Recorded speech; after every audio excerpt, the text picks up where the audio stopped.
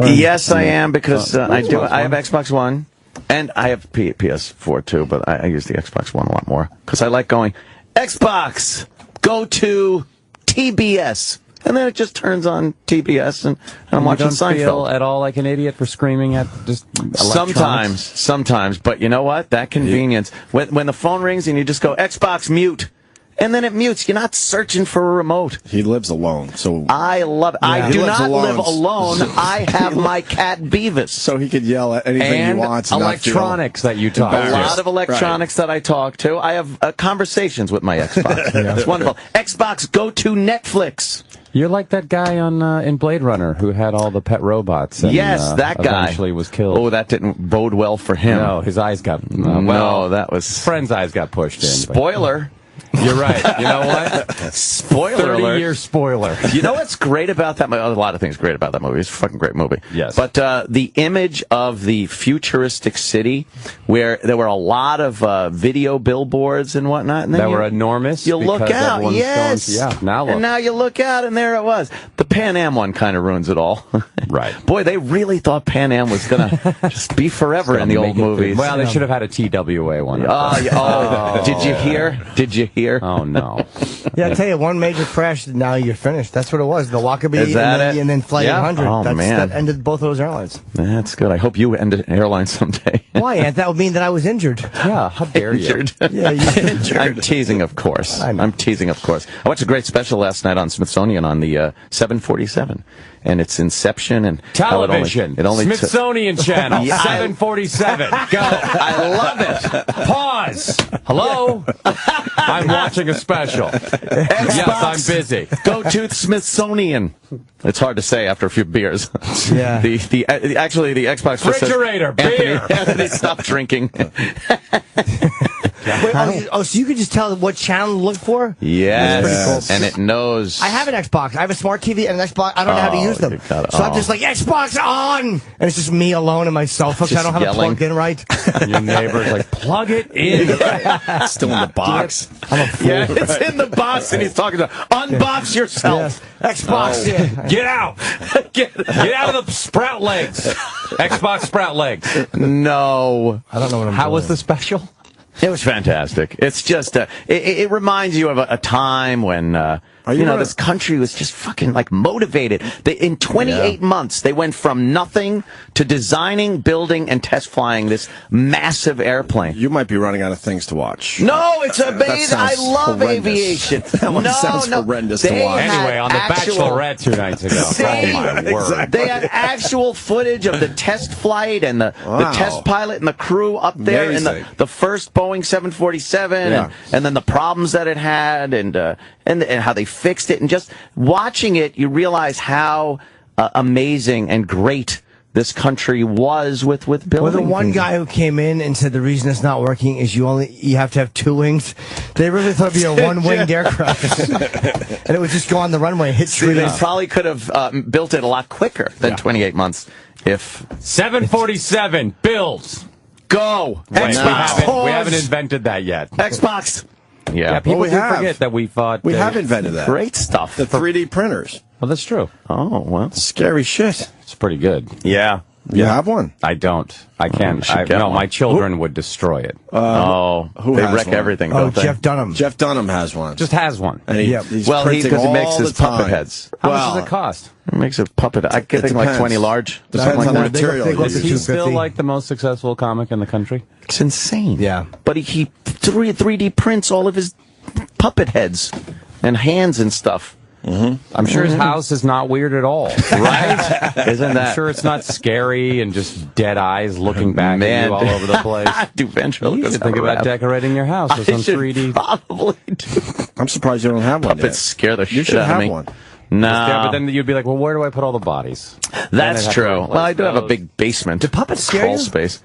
I'm not a fan of puppets. Oh. Like if there's a puppet in the room, like in what Poltergeist, when that clown dummy thing was on the chair, and the kid looked at it, and then the lightning hit, and it was a little closer, and then it was gone completely. Went under the bed. I get I jump when I see things like that. Right. I hate jump scares. Like in real life. In movies, it's fine. But in real life, like if I see something out of the corner of my eye and it looks like somebody, and it's just a curtain or something blowing. So you are like a paranoid guy who lives alone, shouts at electronics, and then goes, "Hey, I saw a great special the other night." Yes, I watch aviation shows. And he added You're basically a shut-in, kind of. he added a Jaguar, too, yesterday. Oh. Yes. A live Jaguar. No, the car. Well, that's coming. The car. Don't be I surprised. picked up the F-Type R. Thing is awesome. Did they give it to you? Did you get some deal? No, I didn't get a deal, but I bought it. I had a great time at the Borgata a couple of weeks back. But you made enough money to. Yeah, it was good. It was good. So I went in there and I was you have like, a parking space? I want that. Wow. Yeah. That's a bad. And then went, sir, and you went. Don't do that to me. I thought I saw somebody in the back seat. There is no back seat. You got to tell me about the blind spot in this car, because I will just hit the accelerator. Very scary. Go. The radar detector talked to me. I was in the car. It beeped. What? Just warn me. Yes. Just no beep. back Don't seat? talk. No, it's two-seater. What color did you get? I got white because the body lines on it are so nice. Yes. Because I'm implying I'm a racist. The body lines are so nice, and the black trim on it really shows up with the white, and it doesn't really show up that good with any of the other colors, even though the other colors are very nice. And I usually don't like white vehicles. You hate the car. I can't stand it. So why not the Porsche? Well, the Porsche is a little more expensive, and you're not getting all that much more for the price. And I like the amenities. Okay. In the Jag, they're very nice. And why not the Audi R8? You weren't interested in that? You know what? I need a good-looking car too, and I liked the way this car looks. It's got that real animal look, and the sound of the engine. You could bypass the mufflers, and it's just blowing right out There's the a button headers. where you it's can great. Turn off the mufflers. Pretty much so, yeah. You just turn off the it's oh, it's crazy. I want to open that thing up through the Midtown Tunnel. Oh my gosh, that's gonna be great. Just fucking piss people off. Yes, you can go at least 13 miles an hour. Yeah, at least. Yes. I do have a thing in my car that says average speed for the every trip you take. It tells you exactly how long you've been gone and average speed. Average speed. And I'll come from Santa Monica to Hollywood, and it'll be like 13 miles average speed. Oh, nice. 13 miles per hour. And slow it down there. yeah, Come on, thank Joel. God it has 500 horses. Yeah. At any moment, this was ready to just rocket down up to that next light. For 100 yards. Driving it home yesterday, I had to go eastbound on the LIE at rush hour, so I was just sitting there going, this is great. I could have bought a Ford Focus. You get about a Yaris. Yeah, or that. I think you should have. The Ford Focus is a good Fusion, car. all electric. Focus. Yeah. Fusion's a good car. Yeah, they all electric. Sensible. Yeah, sensible car. Sensible Saves car. gas. I like a good, sensible car. When are you going to take it out and go crazy? I'll take it out this weekend. Drive it around. But today I'll probably venture somewhere. Did you drive it into work? Go to the bar. No. That is not a city vehicle. No. That's what the old Escalade is for. The battle wagon. Nice. No one fucks with that. It must seem great where you're like, yep, bought a brand new car, not taking it into work. Not taking it into work. Too scared. Yeah, the city's crazy. Someone's going to ding it. Yeah. I don't mind the Escalade, getting a few battle wounds on it and stuff. When trucks are double parked and you barely got enough room to get through, I've mastered the art of the electronic side view mirrors, pulling them in. Yeah. You could just hit a button and they pull in, and you shoot right through that spot and you barely make it. Oh, wow. It's exhilarating. Have you ever seen any specials on it on television? No, but I'm thinking of filming one myself. Oh. Maybe even starring Joel McHale. I would love to host that.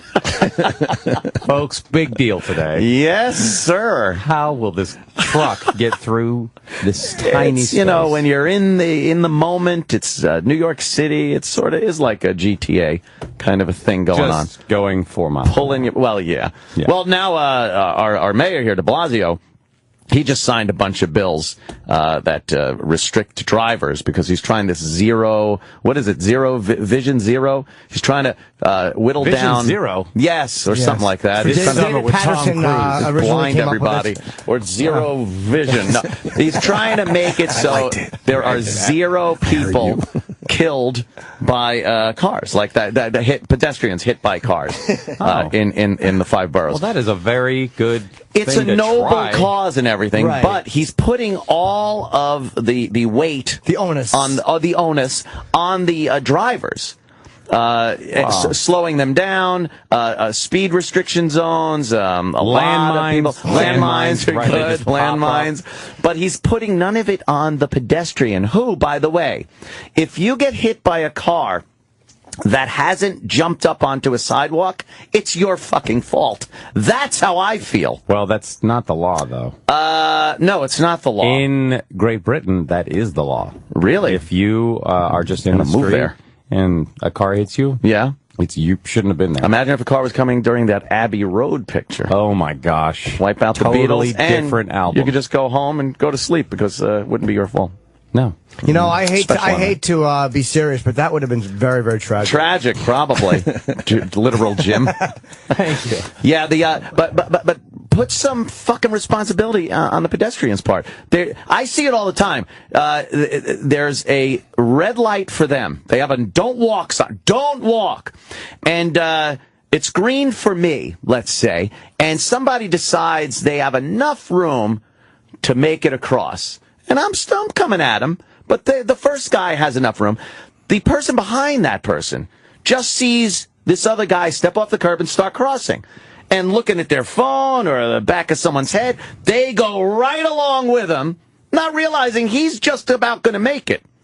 And now I have to step on the brake, blast the horn, flip the bird, blurt out a racial epithet. Oh. It's exhausting. And the guy was white. That's the inappropriate part. There's no reason to throw that in there. You Irish? Yeah. Yes, why you? I shake my fist. Back to Dublin. You potato blight. Man, you have a hard life here. It's so difficult. Los Angeles, it's not even a conversation yet. No. They don't even, there's no left turn signals in Los Angeles. Yeesh. For real, there's nothing. What happens there? That's kind of weird. Can you write on red there or no? You can write on red, but it's an unspoken law or thing that 3 cars will stack up in the middle of an intersection, and then when their light turns red, everyone dashes across traffic. And then the other side continues. And if it's more than 3, people are like, hey, what do you think you're doing? This is not, we all have made an agreement, and you're violating it. You're in trouble.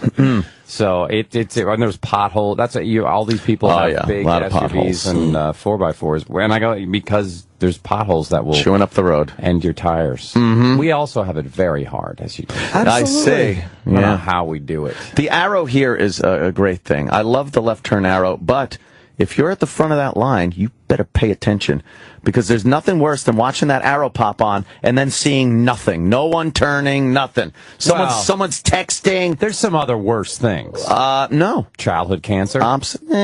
Wow. Close. Okay. I will lay on the second it's like, arrow, beep! Arrow, beep! Jeez. You are awful when you're not here. And when he is, a terrible person. Exactly. What are you talking about? So as soon as it turns, you're just honking at the person. Because, especially if I'm in a position where I'm like, if everyone doesn't pull this off perfectly, I'm going to be the guy that's stuck here. And none of them will even know. They'll be on their merry way like, oh, yeah, I made that turn. Leaving me in the dust over there, waiting for the next cycle. And those left turn arrows, they don't come around very often. Your level of stress is shocking and disturbing. Hence the drinking. And the yelling at electronics. So you get home from a stressful drive of honking at people and barely getting through 2 spaces, and you're just like, Xbox on. Xbox. Go to Call of Duty Ghosts. And then I'll stop playing Call of Duty Ghosts. I'll put the headset on and listen to 12-year-olds stab me. And I'll curse at them. Well, really? I have a machine gun. You have a knife. And they still get you. Yeah. It's infuriating. Like we've had a counseling session. How is the Correspondents Dinner? It was great. I actually was asking you if I understand you attended. Holy shit. Here's the problem with the dinner. You had a problem with the metal detectors. I don't think Joel I don't think Joel needed to be here today. I learned a lot. It was good. It was it was stressful, but good. You did a great job. Thank you. Really good job. Yes. God bless you. The kudos you were getting from a lot of the people, Yeah, some hated it, which was what I expected. That always happens, right? Who hated it? Well, a lot of someone named President Obama. He liked it. Oh. He said nice things afterwards. Yeah, he absolutely did. I don't imagine that he liked the drone strike joke, but he's got to take all that. yeah, I thought people would be shocked by the not shocked, but more incensed by the Clinton joke. But people were like, "No, that's fine. That was fine. That's totally fine." I also love the veal joke. I forget the guy's name now. The Clive and Bundy Ranch line, which I thought was really funny. Yes, you had a lot of great ones, man. I've never been more prepared or freaked out for something in my life. And he did very well. Oh, you mean laugh-wise? Like he got laughs and Obama? Yeah, he kills. Yeah, he has killed every year. He's by far the best at it at any other president. He had some edgy stuff in there too, man. Yeah, he told the Malaysian flight joke. Yep. Oh, right. Yeah. That's pretty crazy. The whole crowd went, ooh. That's the entire crowd's reaction. And he said, fuck off. Yeah. Something like that. He did. It's very similar. But the whole time, it's like everyone's watching fireworks. The whole time. Bunch of really powerful people who've spent their lives, like, gaining power and money, and just they go, ooh, we said that thing. But when it was over, I've never been more relieved. How was the dinner? Yeah. It's bizarre and wonderful because you're getting ready to do the gig of your life. Yeah. And then you're sitting with the First Lady for 2 hours. Wow. And she's absolutely lovely and wonderful. She's charming. She's great, very smart. And then then the whole time, you might quietly freak out over here. What's the small talk like between you and Michelle? What were you guys talking about? Is she really good at it? I imagine she's really good at it. Very good at it. We were talking about, you'd be amazed how up to date on like pop culture and television they are. Right. I mean, they take time to watch I think they watch probably, I don't know, an hour a night. But they know what's going on. So they asked about Community. They asked about The Soup. And watched The Soup. With Community, I was like, yeah, this gig will probably definitely get us picked up. Oh. No. Yeah, then we heard. Thanks a lot, President Obama. But we talked about because she had a big health initiative, and we were talking about healthy food. And I have to give her again, she's very cool about it. She's like, you can eat whatever you want, just don't eat everything you want all the time. And I thought that was a very good. She's like, have the stuff that you want, but just have it, once a week or twice a week. It shouldn't be your meals. A can of lard once a week. Right. Yeah. But she's got a hamburger on her windowsill from McDonald's that has sat there for 6 years and has not. Her windowsill is the White House, right? Yes. Okay. Well, yeah. It's not.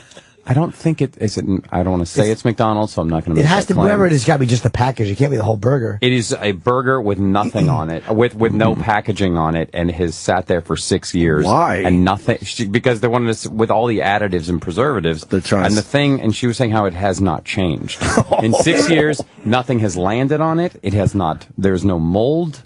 Nothing has changed. It is unchanged and sits there, and nothing happens. I bet the Secret Service changes it every day. They probably put a fresh burger. Get a fresh burger. Put a fresh burger there. Oh, I'm so sorry. I didn't realize this was an for 6 years. Yeah. And it's still hot. I walk by, there's steam coming off, and it still smells good. We are so sorry. What terribly miscommunicated. Yeah, we talked about The Bachelorette, I think. We talked about everything. So, was there any point where you looked over while you're telling jokes and you see the president? That's got to be a tremendous high. Yes, it was just tremendously strange and great. And it was also when you look out into the crowd, you recognize everyone looking back at you. Oh man, it was like being in a wax museum. This is look at all these people that are seen them. Yeah, there's for years. Robert De Niro's right there, and you're like, there's that guy who's a national treasure. And now I'm going to make fun of him. Oof. But it was still, I still look back on it as like, well, that strangest moment and most kind of exhilarating of my life. That's like being thrown out there. Yeah, my kid, we introduced him to the president. We just introduced him to the president. But you have a private little audience with the president, you and 200 other people. And Did you just start bitching about stuff? Look, you. Yeah, I was like, what's going on with the trains? Hey, come on. How come? Why are they so slow in our country? I thought we were getting fast trains. Bullet train. Right? Yeah. It's time. I feel like we've been saying this for 30 years. Oh, trains. Come on. It's more like just shake his hand. Hi, hello, sir. You're so great.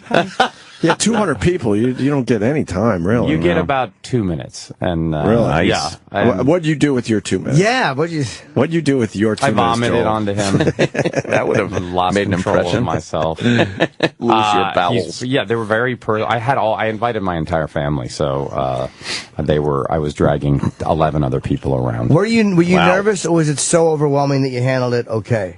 The meeting of him or the gig? The meeting. No, I was so concerned about what was coming on later that I don't know if I could. I mean, it was the moment was like, this is great.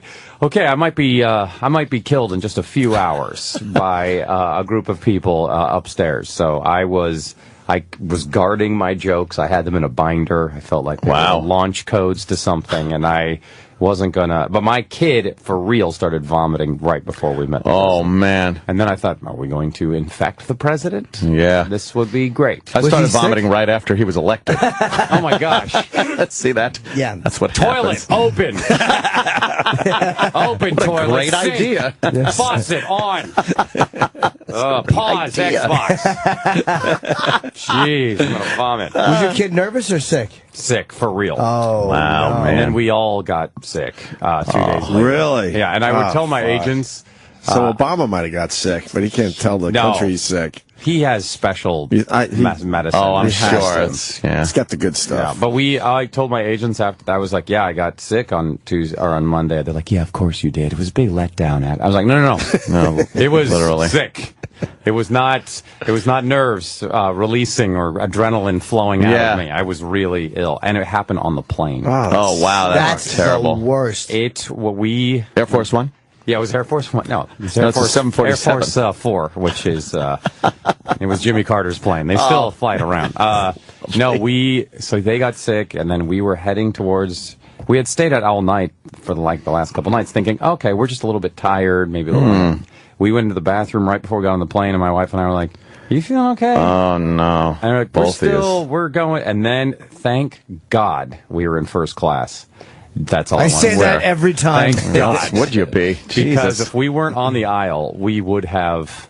It would have been that plane would have been patient zero. That we would have. It would have been puking. Well, my wife was puking and I was shitting. Oh, wow. But it would have been like 12 monkeys when we got out of there. Right, yeah. Maybe you got food poisoning from the White House. No, because my kid got sick 2 days before. Right. Then we got sick 2 days later. I think I must have gone, and my friend, the guys who helped me write the Correspondents dinner, their name Boyd Vico and Brad Stevens, were sitting right next to me, and they just, every time I'd come back from the bathroom, they'd look at me just like, you poor man. And and this is going to sound horrible, but I was burping the whole time too. I was just concentrating for 5 hours, just like, don't. And so my wife and I were just tag teaming. Wait, don't puke, you mean? Don't puke. I was having it come out, you know. You better off taking dumps, though. That's the vomiting on a plane. Stop with your medical jargon. Some would say I would go with puking. No way. Because if it's the type of shitting he was going through, you can't control that. Puking's a lot faster to get. Nah, but that queasiness, that fucking. How many times did she throw up? More than twice?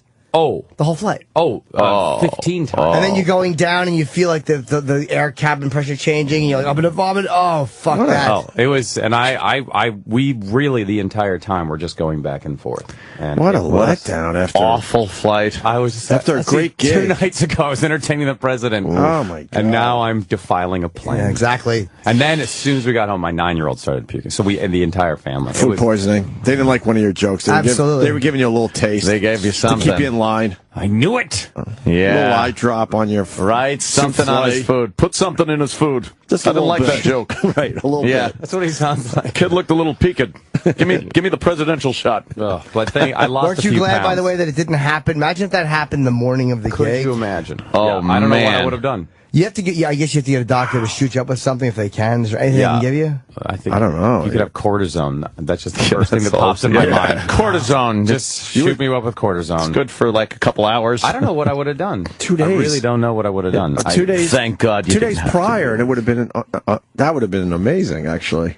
It would have been. There would have projectile for the vomiting ages. on the president would have just I been probably would have amazing. just died from exhaustion trying to manage it. What would they do if you literally could not They would just perform? close with Obama. Like if they had to, they would just do Obama because he's the he's the guy. Yeah, he's always really good. They make you follow him. That sucks. We didn't even talk about the movie. That's why you're here. And I know, We got to talk about the movie. I know you. You on. have to get out of here.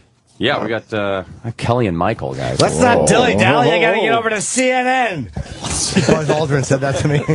I asked a question. He told me I was dilly-dallying. Oh, is he a curmudgeon? Oh, he's a did? He's not a nice man, Joel. No, he's a douche. But I've been to space. Yeah, went to What the have moon. you done? That's exactly what it is. And I didn't even argue with him. He's right. He gets the I walked on the moon pass for everything. Yeah, he really does. That's it. He's very walked on the ornery. moon. Be as nasty as you want to But be. he should be the last person that's pissed about anything. Yeah. He walked on the moon. He has seen the Earth for how insignificant it is, and perhaps, maybe I need that. Maybe I need to look at the Earth and go, we're all just here on this big blue marble. No, you need to see the Earth for the beauty it has. You already see it for how insignificant it is, and all the little, that's true. little worms on it that should be crushed. You people are ants. Terrible. I can't believe this. I've been tricked. Turning I'm into Buzz Regis. Aldrin. The movie. Let's do the movie. Yes. Deliver us from evil. It's called Deliverance. You scared me. I thought I read it wrong. Sometimes I make reading mistakes because I'm cute. It's in theaters July the 2nd. Yeah, there's no other movies opening. No. It's not like Melissa McCarthy's coming in here later to promote a movie that opens the same No, day. she is. Well, she actually is. Literal Jim. Oh, my gosh, you guys. Oh, boy. She's going to be here in about a half hour. Damn. Believe it. Well, there's no reason people can't see both movies on the same day. You know what? Oh, That's Jimmy. right. They're very very nice similar of you. experiences, too. What is you with Eric Bana, who I really like? Yeah, he's great. He's pretty good. He's a very handsome man. You ever see Chopper? I saw. Yeah, Chopper's amazing. Yeah, I don't remember it, but I remember loving it. It was really violent. Ever see Go Black Hawk see Down? Chopper. Yes, Black Hawk Down. Is he in that? You ever see Hulk? Yeah, I've seen him. You ever see Star Trek? Yes. Oh, yeah. Keep going. You ever see... Astronauts, time traveler's wife. Oh, he was in that. Yeah. That's Been in a right. lot. He's very good. You ever, the recent one with Marky Mark, Soldier. Yeah. That Army Is one. he Army of One? Whatever. No. No. It's Last Sole Survivor, Soul Survivor. Lone Survivor, Last man surviving. Last Man Standing, Lone something? Survivor. Lone Survivor. Yeah. Yes. A hat for A hat for a hat for Hats the soldier for guy. Algernon. Wow, what a reference. So you play a cop. Yeah, this is what, I think I came in last summer, and I was doing this at the time. Oh. We shot it in the Bronx at Like a night. year ago, and now you come and go, hey, remember that Hey, thing I did a year ago? Remember like an exact year ago? You're on a rule. That's got to be We've weird. all aged. You're on Yes. to you're on to new things, and now you have to go backwards to promote this. That's got to be a little strange. Yeah, it's hard. It is, right? It reminds me of making a left turn. It's terrible. New York City. About an arrow. You got to lay on that hump. Go! I'm doing well. Dang it. What's this about? It's about demonic possession. Oh, It's a serious movie.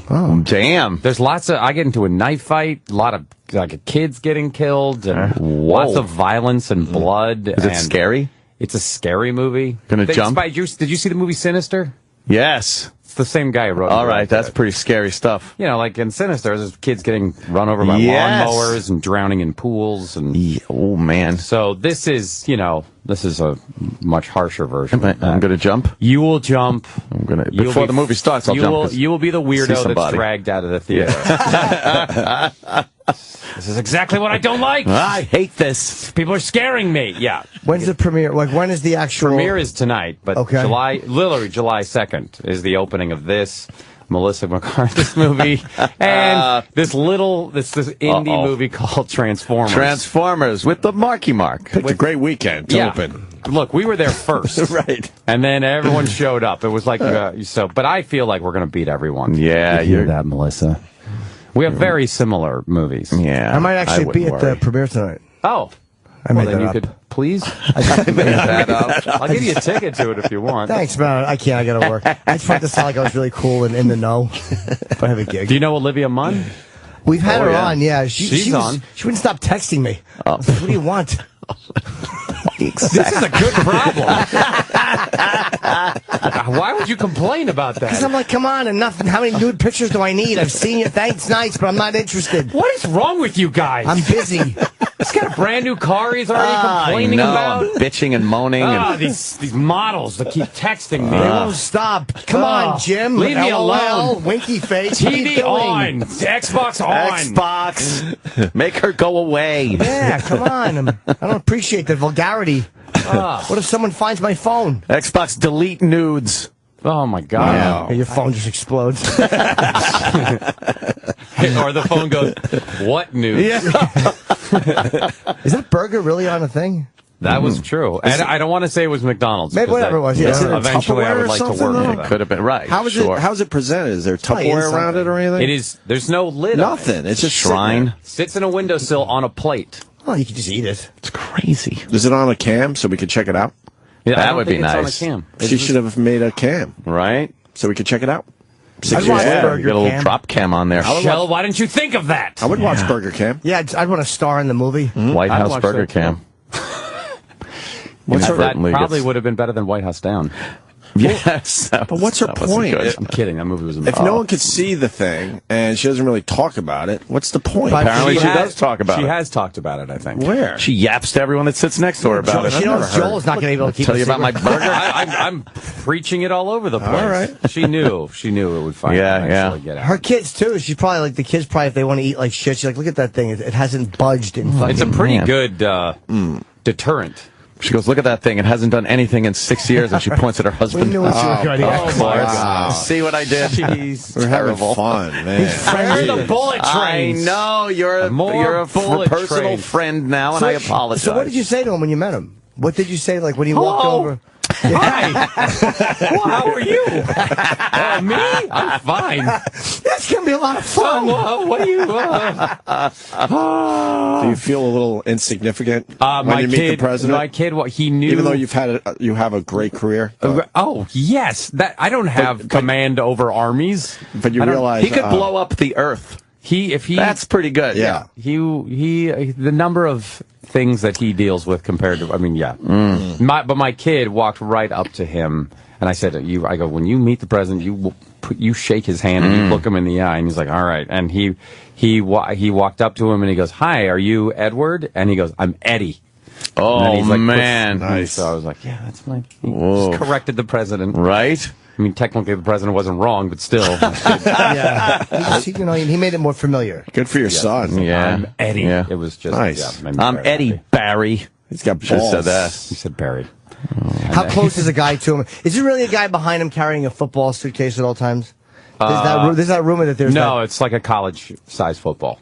It's Literally a full football, yes. Full of launch codes, and they have to deflate it, rip it open.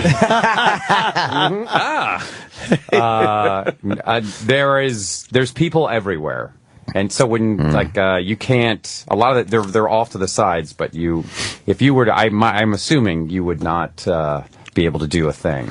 But in that setting, they might be a little more relaxed. Cause they Yes, kind of, and those people, yes, they had our IDs, excuse me, they had all of my ideas. I don't know how they Yes. Yeah, how did they do that? But they had, the background checks had been done and all that stuff. So that had already been, You should have impromptu. You just go into that Travis Bickle speech to the Secret Service guy. Great, yes. Hey, I know what that is, and I'm looking to become a Secret Service agent. He probably would have gotten a big laugh out of it. Well, why don't you write your number down? Write your number down. 6 digits. Great. Ironically, De Niro was there in the room. So See? Yeah, there you go. he should have gone into the He speech. should have. Would have been huge. We've learned a lot. Yes, Did you we meet him? Did today. De Niro? Yeah. Yes, afterwards. Picture? Because we You got had a picture? I did not get a picture. Neither did Jimmy. It's in my heart. Okay? I remember Jimmy it. wants Here. a picture with De Niro. That's why I bring it up. No, No, but I guess- I made fun of him, and I was like, are you going to hit me? And he was very nice. When the president's there, though, like De Niro and all those guys are just second rate. When you get Yeah. Obama there, who cares about those guys? But they'll probably, allow you to get a picture. Because Obama's in the room. Of course. They'll be like, yeah, fuck, you can take a picture of me. Did you get one of those good De Niro's presidential pictures, Yeah, though, we got where a you're good- shaking hands and looking at the camera kind of a thing? Right, like we've just signed a peace deal. Yeah, yeah. Yeah, that's nice. And where'd you meet? Was it the Oval Office? No, he came to the hotel. That's where. Oh, I see. That's where the reception. You didn't go to the White House? We did go. We had a tour of the White House. Oh, so you saw the Oval Office?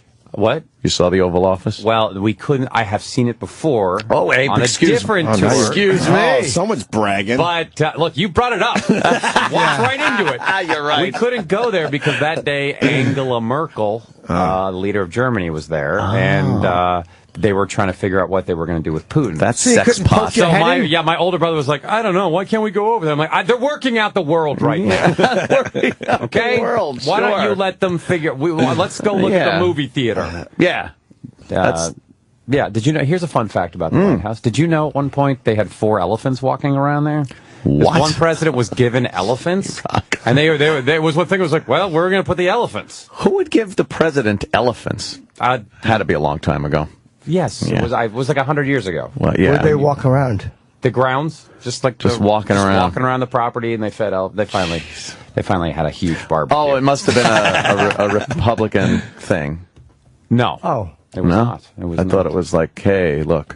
I think it was before even the... Before they did that before whole it was all... donkey elephant thing? yeah, it was way The before. Whigs? Was it the It Whig was the party? Whig party, yes. Yeah. It was the Whigs. Those wacky Whigs. I should have gone out on the elephant story. Yeah. No, I'm interested in No, that. no. I distracted myself. We actually got to get you out of here because Yeah. we got to prepare. We got to got to. prepare for our Melissa McCarthy Prepare interview. for that. Delivers from Evil. Only movie opening on July 2nd. Yes. That's Only movie opening. Great Please. date movie. Great. It is. Yes, 'cause It the is a girl great gets date. scared, you Which could means it comfort sounds her. like you won't be going then. Oh, well, I'll probably be home with my Xbox. Date. Inflate. And tell Olivia. Inflate. Tell Olivia I said hello and just enough. All right. I'll let Enough. her know. I'll let her know. Jimmy. She'll be like, you're kidding. He said Yeah. that? It's frustrating. Then she'll cry, and then I'll text you. Yeah, I know. I've heard it all before. I'll let her know. All right, I'm leaving. Joel McHale, All right, everyone. Thank buddy, you, Joel. sir. Hi, buddy. Deliver us from evil. Opie and Anthony will be right back. On Sirius XM. Feel free to rub one out. On MLB Network Radio, you'll hear the latest news and expert analysis of America's national pastime. This is shocking news. Interviews with all-stars, managers, and executives. Mike Trout. David Ortiz. Play-by-play of the biggest games. And one of the most remarkable games you will ever see. On-site broadcast from baseball's most important moments. Down here in the clubhouse, champagne is flowing. MLB Network Radio, Sirius 209, XM 89, and the Sirius XM app. Miss today's Opie and Anthony show? I gotta check my underwear for skid marks. Live radio at its best. Or want to hear your favorite interviews all over again? This show got me in trouble. Of course it did. Check out the Opie and Anthony show on demand. I only get up early for you guys. quite like the casual nature of this show. Available online or on the Sirius XM app. That monkey time. I keep going. That was terrible radio. Go to SiriusXM.com/on-demand for details. The Opie and Anthony channel. All Opie, all Anthony, all the time. It's real. You've been thinking about moving over to solar power for your home. So are a lot of other people, which is why some power companies are pushing for extra fees to make up the difference. Is it finally happening? Is solar power actually becoming a threat to the old power conglomerates? Don't fund Big Power's losses while everybody else goes solar. Get caught in the middle or go with a trusted local solar company and actually own it and reduce your energy bill with no down payment, interest, or payments for a whole year. Get tax breaks and big monthly energy savings. Avoid falling behind and paying extra. Don't be the last one in line. Our nation's power supplies are shifting. Wait too long and you may wind up paying for it. Want to completely eliminate your power bill? Get all the tax incentives you're entitled to while you still can. And do it locally because local is accountable and we finance. Call 1-800-MY-SOLAR for a free in-home assessment. 1-800-MY-SOLAR. My home, my savings, 1-800-MY-SOLAR. 2013 was a great year for trucking. Freight was up and drivers were in demand. And 2014 promises to be just as strong. So whether you're an experienced driver or first-time owner-operator, Aero Truck Sales stands ready to help. The first step is finding a quality used truck within your budget that's ready to earn revenue. And the best place to find all makes and models is aerotruck.com. There you can select the perfect truck for you and apply for financing. The next step is protecting that investment with a comprehensive warranty, adequate insurance coverage, and 24/7 roadside assistance. Aero Truck Sales can handle the entire process at any of our 17 locations. And remember, matched units arrive at our stores on a regular basis. So call Aero Truck Sales today at 800-250-2776 or visit aerotruck.com.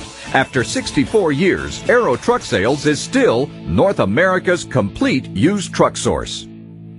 Have you been thinking about buying or starting a business? Sport Clips Haircuts may be your answer. How strong a franchise is Sport Clips? Sport Clips has been an Entrepreneur Magazine's top 500 franchise for 15 consecutive years, with more than 1,000 stores nationwide. What's the Sport Clips concept? We've identified a huge market with an unmet need. Guys wanting a great haircut experience in a place they feel at home. Sport Clips surrounds their clients with sports, TVs, and more sports. But what are the experts saying? Forbes.com has ranked Sport Clips as a top 10 franchise for the money. We've been one of Entrepreneur Magazine's top 50 fastest growing franchises for 10 straight years. Recently featured in the Wall Street Journal and one of the top franchises for veterans. Is Sport Clips right for me? Sport Clips is an owner-investor model, so you don't have to be on site every day. There's no industry or haircutting experience necessary, and you can even keep your current job. Visit ownasportclips.com to learn more. That's ownasportclips.com. At Sport Clips, it's good to be a guy, but it's great to be an owner.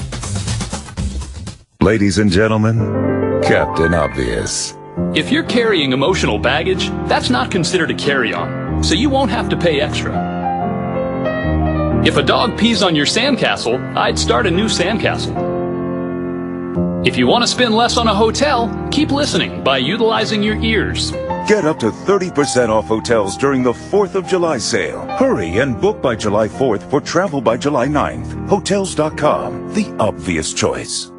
The Opie and Anthony Channel on Sirius XM.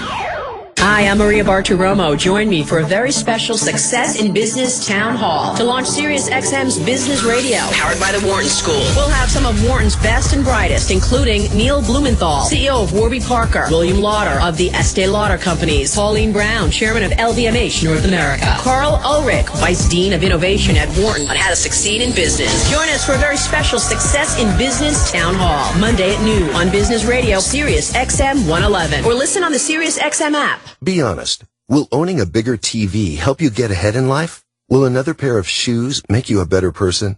Probably not. But what if you could speak another language? If acquiring a new language excites you more than acquiring more stuff, then wait until you hear this. As part of its biggest language learning event in history, Rosetta Stone is giving away demos of its powerful language learning software absolutely free. For your free demo, call 1-800-377-9196. And Rosetta Stone has made language learning more convenient than ever. Learn on your computer or iPad, then practice on the go with your smartphone or MP3 player without ever opening a book or memorizing boring vocabulary again. Do you want more stuff, or do you want a language that will last a lifetime? After all, it's all about priorities. To try a free demo of this powerful language learning software, call 1-800-377-9196. Again, get your free demo now. 1-800-377-9196. That's 1-800-377-9196. This is not an offering to sell a franchise. Franchise offerings are made through the franchise disclosure document. Ask for details.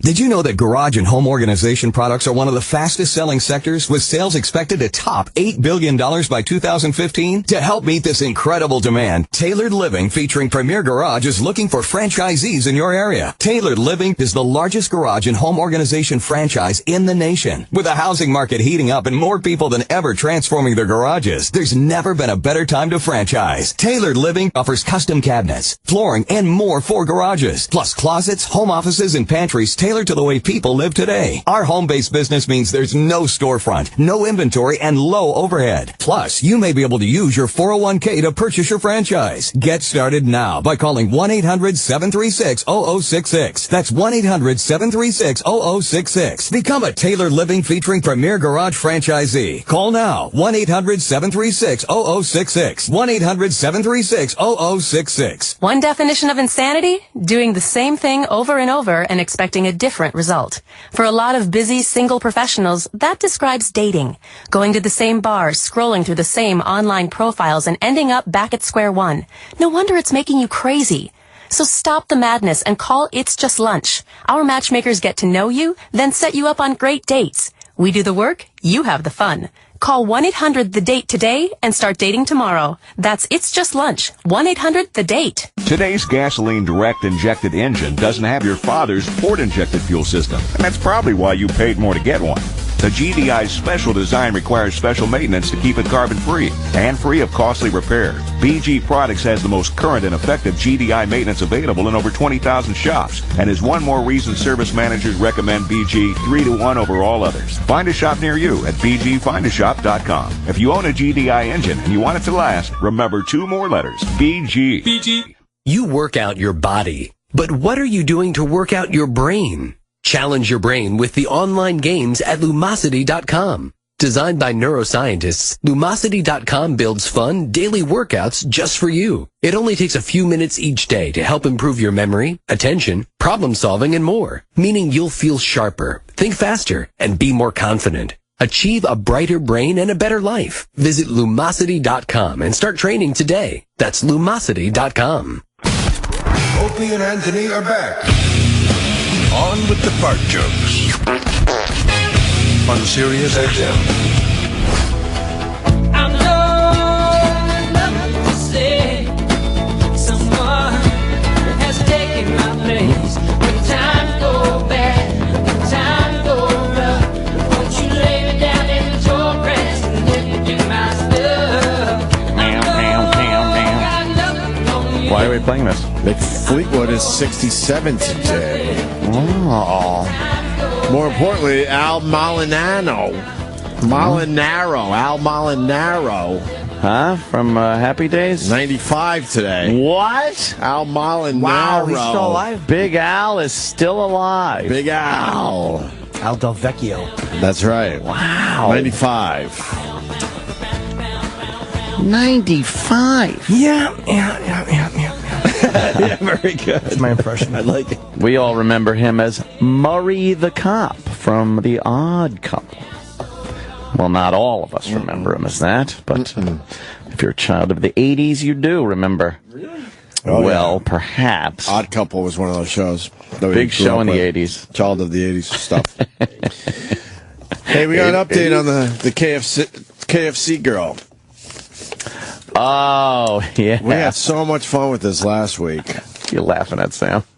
Wow, what's wrong, Sam? Just the original run of The Odd Couple. Yeah. Yeah. Yeah, 70 to 75. Yeah, but it was reruns. What's a rerun? Oh, very good. Fat black guy who was a great dancer. We watched it in rerun. Oh. Yeah. That's right. Yeah. So the little girl that we talked about last week and had a lot of fun with. Oh, the poor girl. You know, the one that got kicked out of KFC because, you know, she was disturbing other customers. Yeah, someone in KFC said she was scaring the other customers because her face was disfigured from being attacked by pit bull. 3 pit bulls that her grandfather owned. I know hindsight's... Didn't that not sound right when it happened? Like...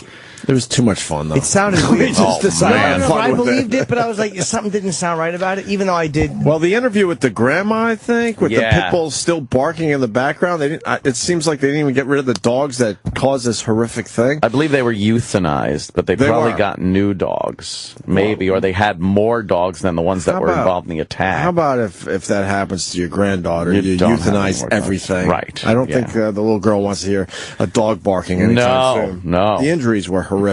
Poor kid. So they supposedly told her to leave, and that caused a major outrage, and she got all sorts of money and things. KFC said they were going to donate $30,000 to her medical... but that was just the start. Yeah, that was just the start. Ski mask. Because then they had a online... And everyone just donated. A lot of people were very generous. Yeah. They felt really sorry for her. And what happened with the KFC thing especially. Raised over $100,000. Right. Well, it's a hoax. Oh, boy. Not the fact that she was attacked. No. No. It's even a lie. She's showing off. It's a hoax.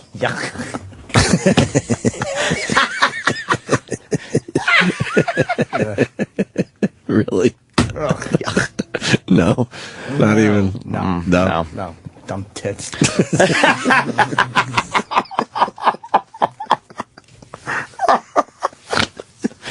Oh, my my God. Maybe people walk by our studio. That's all we can tell you at this point. So they're still in the reportedly a huge hoax, but it was a huge hoax.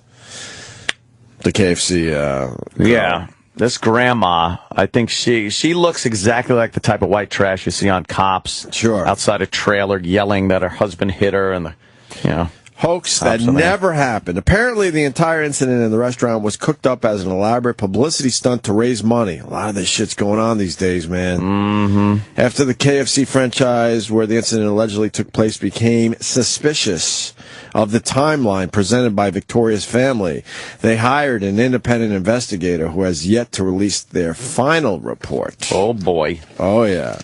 But a source tells the Laurel Leader Call that the story completely falls apart upon basic fact-checking. Security footage does not put Victoria or her grandmother, who claimed to be with her, in the KFC, or even another KFC. Oh, boy. The day the incident supposedly occurred. And apparently no one made their order for mashed potatoes and sweet tea that day either. No one even ordered mashed potatoes and sweet tea as part of a larger order. The family had been raising money on GoFundMe for Victoria's medical bills, and as the Clarion Ledger reports, their widely reported story gave a serious boost to donations. Certainly did. More than $135,000 has been raised through the online donation site. Wow. Now, let me tell you something. something. Since June 13th. If that stupid grandmother was trying to bilk people out of money, then she should be fucking executed. But if this money is being used for the poor little kid, you got to almost look at the end justifies the means kind of a thing. If there's this desperation going on that this kid needs surgeries and just there's no recourse, no money, then it's almost a commendable thing. But I don't trust this old bitch as far as I can throw her bag of bones. But who's the asshole that asked for their money back? Right. Hey, I gave $10,000, but you lied about the KFC incident, so I need my money back. Right. As that kid is still suffering somewhere. Does she look really bad? I remember. It was brutal. You know what? Man. There's a lot of scarring. What the hell? There was a whole list of things. She's very cute, but you could tell, like, oh boy, she's very scarred up now. I don't know what kind of, as time goes by, or what kind of corrective surgery they could do to her face. But, I'm sure the money will help. Yeah. Fucking ass. Pit bulls can be real dicks. Like, any dogs can be, but pit bulls can be real Jimmy, dicks. they're the most misunderstood breed. Oh, I didn't mean to say that. I want to apologize to all pit bulls and pit bull owners. Dan Soder, we're talking about when the pit bull is on the 6th death shake. The 6th death shake. We got a lot of pit bull owners that get mad whenever you talk about how vicious they are. But the fact of the matter is, most of the time when you get an attack from a dog that is very serious, it's usually a Rottie or a pit bull. Now, people will like, the dog that attacks the most is a Chihuahua. Shut the fuck up. What's that little piece of shit gonna do? Yeah. You fling him across the room. You know how many women have said that when I took my dick out?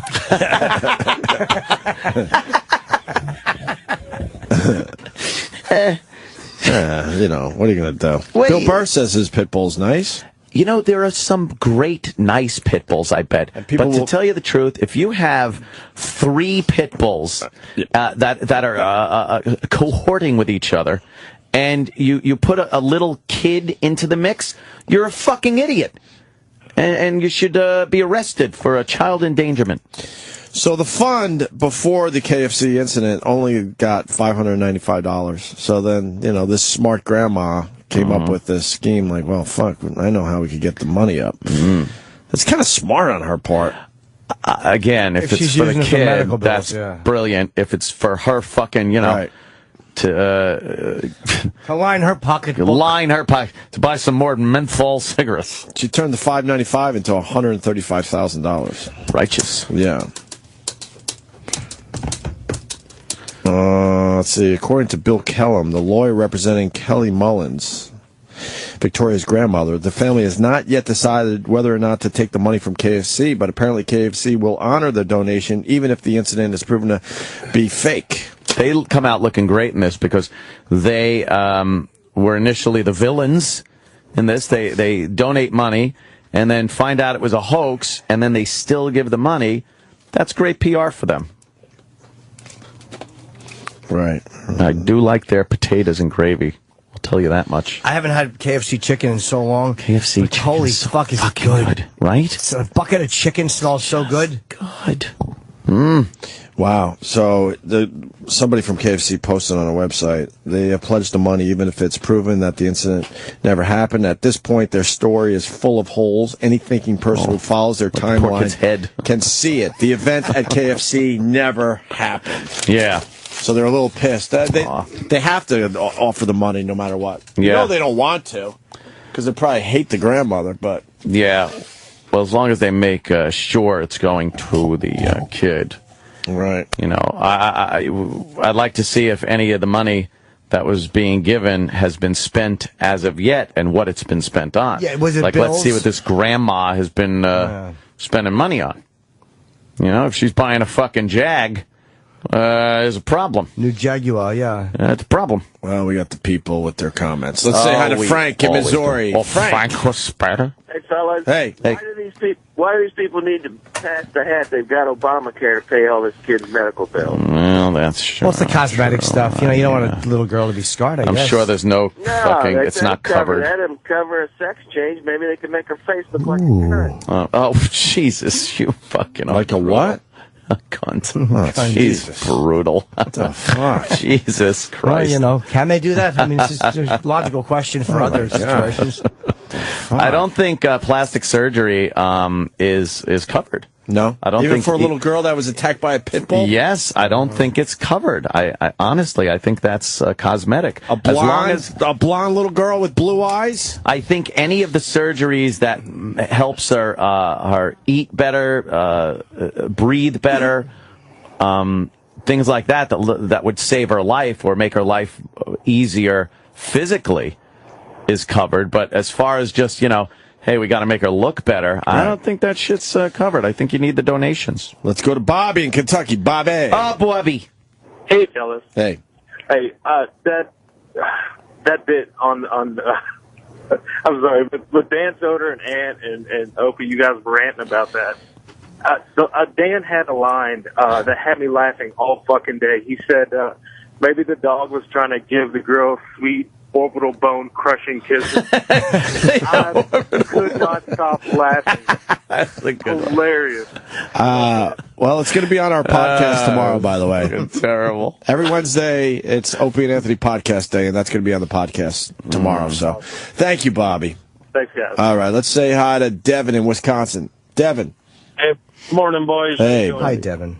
Hey, you know, as a pit bull owner my whole life, I'm not going to be the typical person that just come out and say that you guys are bashing the breed, but I will tell you that a lot of the problems with the breed has to do with inbreeding of the same bloodlines of these dogs. Of the owners? Yes, well, yeah, pretty much that too, but, yeah. You know, I've had a pit bull. She's 14 years old now. She was my son's first birthday present, you know. And never had a problem with her, most docile dog. But you just got to stay away from the people, the inner city people who inbreed these things and turn them into fighting dogs. Well, there is this want for these dogs to be aggressive in some cultures. They do love a good, vicious fucking pit bull around the house, and I think those are a huge problem. And, you know, some of these white trash assholes, too. That's for sure. Look up trunking on. I'm busy. No. Trunking. Trunking? Yes, whenever you call yourself Eddie and you say classic metal. Bon Jovi fans since day one. These guys down in Milwaukee and Chicago, they'll take two dogs and they put them in the trunk of a car, and they shut the trunk. Oh, right, I heard about that. Up real loud, and they I don't drive think around that's the true, city. Well, I don't know. I heard about this.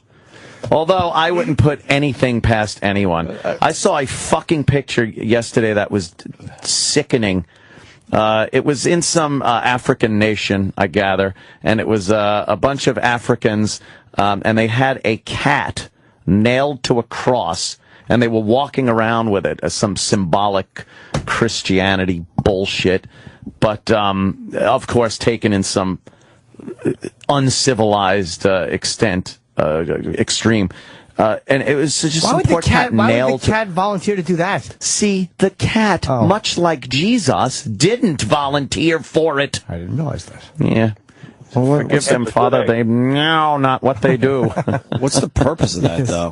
Do we know what the purpose of that is? I don't know. I'm sure it's some kind is of it part of their culture, or is it just a bunch of assholes? Was there a little sign over the cat that said, "I cover my duty"? No, Over his it's little head on a awful. He was nailed to the cross through his little paws, right? And then his midsection was like tied. I guess because he was hanging too much, and he looked like he was dead. It's like so fucking it had to be dead infuriating at that point. No, so I wouldn't put anything past anyone as far as what people will do to animals. All right, let's go to Jake in Philly. Jake. Yeah, listen, fuck that last faggot caller talking about a nice little pit bull. My neighbor was the same exact way. When I was a little kid, we had this neighbor that had a fucking pit bull. In '93 in Philly, there was a really bad snowstorm, so I wore one of those face cover masks that, like, robbers wear, the typical robbers wear. It's just your eyes and mouth. The one when you're a kid, it cakes up with snot under the nose hole. Yeah. It was delicious, yeah. Ew. Disgusting. So I'm outside playing in the Yeah, those things went away. It just doesn't get cold enough anymore in the Northeast for those. Yeah, I think so. Goes good with a hoodie. Buster for black, exactly. Oh, Jesus. Say that. Back to the story. So this fucking dog runs out of my neighbor's yard, see me with this mask, lunges at my face, bit my face. I had to get 12 stitches in my lip. He ripped my fucking lip off. I'm 30 years old. I still have scars to this day. Does it look bad? It looks, well, freakily enough, I was so young. I won't bore you guys. A long story short, he bit. Too late. You want to get bit in the face? That's where you want to get bit. A lot of it grew back because I was so young. Yeah. Oh. What are you? I doubt tail for a lip? I doubt you ever want to be bit in the face. Yeah, exactly. No matter how young you are. No. And imagine just going. Wouldn't the ass be the best place? Well, no, back of the leg. A lot of meat back there. Yeah, the dick. No. But imagine going to school in 5th grade. You're a kid. You're getting your balls busted. This wound was 3 months. It took 3 months to heal. I couldn't go out in the sun. It was. Well, it's nothing compared to what this poor girl's got going for her. You see her face and her little eye patch? She doesn't have an eyeball. It's terrible. I was just playing with the dog. Bit my face off. Mr. Malone again. Yeah. Terrible. All right. Thank you, sir. Thanks. Hang in there.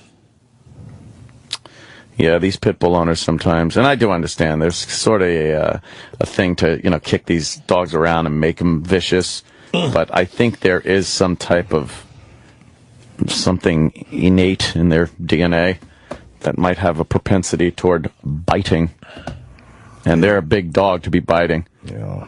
Land alligator was that was funny, yeah. Land alligator. Let's go to Peter in Texas. Peter. Pumpkin eater. Yeah, he had a wife and used to put his, what did he beat her or not beat her? I don't remember. I couldn't remember that goddamn rhyme. I would always sing it loud. My mother would go, Chipper, be quiet. Of course she would. Sensible woman. Yeah, it's 2 o'clock in the morning. I was all sugared up. Hey guys, I wanted to tell you about the Tommy Smythe video from ESPN. He was discussing this Italian player from the World Cup, and he was explaining that he wasn't doing well because he doesn't have enough jizz. Jizz? Really? Yeah, it's on YouTube and everywhere. You just look it up. It's SMYTH. Is there another meaning for the word jizz? He just doesn't. I have no idea. Well, Costa Rica. Hold on, here it is. On a goal in the 44th minute by the captain, Brian Ruiz, certainly leading by example, getting the only goal of the game. And one of the things we talked about, Tommy, in the first half of play, as we see Italy getting ready to bring on Cassano, is Pirlo was not as involved. He got involved late in the first half. How about this? 36 touches in the first half. He had double, 72 in the first half versus England. Yeah, and it was very noticeable. I mean, you could see it without even counting passes. You could notice that he just didn't have that. He didn't have that little bit of jizz in him today. A little bit of what? Jizz. Oh, okay. Thiago Motta is going to be coming out. A few minutes later. Corner kick, Costa Rica. And just in case you're wondering, in Ireland, jizz means you have no step on you. You have no little bit of get up and go. Yeah, I knew that. Yeah, well, it seemed to have confused. No, I didn't. No, I had no idea. It confused a lot of people. I just wanted them to. I had no idea. Okay. Corner to the right of Buffon. All right. That's pretty good. A little bit of get up and go on your back. Yeah, exactly. Your breath smells like get up and go. Hey, you get up and go bucket. Why does your mother like black guys to get up and go on her face? Wow, I didn't know that. Good find, Peter. Thank you. He's got no jizz in him. Thanks, guys. Have a great day. Soccer doing very well. U.S. Portugal, total of 25 million people tuned in America to watch that game. Yeah, 25 million people were watching Sunday. Yeah, boy, and that's a big number. Yeah, and they blew it. That's a big fucking number. Well, they still have a chance against Germany. Think they got much of a chance? I don't know. Those Germans. Yeah, they're not good at soccer because of the way they march. You they think? They keep the kick the ball straight line. They kick the ball really far, but it goes under their leg a lot. And then they try to hit it with their head, and it gets caught on that spiky helmet. Yes. Yes, but they're really mean in Germany too. They call the soccer ball the Jew, and that's just inappropriate. That is not nice at all. Kicks the Jew. Why did I have to do that? We got it. We get it, Jim. Yeah. Rotten Germans. Break time. Well, really? We got to get ready. Yeah, we got to get ready for Melissa McCarthy. Jesus Christ! I got a good question for her. Do you? So how long have you been an actress? If he says this, I'm just leaving the room. You'll hear that door squeak open and close like standalone fruit. And who's Ben Falcone? That's your husband. Who was in the movie and he wrote and directed it. Well, he's coming in too. Brother of a famous DJ. No? Yeah, Denny. Denny's disappointed me. Why? He's not doing your party? He's not doing my party. Why isn't he doing your party? I thought it was the 4th. I said it was the 5th for a long time. And for the love of God, he says, I got a wedding to do. He's got a wedding. Bad career move. But doesn't that just show you... No offense, Denny, but your idiocy is monumental. Like, there would be stories and they would talk about your business. Yeah. This would be legendary. What I got a wedding. Now he's going to do a wedding. What are I going to do? Now we'll do a wedding and no one will talk about it. And no. You know, I'm going to have to depend on... bride. Yeah. Fucking yuck. I have to depend on the Sonos system now. Go get another DJ. Yeah. Really show it to Denny. I don't want to Give it in his face. I wanted Denny Falcone there. Have who kid? What? All right. You ever seen my house? That's a good point. I'll do it. There's 3 black people allowed at my house. Yeah. The one would be Carlton. Mm-hmm. And the other 2 are strategically placed around my yard. Jesus. It's not a very open policy. It's not very open-minded of you. No, it's not. Who kid's not allowed in your house? No, Who Kid's been over. He was a pisser. He brought a friend. He was watching all of us sing karaoke like these white boys. Oh, that's right. White people are crazy. He had a fun time. This is what white people do. It was like he was on some kind of an expedition. Yeah. Watching what crazy white people do in their native habitat. Are you going, Sam? I think so. Yeah. Stop acting like you're busy. You're not invited anywhere else. It's going to be a good one. Sam's acting like he's got things to do. Got the same caterer coming. Does some good job. I think even Roland appreciated the food at the last outing. Going to put the big tent up, which is always good. And the pool is fucking ready to rock. So... I got one of those bathing suits that wraps around the one leg. Do you have that one half-a-thon for the guys where it sling? grabs your ball bag and your dick and then swings around? I got one for the summer, so yeah, I'll wear that. That's great, man. Good boy. Is Lady Di coming to the party? Nope. She's been asking about it. She will never come to my house. Well, Colin thinks Colin is going to get her a car, and she's going. Yeah. Oh, boy.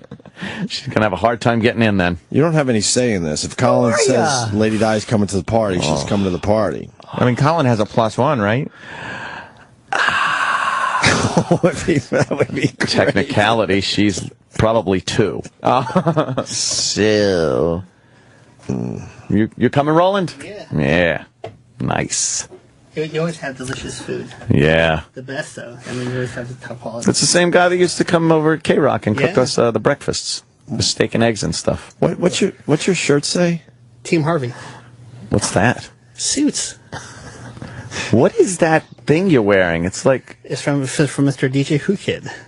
Is it nunchucks? Yeah, it's like a little Bruce Lee decked out in gold and diamonds. It's a gold... He gave you bling? He gave me bling. He said, this is you can walk around and use the N-word. So I was like... Oh, okay, that's like a... Yeah. You have to snap your fingers first before you say it. Like if it's a waiter. That's pretty cool. Roland decided we had A-list guests in today, like Joel McHale and Melissa McCarthy. So he decided to wear a Suits t-shirt and a necklace with a gold-encrusted Bruce Lee Lego figure on it. Spruce it up a bit. It is a gold-encrusted Lego. Okay. Yeah. With a nunchuck. Yeah, Joel wants one, so Who Kid's going to send him one, too. So. Oh, yeah. Any high fives in the subway for the team? No, soccer's they're very dangerous hooligans. So. Hooligans, huh? So I do not wear any soccer jerseys. You're not going with the soccer jersey for high fives on the subway. Not for US. Not if you're wearing a USA one. No, I don't know though because USA they're very passionate. huge. Yeah. People are very passionate. But you're not getting high fives for your Suits t-shirt. No, people are just very confused. Like we are. I don't know the first thing about Suits. It's the best show ever. Oh, all right. You could really like fit into a group right now just by wearing a certain jersey, soccer jersey. Yeah, if you wear something like a Puerto Rico or fucking Dominican Republic or something like that, you'd fit in better. Or an Italian one. You go there, and then Italians are fucking talking to you. Yeah. USA, God knows what this country's made up of anymore, so that would be a kind of a crapshoot. Yeah, Portugal's huge. Portugal? Right. Yeah. Portugal. I would have worn an Italian one. They're out of it, though, right? Yeah. Italy? Italy. Portugal's in. Team Messi. Yeah? Yeah. What about China? Do they have a team? I don't know. I don't know either. I imagine they do, right? They don't seem like the soccer type. Why? They're low to the ground. They're probably great at it. They're like actual size little foosball players. Oh, I see. Right. The foosball. Melissa McCarthy next. Mom said I can't play the foosball no more. Yeah, she's ran a little bit behind, so I'll check. With her husband, Ben Falcone? Yeah, Mr. Falcone. Did you see the movie, Tammy? Benny Falcone. I did. And? It was funny. Oh, boy. All right. Nice. It looks funny. I didn't see it, but I read reactions. Oh, boy. No, I read yours. I went with Spencer. And? We both enjoyed it. It was funny. Spencer. What did you like about it? It was like the buddy duo comedies. My buddy. What was it about? She. Did anyone say we're getting too old for this shit? No. Did they jump in a car and go whoa and then hit the ground? I was very hot and I was tired, so. How long did you sleep during this movie? That's a good sign if it's a good one or a bad one. Even the good ones, by the way, he sleeps part of the movie. So who's ever hot in a movie theater? How many minutes did he sleep? Down this like one a meat was an hour and a freezer. half movie. Huh? This is an hour and a half movie. Hour and a half? Yeah. I like that. Me too. How long did you sleep? Snappy. An hour and 20. You slept most of the movie? Yeah. But the beginning is really good, though. Oh, my God. That was the hesitation in the beginning. I was sweating a lot, and then the air conditioner kicked in. It happens. It's called The air conditioning's always on. You can't be a big-time booker and then... It's called the and then say on the radio that you slept for an hour and 20 minutes out of an hour and a half. Yeah, it's a fat person like a bear coma. Did you have a lot of food before the movie? No, I didn't eat. No, I just had a cup of water, and then I took like an allergy pill, which that'll make you drowsy, so right? I was like sitting down, like, okay, it's getting good, and I woke up, I was like, oh, what's going on? I'm like, oh no. I could take a Sudafed, and it's like I took drugs, like I took illegal drugs. But it was funny what I saw. 2 thumbs up. You're not supposed to take illegal drugs. So no, but it's like... How would you know if it's like that? Imagine. I took a Claritin. I would imagine that being that buzzy and kind of whoa is pretty much how it would probably be. Same thing. To take illegal drugs. Sal was just texting me about what a disturbance. Yeah. About what a disturbance Roland was in the last movie that they went to see together. A lot of snoring? A lot of snoring. Oh, yeah. What he movie? will snore. It's a gay porno. No, the Lawrence Fishburne movie. Oh, yeah? Another snooze fest. Jeez. They're all snooze fest for him. Look an exciting my one. body protects me. Your body protects you Sounds from like a bad movie. he slept through the entire The best is movie. when he starts falling asleep and he starts falling into the aisle, but somehow he doesn't fall all the way. That's what. It's amazing that you could sleep like That's how I that. woke up. Someone whacked a leg against my head. Because they were getting back to their seat. That's the only way you could tell he's falling asleep in the 3D IMAX, because he's got the glasses on. So then he falls asleep, and then you just see his head like going a way that heads aren't supposed to turn and twist. Colin Quinn, everybody. What's up, Kyle? Oh, guys, thanks for taking my call. Oh, this is from yesterday. No, I even explained to Jimmy. We didn't. I give a shit. Okay. I give a shit. Hey, what's up? We were like saying goodbye, and they finally, as we were pushing the button, it said Colin Quinn. So Timing issue, like it was the horrible. bombing of Pearl Harbor and the warning coming in. So sorry about that from yesterday. You guys are going to be saying goodbye to every fucking comedian when I just wave my hand. Oh, shit. Wow. Jeez. What the hell? You got that kind of pull? I got that kind of juice. All I'm saying is that it's all going to be worth it when that fucking car service pulls up. If that lady Di shows up at my house, that car service is turning right around, and I'm sending her wherever the fuck you are, Carl. She's not coming to my party. Colin says she break up is. my party. She said that if Falcone's not going to DJ, well, maybe she could fill in. Oh, she fill in my pool. That fat body. Get it? All monkeys all the time. DJ. All monkeys all the time. Yeah.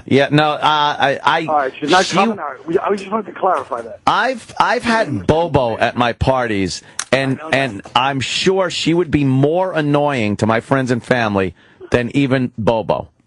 All right. As long as we clarified that. I Yeah. just wanted to know. What about you, Carl? Where will you be on the I'll be in phone? I'll be in Philadelphia. Oh, damn it. For the next couple of weeks. I have to pee. I'll be right back. All right. Oh, geez. Yeah, we have to. I have to piss. Oh. Okay, go ahead. I'll talk to Carl. Don't let him go. Oh, okay. Don't let enjoy hitting in the ass on the way out, Jim. Everyone left me. They all left me. Thanks, Anthony. Fucking faggots, they all left me. Well, Yeah. now that they're gone, Yeah. those two are cramping your fucking style and bringing you down so hard. Thanks, Carl. Everybody knows it except for you. It's cramping my style. To you, baby. That's what I hear. I don't know though. What am I going to do? Carl, you're going to be in Philly, huh? Yeah. God damn it! It's going to be a big soiree. I know. I'd like to come to the Big Bash. It's going to be quite an event, isn't it? Yes, it is. I'm sure it'll be an end of summer party, maybe a summer solstice party at some point. I got a little preview from the Nassau County Police Department Saturday. Oh. They showed up at 8 a.m. on Saturday morning because that party was going from Friday into Saturday, and apparently the music was very loud for many hours. Yeah. Well, Hell. that's going to be cool. Hello? Oh, Jesus Christ. Oh, who's that? Well, you guys called me. I don't know. Hi. Diana, I got bad news. Yeah, what? Colin, what? The party, there's a kibosh on the party, apparently, for... what? No. There's no party. The party's not... I mean, you're not invited, I'm not invited. We're both out. Oh, that's a shame. Anthony's got a full guest list. There'll be another summer solstice at the end of the year, I bet, you know? I'm thinking, Labor Day. There's usually Maybe a big a Labor Day party, but again, Lady Di. Want some nice culottes we had out there. Culottes. Want some nice culottes, you know. Lady Di, you can't come Anthony, to my house. Anthony, What? All right, I can't come to your house. But if you ever invite me to your house, me and Marion to your house, we would definitely behave ourselves. It's impossible for you to behave yourself. It's impossible for you to behave yourself. It's not within your person to behave yourself. What are you talking about? And then you have accidents. You think I want you having an accident in my pool like a child at a water park? No. I have to close it off and shock the pool? He's holding that He's holding that one incident against you. I mean. One incident. She craps herself. She pukes. She pisses. I don't do that anymore. That was a virus. Oh, it was a virus. That's what I want. A virus in my pool. That's what I want. No, you don't have a virus. You're not going to have a virus. If you go in my pool and take a dump in there or puke, There will be a virus. I will have to clear the pool out. It will ruin the party. Lady Di, he's just trying to be funny for the show. No, I'm not. And then she'll be going up to members of my family, my Uncle Tony. Hi, you're Uncle Tony. Hi, I'm Lady Di. She's like, who gives a shit? He'd be like, who gives a shit? Lady Di is exaggerating. But what I'm trying to tell you is that we would behave if we were ever. You can't behave. You ever hear the story? Yes, you ever hear the story of the scorpion that needed to go across the lake, and it was going to ride on the frog's back? Yes. You ever hear the story of the scorpion that ran into Ugly Betty in the bathroom? Yes. Yeah. Oh, there's a scorpion, and he needs a ride across the river. Where's he going? And the frog to the other side. Then why does he take a boat? He doesn't have a boat. He's going to ride on the frog's back, and the frog goes, "No way, you're a scorpion. You'll sting me." And he goes, "Look, I'm not going to sting you." Oh, is this the one where he goes, "You knew I was a scorpion"? Yes. Oh, go ahead, tell the story. Well, Lady Di is a big, fat, disgusting scorpion. Exactly. A whale needed to ride across a lake. And the frog said, "Why'd you shit on me?" And she said, "You knew I was an alcoholic, or I got on your back."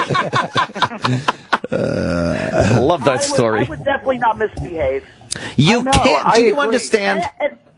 And anyway, I'd be hanging out with Colin a lot. If both of us were invited. Oh, yeah. Carl would love that. A nice pair of culottes. Culottes. He wants her to wear culottes. It's 1976. A culotte. The bicentennial. Yeah. I didn't say anything about wearing a culotte or anything like that. She doesn't know what she's even talking about. Booty shorts are really too.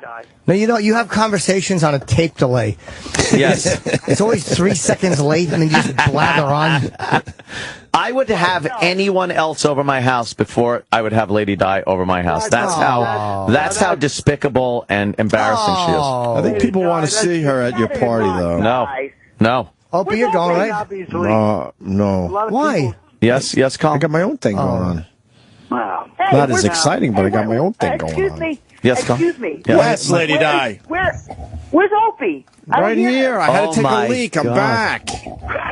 Opie's speaking, and she goes, "Where's Opie?" She asks Opie, "Where's Opie?" I've been back 2 minutes. Opie. Yeah. Opie. Okay. Lady Di swore Yeah. that her and Marion would not act up in Anthony's You got to have them at your They're house. incapable of not acting. They can't not act up. You got to have them at your house. No. She'd be fine. She gets a few in her. Oh, and then she just starts mouthing off to my family and friends. How embarrassing would that be? You got to have you got to have Marion the tough guy at your house. Like Fredo's girl at the wedding. Yeah. Could you take care of them? Yeah, you take care of it, Mike. Never be a fan of a WAP. What, Lady Di?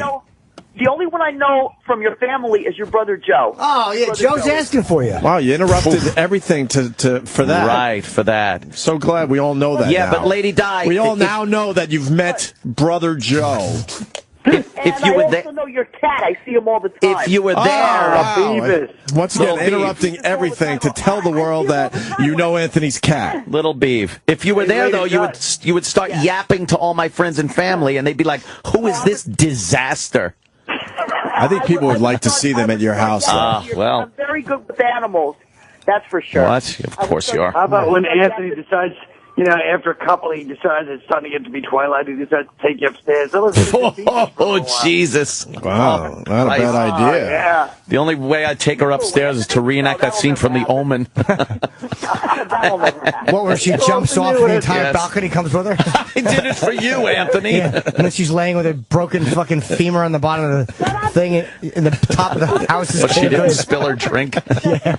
What? I mean, it's your house. Yeah. I can't tell you what Thanks to for do. telling me. Can. Oh, okay. Right. But the whole thing is, I mean, if you did invite me and Marion and even Bobo, we would behave ourselves. Yeah, absolutely. I say yes. Bobo's been there twice, actually. Yeah, Bobo has been there a couple to times. 2 of my parties. I have Lady Di, if you go to Anthony's house, what could he expect? Walk us through this. Oh, God. He would expect me to lounge around in a lounge chair. Okay.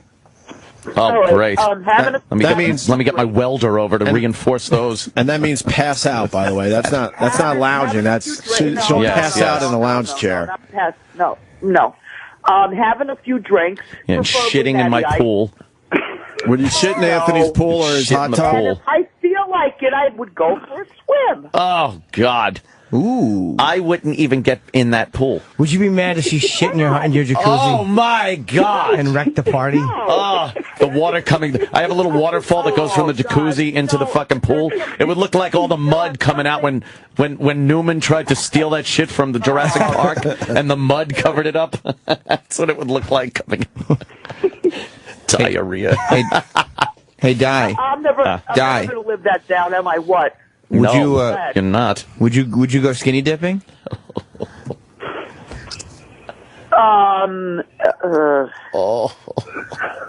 Let's see. Yes, you would. Only if everybody else would. Good answer. Good answer. And I really doubt that. The name in itself makes it impossible for you to do it.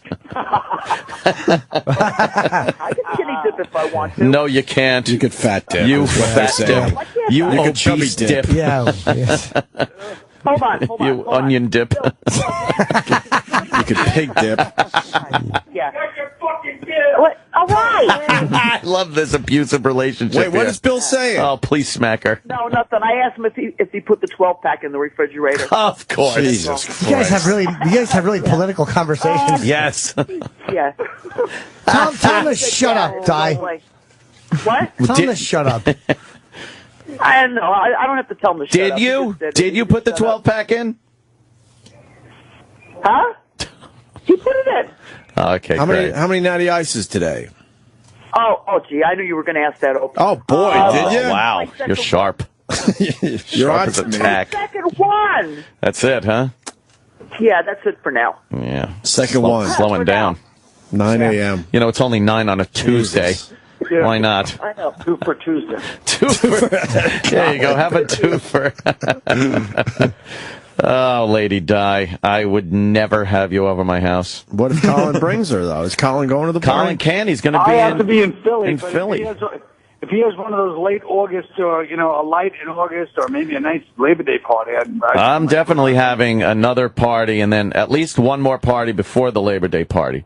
But this is like one of the real big catered events that I'm having. And it's my sister Dawn's big birthday party, so we got that going, too. Same day. Who's going to DJ? Di, they don't even have a DJ. Do you know how to... Lady Di is gone, and I don't know what happened. Oh. I think Bill might have yanked the phone She's out gone, of her hand. and there's nothing we could do about it. Exactly. Like fucking Marion Howard's neighbor. She fucking yanked the phone out. She was tired. He tired of her yelling. Choking her right now. Her toupee's coming off. It's like, you're going to give my money? Yeah. Yeah. Today. Yeah, he's choking her with a cell phone. Yeah, she's gone. I don't need her over. No. House. Hopefully, she was beaten with the phone by her abusive roommate. All right, guys. Well, Carl, thank you. Thank you for calling I'm and glad we enlightened a lot of us. squaring that away. That whole thing. Have fun in Philly. Thanks. Where are you going to be? I'm at the Philadelphia Theater Company through July 4th weekend. Nice. Very cool. How are ticket sales? Going good? No, ticket sales are just going swimmingly. Swimmingly. No, you're there for a month. You're not going to sell out every night, but it's going quite well. Oh, that's pretty good, Carl. Good for you, Colin. Are you filming it? No, actually, that kind of fell through, but, It's a great show. It's a great show, man. That shouldn't fall through. It fell through. What can I say? Well, do it yourself, then. Yeah, I guess I could. I'm serious. Strap a GoPro to your head. Oh, what the Jesus hell? How'd you Christ. get back? Whoa! Yes. I'm back again. I heard about my special falling through. I wanted to ask Colin a question. I hope it's related to my special falling through. Doc. I was in the middle of All right. No, I wanted. This is about car service for me. Oh. About yourself You're again. Get out there, aren't you, young lady? I like your spunk. I mean, are you there? Oh, Yeah, my God! Okay. No, I heard something about car service. Oh, yeah. There you go. Come and get me and bring me over to Anthony's house. I can only hope it ends up like Tracy's. I did say. Oh, Jesus. No, don't say that. Hey, I what? did say that. It's not anything against Tracy. It's against Di. I did say that, Diana, but apparently we may have to put a pin on that one until Labor Day. Put a pin in that one. Anthony, it sounds like it's Okay, well, how about if we get invited over for Labor Day? Well, we'll see about that, but he's standing strong on this July 4th. Oh, my God. I mean, I would really like to go to Anthony's house. Yeah, who wouldn't? I don't blame you. You're not going to. It ain't going to happen. Oh, Anthony. Well, you know You got what? such We a big got this house. late start. That Yeah. doesn't mean it's over. Never lose hope, Di. Yeah. Yeah, You sure. have such a big house, you won't even know I'm there. Uh-huh. Yeah, it ain't going to happen. It ain't going to happen. We'll see about Labor Day. Okay. Yeah. But you know, you're always invited over to my house. Yeah, great. That's good. And if I need to increase the bed bugs at my house, I'll go to your house. Well, you know, I'm just saying. Yeah, I know you're just saying. You, Opie, and Jimmy are always invited over And here. I'm just saying no. Everybody. If Colin goes, I go. Where, the guy's house? Yeah. All right, maybe we'll go in July when I get back then. Have an outbreak suit. We'll do a little soiree. We don't have a swimming pool, unfortunately, so. Oh, well, yeah. Do you have like a hose? Little sprinkler? To poo the pond.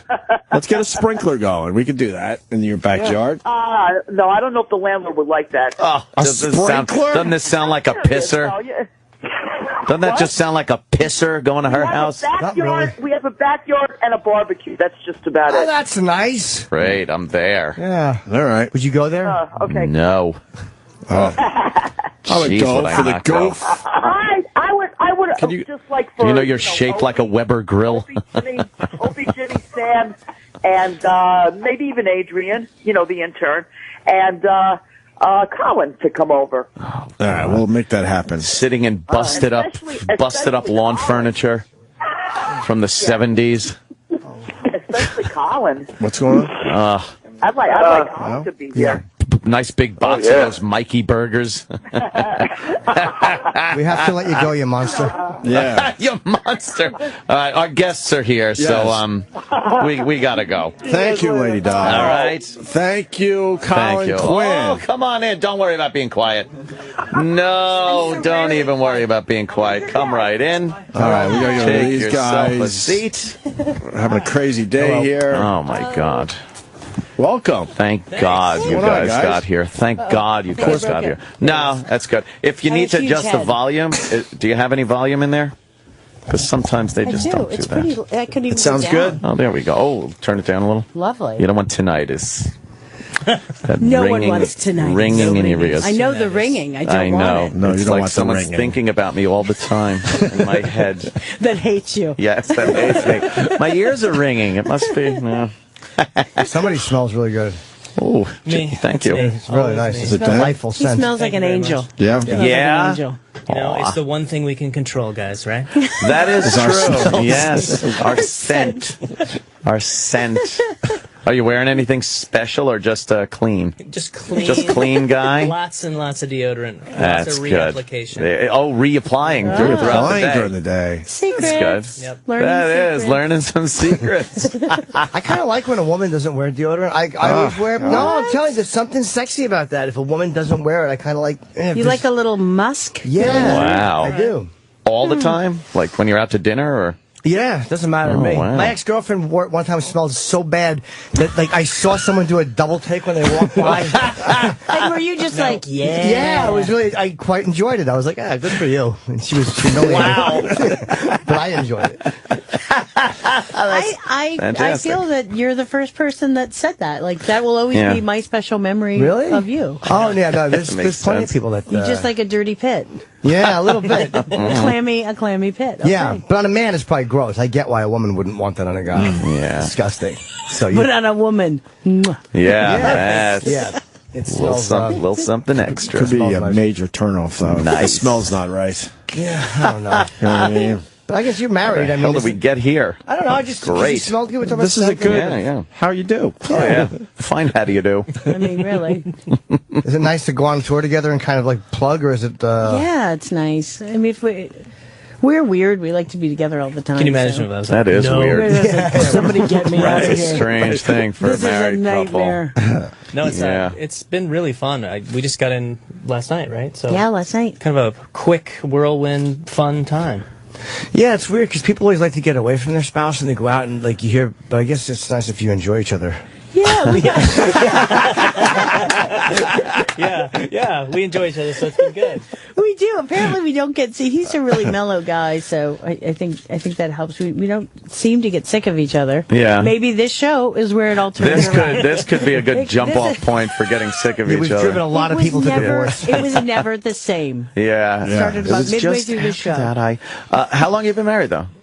This will be Coming on 9 years. Coming on 9 years. Oh, Yeah. man. Yeah, that is a cracking point. Probably. That's really 8 and 3/4 years. That's This is what about it as says. long as I lasted. 9 years. We've been together like 13. Yeah. So We were incompatible after 9 years, me and my wife. it just changed. You were incompatible after Yeah. Hold on, you were incompatible your wedding night. You've said it. Well, that's true. He cried on his I wedding didn't night. like that. Yeah. After he got married, And it wasn't because it was a beautiful moment. You got married and then burst out crying? It was That the night. kind of tears of regret that you know. Oh my Yeah. I God. was like, oh no, did I None do of this? that before? You had none of that feeling Oh, leading I up to it. knew. I knew. I was on that roller coaster thing where you get up to the top and it's like, I can't get off now. I should have gotten off. I should have just jumped. Yes, It was- apparently. You should Yeah. have listened to those At least I tears. got out of it fast. Did 9 years. Did you cry publicly, or was it a It solo was a very cry? private moment. It was just me and my wife, and she was passed out drunk, so she didn't see it. It was our wedding night. Gosh. Oh, marriage wasn't romance. consummated that evening because Oh, of my God. alcohol. There's that. Yeah. Have you gone on other radio shows where people have just kind of opened up and begun to break down in front of you? This is the first. Is it real? We're learning about sense 9 and 9 years though. breakdowns. That is kind of a tricky time. That was when I decided I wanted to have sex with other girls, There's that. Sure. and that will usually throw a little monkey wrench into a marriage. It's probably not great for a marriage. No, especially one that I was guess. never good from day one. It was like really bad. I bought my engagement ring at a jewelry store in Penn Station on my way up to propose. I was like, I Like a gotta bottle do this. cap. It like was an old, really bad. It was an old Pepsi pull tab. Yes, it was one of It was those like a one size rhinestone. fits all, like the gumball machine with the split bottom, so you could. I don't want to make this a depressing interview. I know, what the hell? Let's talk about genocide. Yeah, enough about me. There's the Let you upswing. people talk about me for a while. How did you guys meet?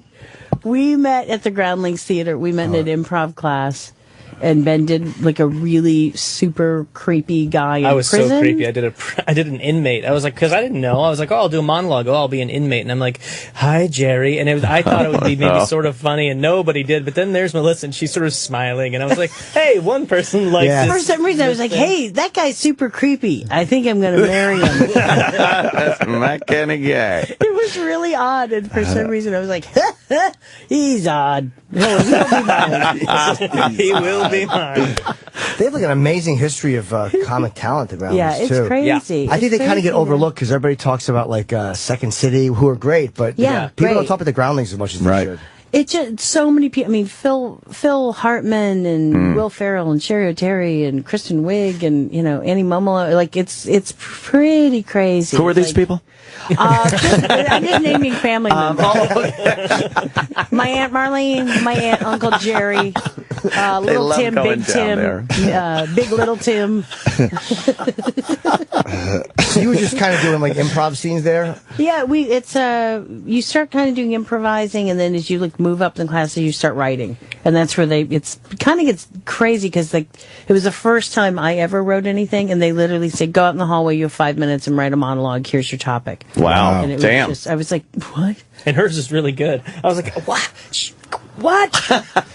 I'm doing I don't know creepy if it was inmates that over good. here. I don't it was good. I was afraid to write it, so I would just kind of stand there with a blank page and I would improvise. And just wing it and be like, yeah, I wrote some I was good too stuff here. nervous because I was like, I don't know how to write. So I literally would just stand there with a fake page. And then Ben was the only one that when I sat back down, he goes, I know your page is blank. I know what game you're running. I write very light in pencil.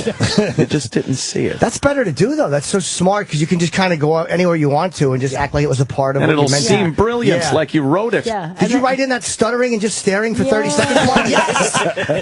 Yes. It's a series of dashes and stars. Came off as very uncomfortable. It almost seemed like you had no idea what you were going to say. She really does awkward well. I was doing a scene in acting class, and it was just so, like, you're doing a scene, and you're like, oh my God, this is terrible and unbelievable, and they're all just silently humiliated for me. Ooh. Yeah, it's really awkward feeling. I mean, for sure. I mean, we've there's tanked nothing quite horribly like tanking. at the groundlings. I mean, and comedy. I mean, comedy's so honest. You know, you're just out there. Yeah, yeah. Like, here's the part where people should theoretically be laughing, and you're looking at me like you'd love to slaughter me. And it's when you try harder because you're like, this one's gonna kill him, and then it's just all you feel is like thick hate coming back. We've done stuff where, like, literally as the lights came up, I don't know why, but like in rehearsals, it's like, this is so funny. The lights came up for a live audience, and the second those lights come up, you think, there's nothing funny about this. You're like, oh, and now God. I'm in for 4 minutes, and I've got a stupid wig on and like a crazy outfit, and the audience is, you just see arms crossing and people like just shaking their head and hating your guts, and you're like, oh, there's no way to make it quicker. Yep, it's got to be almost over. Okay, that was 10 seconds. Yep. No, it's just stretching. It's eternity. It's so hard because you can't get out of it. You can't say. I go on SNL, like, I'm like, what do you do if it's bombing? You just got to commit to it. Keep going. Yeah. Ooh. Right, because it seems like a stand-up. Could you kind of like, you're like, oh, this whole thing seems weird. I'm going to go this way or that way. And in the sketch, you're theoretically pretending to be this person. So unless you're saying, you tell the audience, I'm no longer this person. I'm no longer doing this. Do not acknowledge the previous person that I was.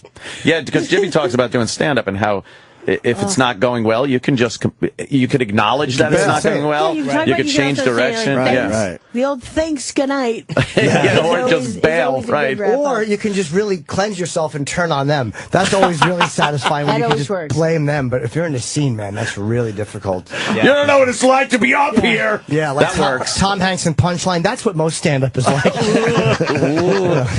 Yikes! It's real. It's real, guys. Are you still doing Mike and Molly? Yeah. Okay. Yeah, I go back about three or 4 weeks. How many years is that for you guys? This will be going into our 5th year. Wow. Yeah. That went fast. That's a nice group. There's a good stand-up. Mr. Billy Gardell. What a dreamboat. He's just a nice guy. Yeah, he's like every day he comes in his like beautiful 1950s car, usually playing nothing earlier than, like, I don't even know if he dabs into the 60s. Like, it's like something from the 1950s in his car.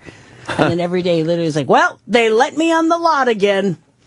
Like, just everyday surprise. He's like, look at this. The card still works. Right. Like, he's about the best guy in the world, so. But that's a true stand-up. Just never believing anything is actually happening. That's good. The actors are all buying homes in season 1, and he's like, oh, fuck it, a $300 a month rent. That's what we're in syndication. You know, it's just the comic. You keep expecting things to fall apart. Yes, they usually expect do. the worst. Yeah. Expect the worst. Was that your first major gig or no?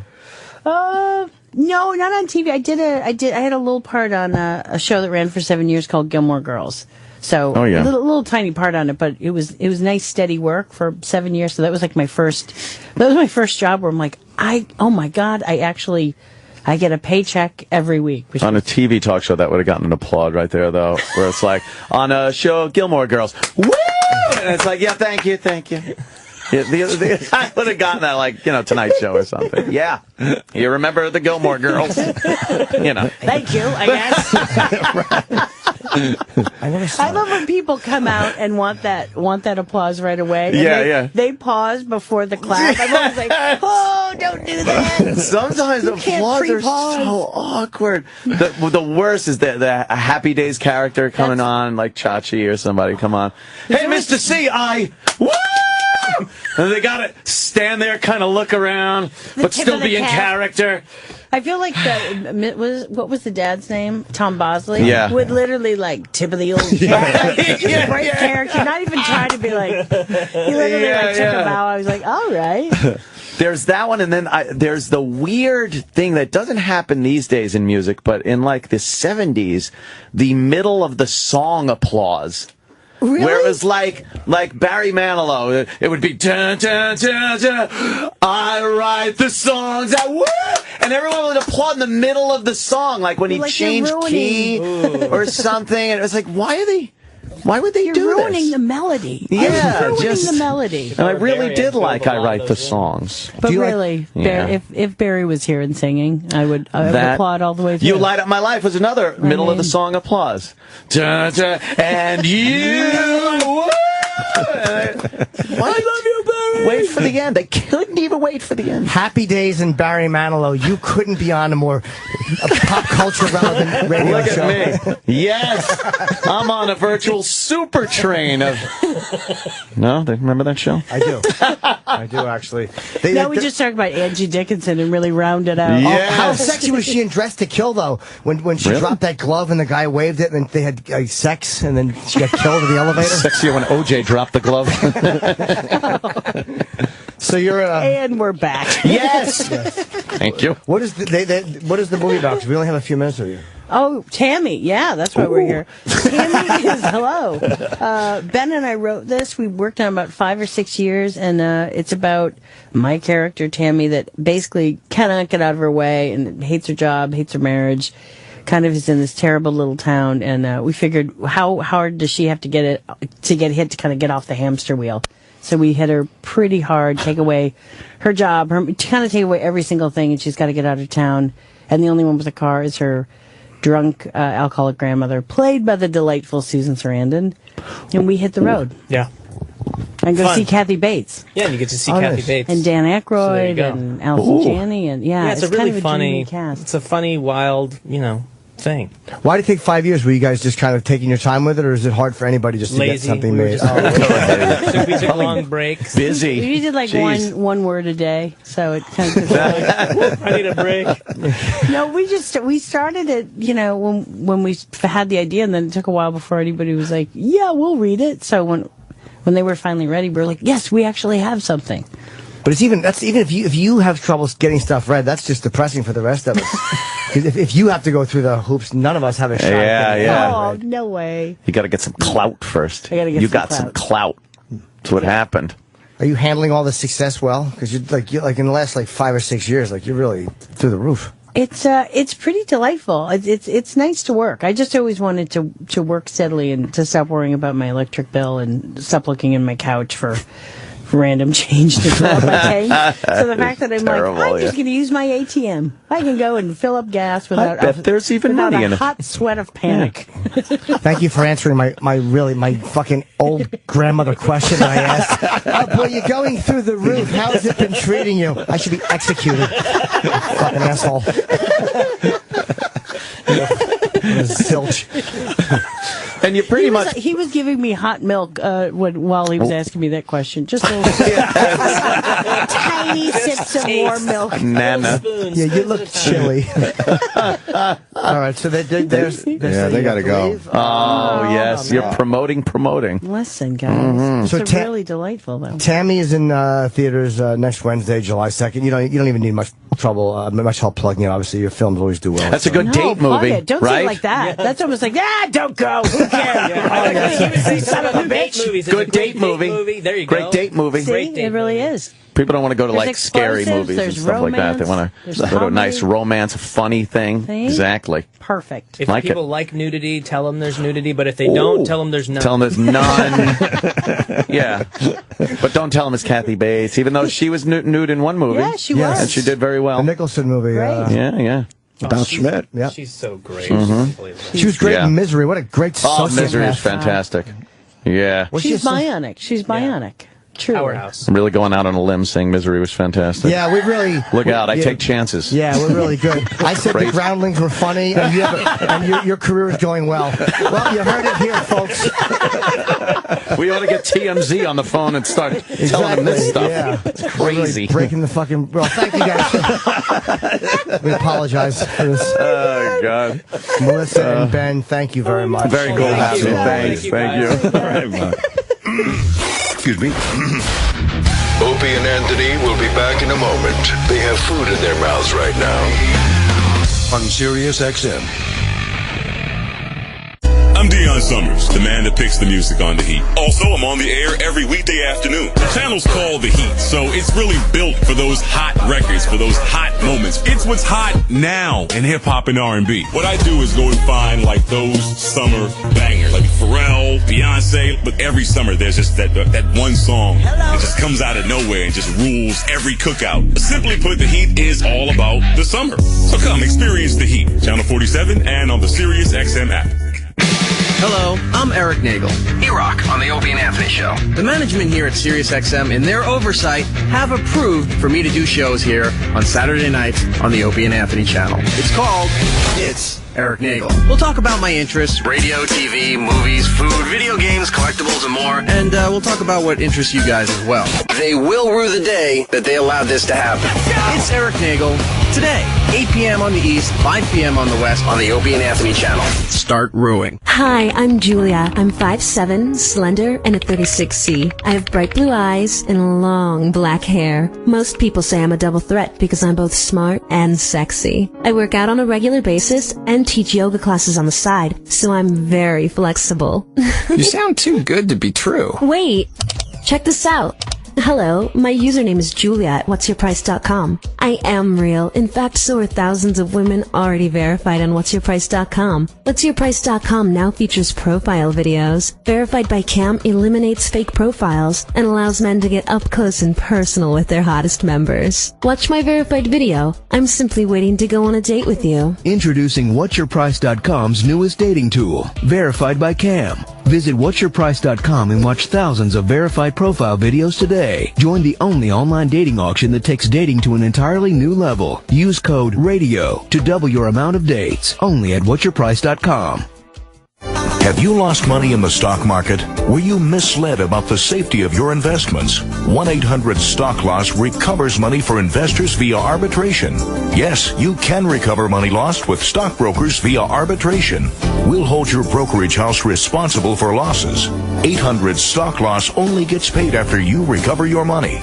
That's 1-800-STOCK as in stock market loss or 1-800-333-4567. Act now. Lasers. At WeatherTech, we use lasers every day to design the highest quality, most advanced vehicle floor protection in the world. I'm David McNeil, founder of WeatherTech. In order to give you complete protection for your vehicle, we use our exclusive digital fit process, which starts with lasers. By using laser measurements, we are able to design and manufacture custom floor liners that will fit your exact model of vehicle. Learn more today at WeatherTech.com or call 1-800-CarMats. WeatherTech Floor Liners. Complete protection, completely American-made. Small business myth number 1 from Paychex. Most laws and regulations don't affect small businesses. In fact, labor, wage, and tax laws are just a few that apply to them. Overlooking just one can mean stiff penalties. That's why over 500,000 businesses trust Paychex for affordable payroll and payroll tax administration. Try us for a month for free. Just visit Paychex.com or call 800-PAYCHEX. Dave Smith Motors has a fireworks show for you. Huge explosive savings can be found at Dave Smith in Kellogg, Idaho during our 4th of July Savings Explosion Sale. Get a super low price on over 2,500 new Dodge, Chryslers, Jeeps, Rams, Chevys, GMCs, Cadillacs, Buicks, and top quality pre-owned vehicles. The 4th of July Savings Explosion Sale is on now. Contact us today for explosive savings. Call 800-635-8000 or go online to davesmith.com. Be honest. Will owning a bigger TV help you get ahead in life? Will another pair of shoes make you a better person? Probably not. But what if you could speak another language? If that appeals to you, Rosetta Stone is letting everyone who calls try an absolutely free demo of its powerful language learning software. Do you want more stuff or a language that will last a lifetime? For your free Rosetta Stone demo, call 1-800-918-9767. 1-800-918-9767. 1-800-918-9767. The Opie and Anthony Channel on Sirius XM.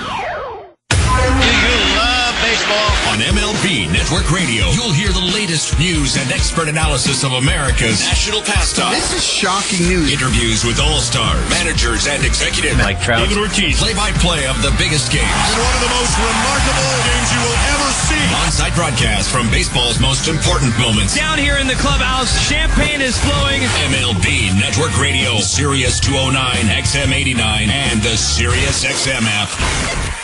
Millions of people are suffering from constipation and hemorrhoids. Are you one of them?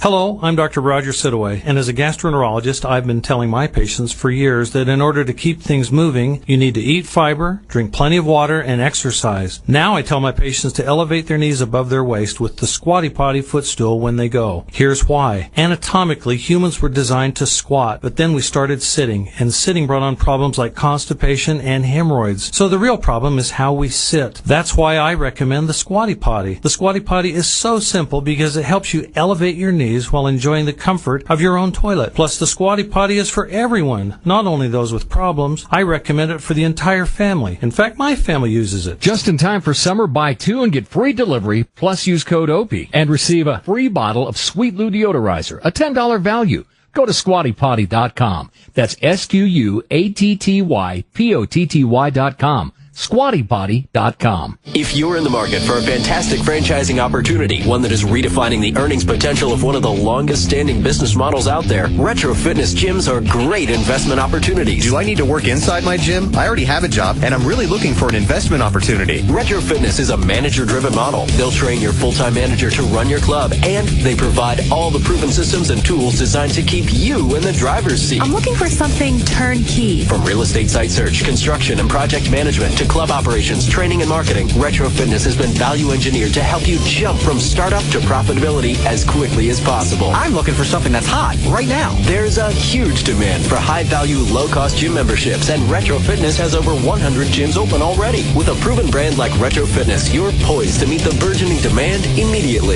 Let's go Retro!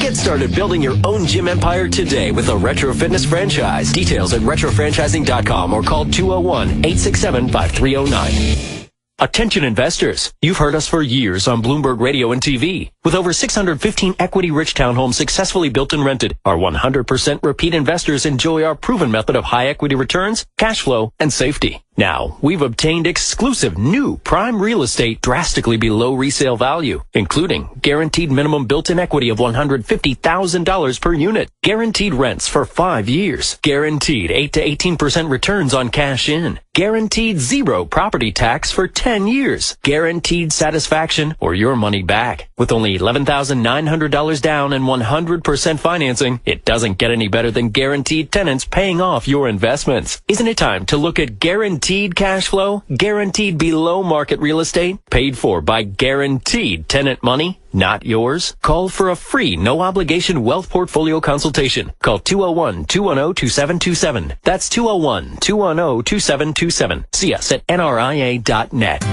If online dating is turning you off, let us introduce you to It's Just Lunch, the world's #1 personalized matchmaking service for professional singles. Getting to know my clients is the most important part of what we do and why we're so successful. Let someone else do the legwork. All you have to do is show up and have a great time. We bring a more successful way of dating to the table. Call 800-THE-DATE today and find out what an It's Just Lunch matchmaker can do for you.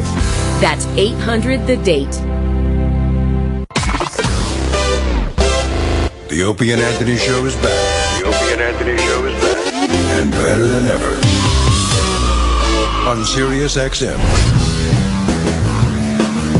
Back and better than ever, my God.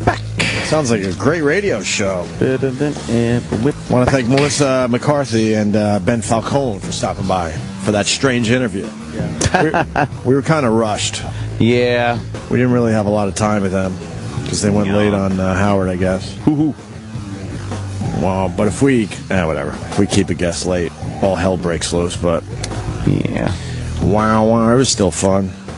Oh yeah, She's very nice. She's a nice lady. Yeah, they're both they're nice.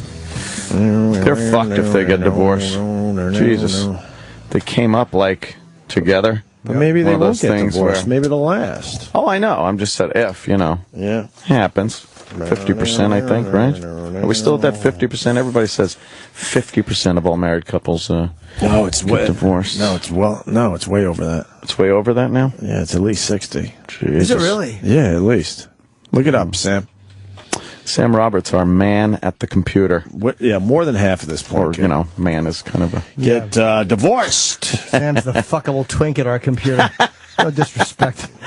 Not taken. No. I didn't mean to talk about armpit odor the fucking minute they sat down. Funny. Why not? I know, I'm just saying, I didn't plan on that. It's so true. It just happens. She loved it. She thought it was funny. I understood what you're saying, though. You get that natural smell there. So natural. But the problem is sometimes it just smells horrific. Oh, you got your stat? Got a stat there? Sam Roberts? Need a mic. Mr. Microphone. There it is. Yeah, talking to the mic. That's a euphemism, by the way, when I'm putting his head in my lap. I grabbed that fucking Juan Epstein hair of his. I'm like, I'll show you how to executive kiss. Executive kiss.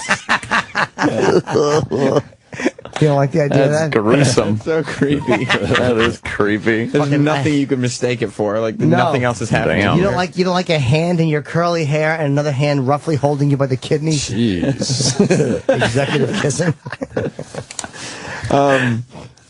The statistics: 50% of first marriages end in divorce. 67% of second. And 74% of third marriages. Who the fuck would get married 3 times? That's insanity to me. 2 times is insane. I think 2 times is insane. Once you fucking blow it, that's it. That is it. Yeah, man. You realize that not meant for me. Yes. I don't believe in love either. Why? I just think it's lust lust, and then it forms into a habit. No. You grow used to it like a habit. So at first it's very lustful, right? Yeah. And then you get this whole, I'm in love thing, but it's this lustful thing. It's this coveting thing that you get. And then it becomes like this habit. People get used to things. They like being set in their ways, just like, this is the same way to work every morning. It's the same this, the same. And then, you look at that as the same thing. Because if it was actual love, as it's defined, you'd never get mad at that person. You'd never, because it was love at first. So then why all of a sudden does it turn into this thing where now you can criticize, get mad, yell, say horrible things? That's not the love thing. What happened? Thank you. I think there's probably more than one type of relationship, because you've been in relationships where it's habitual. Yeah. And then in relationships where you're actually in love. It doesn't settle in enough to let anything grow and you know what you have to do, Ant? And prosper. What happened? In order to love somebody, you actually have to let your guard down. Right. I've let my guard down plenty of times, and I assumed that I was in love many times, especially in my younger days. And then I realized it can't be love if you're heartbroken when it ends, but then the second you find another girl to fuck, you don't give a shit about that other girl. A lot of people so don't go it's not through love. it that way. That means it wasn't love to begin with. But that's what a lot of people go through. You didn't let it settle. It grows. There are a lot of people. So does fungus. If you allow it, it will grow into something pretty damn meaningful. Why would it have to grow into something that you can all of a sudden not? How come all of a sudden you're in love still, like you were at the beginning when everything's cool, but then now you're yelling at each other, but you're still in love? It grows from that point, but if for some reason you don't allow that. No, I do. I do, but it grows into something that sucks. No, it doesn't. It grows into something that you start yelling at each other and criticizing and picking. But no, you don't. Yeah, I mean, you get into fights at times, but fights. You wouldn't get, if it was real love, I say no fighting, just like the beginning. You have to grow together as people. What? Nothing wrong with a good fight. Right, you got to fight a little bit. Like you fight with your family. You love your family, though. And then I fight with my family. And then you're in the doghouse, and then you have makeup sex. You do get to have makeup sex. I don't like makeup sex because I still hold a resentment, and it fucking doesn't make me feel good. I'm like, no, fuck you. Well, if you're in love, you probably don't hold on to resentments. If you're holding on to resentments, maybe you're not in love. Have you ever been in love? For real? I don't know. I don't think so. Okay, there you go. I think no, but the thing is, I thought I was, and I thought I knew what it was. I want to know what love is. Hey, look. I want you to show me. A monologue today. You want to know what Anthony's in love with? Anthony's in love with the bottom of a bottle. Oh no! What dramatic happened? 50s speak. I heard that. I don't remember now. Fuck. Oh no! I'll just ask him. Don't be shy. Oh no! No, you threw me off. Oh shit! So, how quick does it settle into habit? What? You said it starts with lust, and then it just becomes a habit. Oh, I know what I was going to say. You're smart enough to know. Were you or were you not ever in love? You're a smart guy. I think I was. But I don't think there is really such thing. So whatever it was, I was in that. I think you're holding back for whatever reason. No, I don't think so. What do you mean? I get it. So you think technically love has to be. You were never in love, but neither has anyone else ever been. Thank you. It's true. That's a megalomaniac. That's right. Duh. I don't know. Give Melissa McCarthy back on. Wow. Who is that? Spencer. Who the fuck is that? Well, someone you're going to fall in love with. Yeah, Are you in love, Anthony? I think I'm in love. See, you just fell in love. You want to smooch with her asshole while she grabs her ankles? I don't know. Where are you at now? Are you in a relationship? Nah, I'm not in anything. I'm fucking... You can come out of a fight, right? Yeah. And actually have a stronger relationship. Oh, did you know that? You learn a thing or two, right, Sam? That's right, you do. Sammy! And you improve yourself and watch as your partner improves her or himself. That's right. Wow. Right? That's right. Wow. Thank you for that Actually, example. Thank you, Jim. Actually, I'm not into that. The fighting thing.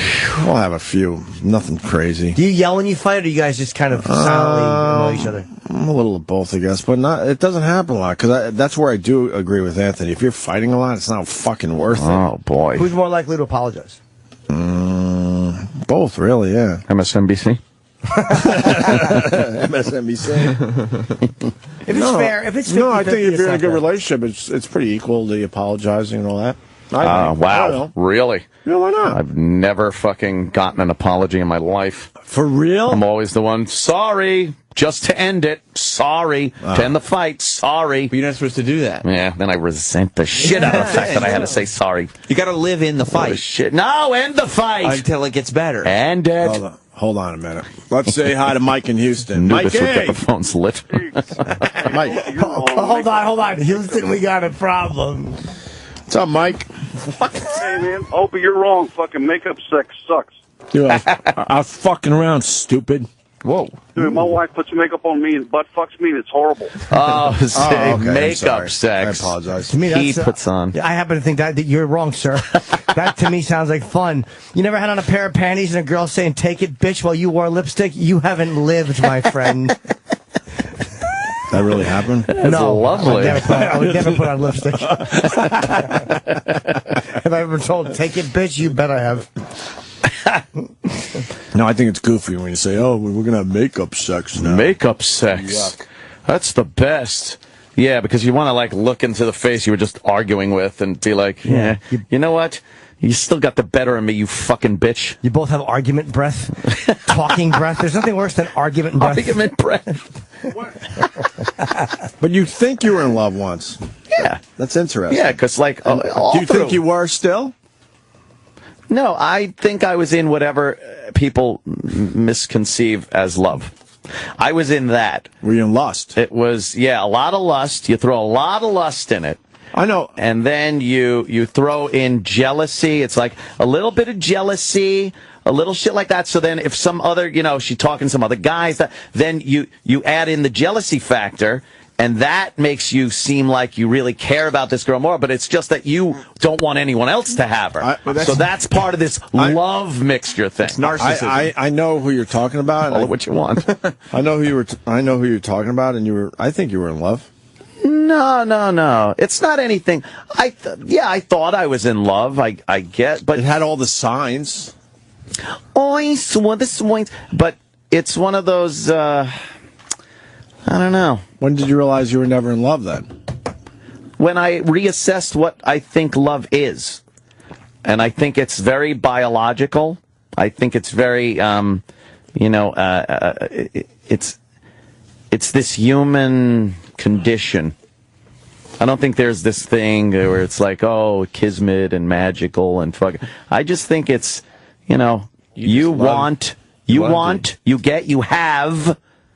And then after a while, I think the problem is most people settle because what they're feeling at the time they think is love, but it actually isn't love. Exactly. So that's where I do agree with you. Yeah, but I think that's a lot of what it is. You got to take your time with that shit, but after a while, people are like, you know what, this is kind of going well. I think I'm in love, and then you move on and you're stuck. I think you like turning feelings off. I love feelings. Do you?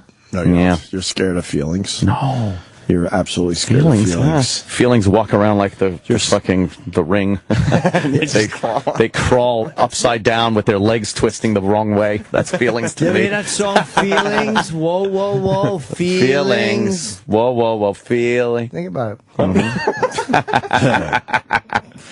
No, I am being psychoanalyzed on while talking everywhere else, on the phones and everything. But it's just what I think, what I believe, what I've seen over the years, and it's my assumption.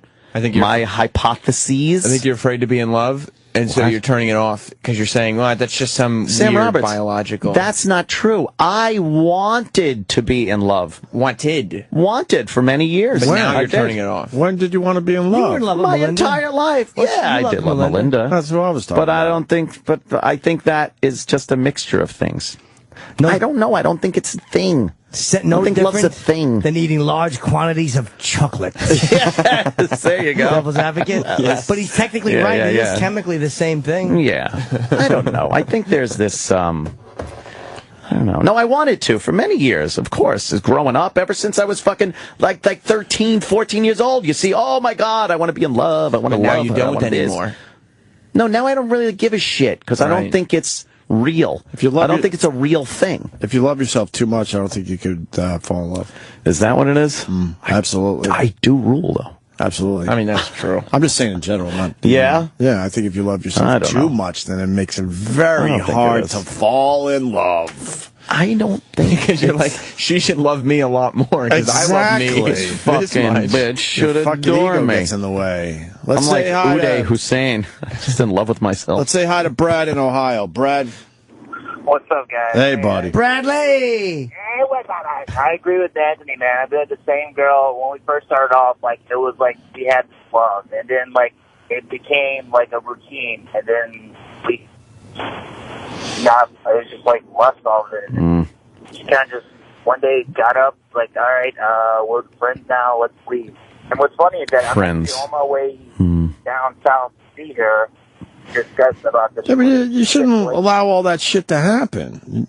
Well, no, I understand that, but like, that stuff is starting to like seep in. You got to make sure you push it back out. Seepage. Man, she's very vocal, not very vocal about the relationship. First of all, man, it's just like now she wants to say like, all right, let's start over again and be friends and get this love again. And I'm like, fuck that. What happens if 8 years or 9 years from now?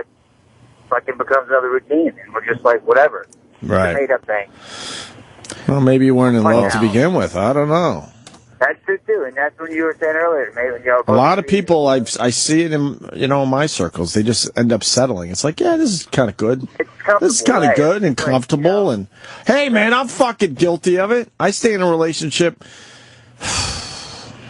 5 years too long, probably. I'm trying to do the math real fast. I stayed in a relationship 5 years too long because it was comfortable. Yeah. Right. Yeah. It wasn't miserable. It wasn't miserable, but it wasn't great. It was just comfortable. Just familiar. And familiar. That familiarity, that force of habit almost. People get very complacent. They love routine. Believe it or not, humans aren't these amazing excitement creatures. They love a good routine for the most part. I fucking hate routines. And when you have a relationship that gets routine, you really don't want to go through the whole thing of, oh, I gotta fucking do this and that. That's why people stay in jobs for a long time. They really, the thought of, oh, I gotta do this, that, to get somewhere else, it's too much. So a lot of people stay in relationships, call it love, when it's really not. It's a habit. Well, I agree with you on that, certainly. Let's say hi to Payday in Cleveland. Payday! Hey, I really don't think Anthony's ever been in love. I mean, he's talking about letting his guard down, and this is coming from a man who walks around his own house armed. I mean, you know, people do break into houses, people. Anyone that says that is stupid. Someone kicks my door in, and I go, hold on, my gun's upstairs. Shut Anthony, it. It's on my hip, motherfucker. Of you getting home invaded is so fucking low, it's ridiculous. Yeah, it never happens. Never happens. I'm not saying it never happens. Never happens. In your Well, there you go. In my neighborhood. How do you know? How the fuck do you know how many homes are robbed in my neighborhood? It happens all the time, people. And let me tell you, if it happens, you'll be the one that's sitting there going, man, I wish I had a gun on my hip. Shut it. This is Anthony, though. He's like, I don't think love exists. However, there's a good possibility that somebody may break into my house and I need to be armed at all times. I'm not saying a good possibility. I'm just saying, the odds are you're going to get in your car and not crash, but boy, click that seatbelt, Don. It's true. That's more so because it's the law. What? No, it's not more so because it's the law. People do it because, it's a safety thing. Why not? Oh, wow. Why not? All right, thank you. How many boats sink? There's life preservers on it. We're going to move on to Justin in Oklahoma. Justin. Just in time. Oh, no shit. Good one there. Fucking clever. What's up, man? If you don't believe in love, then you certainly can't believe in hate. But I know that you hate a lot of motherfuckers. Oh, Jesus. Yeah, then maybe hate doesn't exist. Oh, man. Love and hate. Hate would be... Yes, the same. We sound like a bunch of 13-year-old boys after our third Meisterbrow. Yeah. You don't love something, you can't hate it. I say if you love something, you set it free, right? And then if it comes back, then something happens. Yes, but how do you throw racism out the window? See if it comes back. Oh, it always does. One news story and... It was meant to be. I don't know. It's just my thing. I'm not saying it's exactly what it is, but I haven't heard any things that convince me that there's this all wonderful love that people have for each other. I think every relationship starts out as this amazing thing. Amazing! That first few months, holy fuckaroni. It's just mind-boggling. And then, meh. That's why I've taken to not really getting into relationships. But why hasn't your hate dropped then? to a more comfort hate level. Is just a wonderful, it's a furnace that keeps the generator going. But your hate is just as strong as day one. Oh, it really is. Jesus. Oh, just wonderful. Todd in South Carolina. Todd. Hey, how are you guys this morning? All right. I kind of agree with both of you. I think when it comes to love, there's only one true love. That's your parents, your siblings, and then your dog. Don't forget the love of a child. Shut up. Sure. I'm just kidding. Yeah, you love them, even though they make duty on your penis. Oh, God. Go ahead, Todd. Okay, sorry. But Opie made a good point, I think, a few years ago. He said that people now are wearing, colognes and deodorants and all that, so you're not getting the pheromones. You know what? That's why... Chemicals. Well, I mean, people laughed at Jimmy when Jimmy says he likes the smell of a woman's pits or whatever, or her natural scent. I think that's really important because I think biologically you're attracted to certain scents and stuff, and maybe that makes more sense as far as nature goes. And we're all tricking each other with these fake scents. Yep. There's a few perfumes that I smell. They could be on a fat pig. It drives me nuts because I like that smell. Right. And you might be tricked into going pigging even. Yeah. You know what I'm saying? Tricked. So it might be better off for society and human beings to not wear, scents. Yeah. And get that natural smell of the individual. Because when you smell a bad one, you know you don't want to be with that person, right? Oh, yeah. But if she's wearing some kind of, I don't know, Kim Kardashian scent, you might be tricked. Well, she tricked me. Who knows? Who the fuck knows? It's the great mystery. Kim Kardashian said she probably smells like money. Am I right or wrong, guys? Oh, shit. You don't like dismissive regular guy? All right, Rob's going to explain this to you, Anthony. Rob in Minnesota. Right there, Rob. Rob? Yes. I think Anthony might be a little childish. Let's just start off with the fact. No, I'm not. A relationship. No, I'm not. No. Stop it. All right. You stop it now. A relationship starts off with the upward roller coaster. But Anthony, relationships don't remain that way because people get to know each other and things aren't as exciting. That doesn't mean love went away, Anthony. That just means things aren't exciting, little boy with the propeller hat on. So let's How does he know I'm wearing my propeller hat today? Because I've been tweeting photos of you. Oh. Of you. Don't talk to me like that, sir. You're being very childish. Exactly. Well, I understand what you're saying. I don't agree with it. No, the bond grows, man. It really James? I know. The bond grows, but then you lose something else. It's replaced by something else. You know what damages the bond, though? One big pair of tits bobbling down the street. Boy, that bond gets slipped off.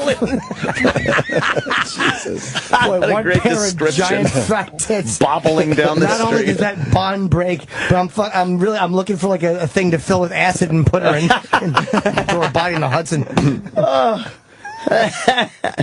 Let's see. This guy from Florida. Here's a guy. Brady. What's up, Brady? Oh, no. Oh, boy. Guys? Hey, Brady. Mister. Yes? What's up, guys? Hey, Mr. Hello. Brady. I am calling from West Palm Beach, where Jim Norton will be July 10th, 11th, and 12th. That's very Nice. true, Brady. There. Go see Jimmy. Anyway, I wanted to T-Rex call on to tour. say I agree completely with Anthony. I've been married for like a year and a half, and I fall in love with every girl that walks by in yoga pants. I know. How do you resist? Right? Yeah. Love And that. I literally She's say a that pine to cone in her myself. pants. A girl walks by, and you say, "Oh, I fucking love you." Uh-huh. Yeah. But that's why I don't do it either, dude, because I'm the same way. It's really hard, and I know I'm just going to wreck it. Like, if it's right, it'll be right, but I'll wreck it if it's... I know I'll ruin it because I'm too... I fall in love too quick with different girls. Well, I've already wrecked it by cheating on her in the first year, and she wants to work on it.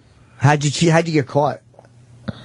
Well, I'm in recovery myself, and had almost 7 years, and went out, and it all started with, talking to this girl I used to work with. It was younger, hotter. Oh boy! Oh, that'll do it. Oh, that'll do it. Wait, you didn't make the old classic. Oh no! When you go out and cheat, and you come home and your wife's on the couch. And you take your dick and you rub it under her nose and you say, guess what I've been doing? Oh, that mistake. No, I resisted that urge. Guess what I as soon as I checked into a detox, they said, "Oh, you don't need your phone, so why don't you give it to your wife?" Oh boy! Oh shit! That's not good. Yep, there you wow. go. You should have ate the phone right in front of everybody. Well, did a reset. Oh wow!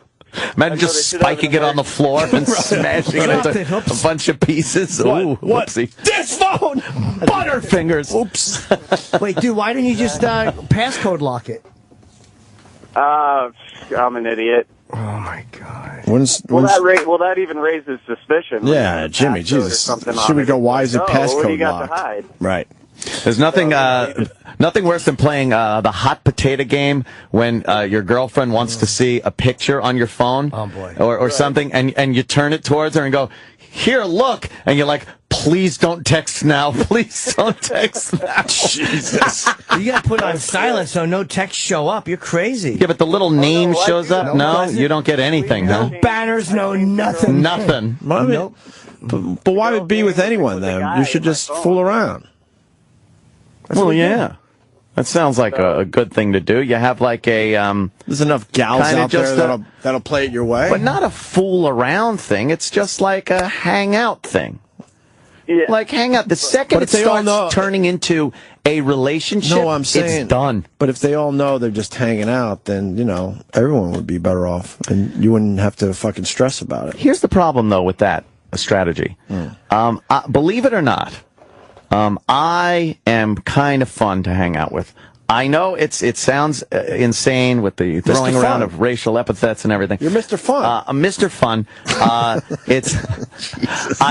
Ant's a very fun guy. I like treating got a Jersey Shore very nickname, nicely, Mr. Fun. very nicely and stuff like that. And sometimes things get misinterpreted as a relationship. And then, so why don't you tell them? But in the old days, here it is. The old Anthony used to say, "Oh yes, okay, great," and then figure out, now how can I lie to keep this going, but but be myself and do hang out with other people. Now I'm very to the point. I don't want a relationship. I don't want to be anyone's boyfriend. I can't do that. I'm not. Oh, well, except you, Jimmy. Our little secret here on the air. Not so much a secret. We talk about it every day. A couple of Peter Pumpers.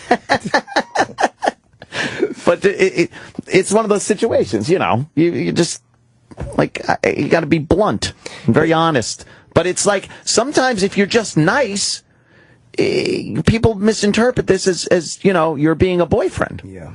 But it's not true. Especially the fatties, he says that. Sir, bravo. All right, Brady, good job. Let me say, why did you think we were dating? You didn't throw me down the stairs. Wow. Let's go to Steve in Iowa. Steve. Yes. Oh, hi, Opie. Hi, Steve. Hi. Actually, I was going to kind of wait for Jimmy's advice show, but now's a good time. I'm 26 years old, and I've been with the same girl for 4 years, and every fucking person I run into that we know is just pushing for engagement. All right. Well, just be honest with yourself right now. Do you want to marry her? I don't know. I mean, sometimes I do. Are you scared to get married? Yes. Good. Yeah, and don't do it. How old are you? You will 26. be. You 26, will be. He's probably. I think 26 is kind of young these days to get married, especially for a guy. I think. Yeah. Because I know guys. I don't know how women think, but crazy. 26 seems very young to get married. Don't. But people do it and it works. Here's my advice, not to the people that are getting married, because they are like either brainwashed or hypnotized or whatever the fuck. And sometimes it's actual, it's good that they get married. But a lot of times I put the responsibility on the family and friends of guys that are going to marry pieces of shit. Right. They have to come forward. It's the most difficult thing to do, to say that perhaps you're not ready to be married, point things out without being like rude or stupid. But sometimes a good friend has to step in, or a brother has to step in. I wish I would have stepped into my brother and told him, I didn't think he should get married, and vice versa. I wish my brother would have told me, "What, are you out of your fucking mind?" It just. But you also don't want to hear it. Yeah, you're not so ready. it's really got to be spelt out. I don't know. A couple things for you, Steve. Don't let anyone pressure you into getting engaged, first of all. And second of all, you can hold them off by, buying them nice things. I was in a relationship where... Like a cabrio? What was that, a cabrio? It's like flashing a shiny thing. And, everyone's asking about an engagement, and then you buy something nice, and then she forgets about it for a while. Yeah, but there you go. In my case, the gifts started getting bigger and bigger and bigger, and then I ran out of gift ideas, and then it was pretty obvious time to move on. Along. After I actually bought a car to get out of getting engaged. and then a Greek cruise. Ooh. And then You know what they're calling it now? Up the old dirt canal. Yeah, exactly. A Greek cruise, and then when I got back, Anthony. when I got back from that, I don't know, maybe a month later it was done. So I ran out of things I could do. Yeah, man. You know, Steve. You know, when you want to get married, you just know. Don't listen to anyone's horse shit. That'll fuck you up for life. Get married. If you don't, Exactly. Don't get pressured into asking just because everyone around you is asking you when you're going to do it. I think that's why so many people split up, because they just do it for the wrong reason. Right. It's like, if you don't want to do it, then you shouldn't. I wouldn't get married more so than Quint wouldn't put on a life jacket again. That is how adamant I am about never getting married again. So what happened to Quentin, that's what happened to you in the divorce. He walked away with more than I did. Yes, that's true. Yours only ate half his stomach. Well, we just lost Jerry and Ann from Vegas. Who a couple wanted to convince you that love is real. They just told me where I was going over. Would have loved to have heard it. Car hit a pole. And go on to heaven together. Let's go to Birdman. Birdman, what's up? What's happening, fellas? Anthony, everybody's just jealous of you, brother. You know what I mean? Sure. I've been married to the same fucking twat 14, 15 years. You know, but I got a good one, though. At least if you don't bother me, break my balls. I give her plenty of money. But everybody's just jealous of you, buddy. That's what it is. Jealous of you, buddy. I bet my balls. This guy's great. Right. When am I going to come and see you guys? Whenever you want, Birdman. How do I fucking... I gave the guy my information. He never called me or nothing. You come in whenever you want. Come in tomorrow. I don't give a fuck. Yeah. You know who had the perfect marriage? Yeah. Hitler and Ava. Sonny von Bulow. Sonny von Bulow. Klaus. Hitler and Ava. It was just long enough. OJ. Great honeymoon. That's fucked up. All right, Birdman. Hey, listen, give me an Xbox. No. What? James in Scotland. Whoa, Scotland checking in. Hey. James. Hey. Why is it that we are the ones who can't seem to find that are all illusioned by the love that Anthony sees the real thing? What he really needs to do is take his propeller hat off, you motherfucker. Oh, I got to take my propeller hat off. Where's this propeller hat? I'd actually like one of those. They seem fun. I like aviation. Yeah, people say you look stupid in it, but I don't think so. No one looks smart in a propeller hat. You really can't look like anything but an idiot. Yes. Wouldn't that be scary if you looked up and you're about to have surgery and he's got a propeller hat on? And then you... propeller hat and you're out. Let's go to John in Arkansas. Propeller hat. Good morning, guys. Hey, John. Hey, Anthony, I want you to know that your hate is safe, because the opposite of love is not hate, it's indifference. Oh. If you ever broke up with anybody, fortune cookie, and you didn't care afterwards, you probably weren't in love. But if you got hurt and you missed them later on, then you were probably in love with them on some level. Yeah. I don't know. You could just kind of. Okay. I don't know. I think it's a very small percentage of people that are actually in love out there. That's true. That's where I'll believe. I will agree with you on that point. Here's Jerry and Ann. Want to convince Anthony love is real. Oh boy, Jerry and Ann in Vegas. Hey guys, it's actually Terry with a T, but who gives a shit? Terry and Ann in Vegas. So I'm with Ann, my girl here, and we're cruising through the desert, and my arm's being twisted. No, I'm kidding. Yeah. No, hey, look, Anthony. Yeah. I know where you're at. I've been married twice. All right. And first one ended up with about 3 stitches in my leg from a psychotic bitch. And the second one ended up costing me a shit ton of money. Now, Ann and I are married. We've been together 5 years, but we're not married, and we're fucking happy.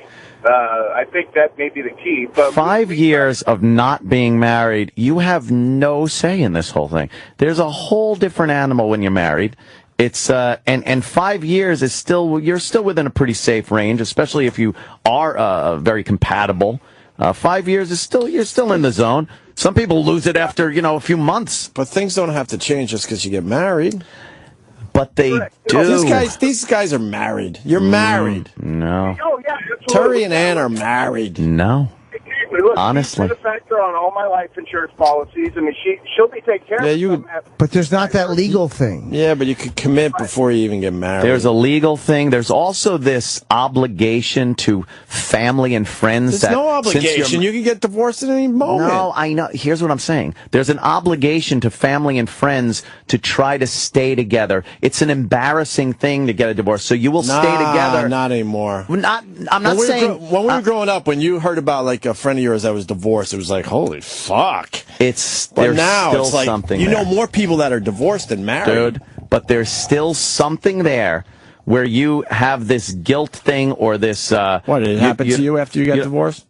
Not after, before I got divorced. When I was thinking about it, the most dread I had wasn't the divorce and everything. It was that I had to go to my friends and family and be like, oh, yeah, I'm getting a divorce. It's embarrassing. But they all yelled, thank God. Well, of course they did. But you were worried for the wrong reason. There is something there that people will stay together because they're married, whereas if they were just dating or going out or a couple for years, they would have broken up if they weren't married. Maybe they stayed married for kids, but in general, you know, people could get out of it pretty easily, and it's not that big of a deal like it used to be. I know, but I think in certain cases, a lot of people will stay together just because they're married, whereas they would have broken up a lot quicker, a lot easier just going out. Well, they'd probably stay together. Well, yeah, because the divorces will cost them a lot. Grueling, right? So that's definitely. All right, you might not it's be a stigma. You get like a stigma. I don't think it's something. I don't think it's the stigma as much. I Not think as much. I think it's you might stay married because of the kids, and you might stay married because holy fuck, it's going to cost me way too much money to get a divorce. But to worry about what people would think if you got divorced, I just don't think that is real anymore. As much, anyways. Let's say hi to Angelo. First chick. We got a chick. Angela. Westchester. Angelo. Yeah, hey, hi, good morning. Oh, well, it's Angelo. I thought we had a chick finally. Oh, man. No, Angelo. Not one woman has called in for this conversation. Angelo, my paisan. What's up, Angelo? They have a different mindset. First and foremost, I cannot agree with Anthony more. And I am the typical got married at age 24, have now been married 20 years. Ooh. Got a kid, you know. But I agree with Anthony in that at the beginning, it's all about lust and trying to get down to into the girl's pants, and then you get comfortable enough where you want to spend more time getting down into their pants, and then you got to kind of turn, and eventually that. And this is where I was. The second point was that lust or that passion. That's the word I think everybody's looking for, is the passion starts to wane, and then you become more comfortable without having to want to change. You know, natural tendency for people is that they want to bond with people, and eventually you bond with one individual that you want to spend the rest of your life with or whatever. But I agree with Anthony. You know, at one point or at some point you end up being so comfortable and so ingrained in your routine that any change to that would be more devastating than trot along. But I think the issue here is passion. Most people confuse love with passion. Enough of that word. I hate that word now. But he's right, though. There's not enough passion. But it's the passion that keeps you alive. Once that passion... But we've been saying that. We were just using the word lust. You need passion. Maybe it's a mixture of all the stuff. Maybe love is like this big melange of everything like that. A little lust, a little fucking familiarity, some common ground as far as your interests go, just shit like that. And all that put together is defined as love. It's not some kind of a magical thing that, connects to people. It's a bunch of stuff. Passion. Maybe that's it. You'll find it more, you'll find it more with women where they want to keep that passion alive, whereas men... Oh, my God. I am never even going to look at a passion fruit after this call. Sir, do you have a best girl? Do I have a best girl? Yeah. Except for the ones I see on the internet, no. So cause I say that when you're on, out with a girl, part of it is you just want to get down to the nitty gritty. The nitty gritty. You don't like that? No. All right, Angelo, we got to go. Thank you. Jesus. Maybe I'm just lucky in cards. Oh, wait a minute. I think I am. Holy shit. Unlucky in love. Lucky in cards. You are one. I am a card. Well, look who's talking, the Joker. Well, you're the ace of diamonds, clubs, and hearts, and you're certainly not the 3 out of 4 in bed. Well, speaking of lust, Sam leads to our our last story today. Sam. You had a little sex romp. I did. On a boat. Oh yes. At LaGuardia Airport. Love boat skipper is docked is the headline. Get it? Get it. Skipper, I get it. Oh, hey, little buddy. Don't show that was. Exactly. Teabagging Mrs. Howell. She hated it. Because Skipper's asshole smelled. That old bat. They're calling it the Bruise Cruise. Why? Craig Gallo leaves Central Booking with his girlfriend Monday. Whoops. That's a weird name for a girl.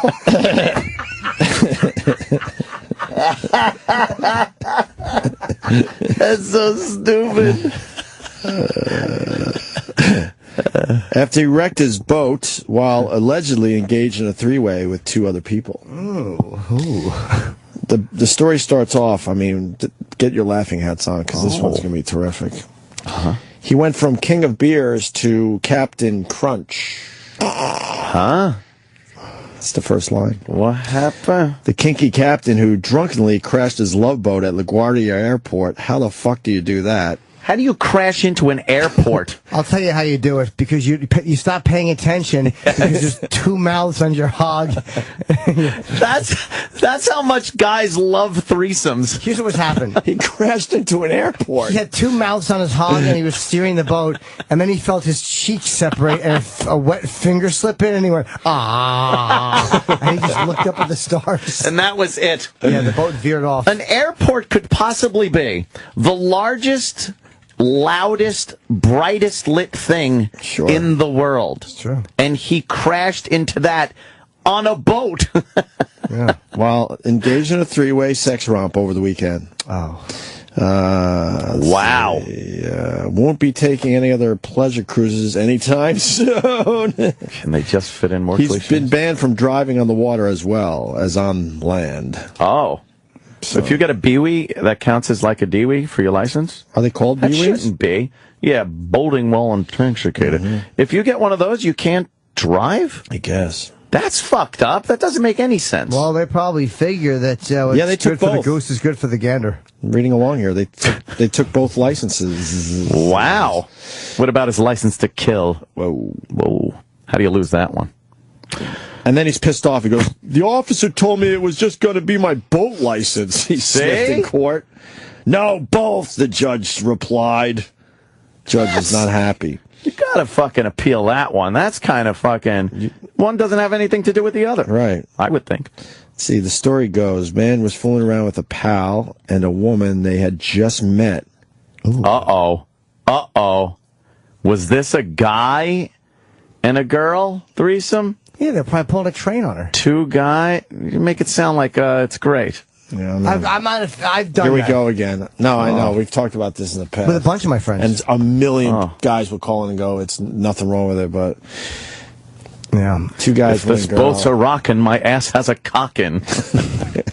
Even if they're not, it does. Yeah.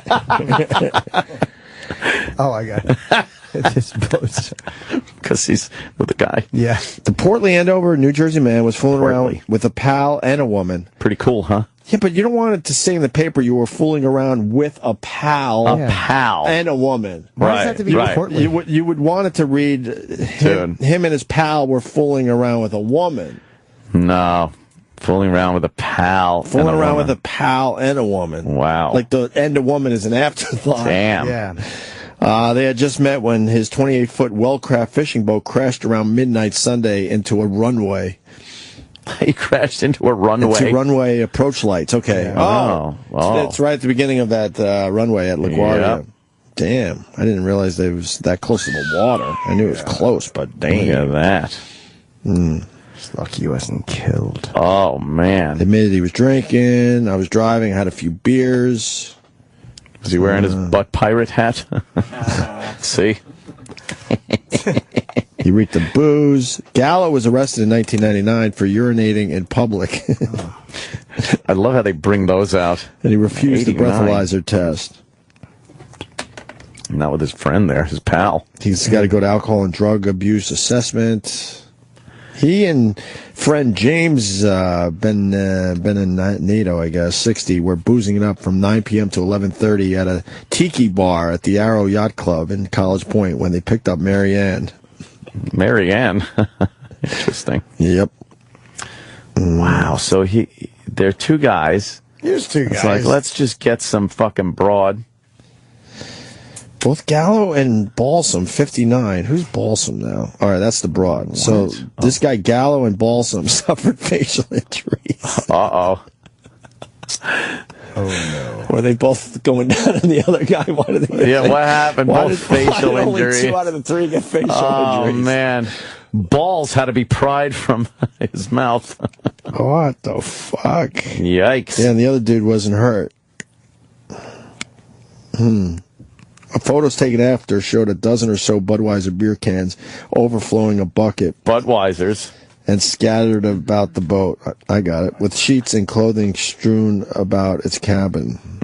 So he must have drifted off course a little bit. And he's got a girlfriend, by the way. He was He had a girlfriend. She don't look none too happy walking in front of him there. Oh, is that the girlfriend or the other girl? I wouldn't think he'd be walking out with the other girl, right? True. Yeah, it's probably his chick and all pissed off at him. Got it. I don't know, honey. I was hammered. It wasn't me. It was my pal. I had some of that passion. He picked it up. He picked her up. I was trying to turn away from the runway lights. Yeah, I'm not going to do it. The next thing I know, James is down there with her.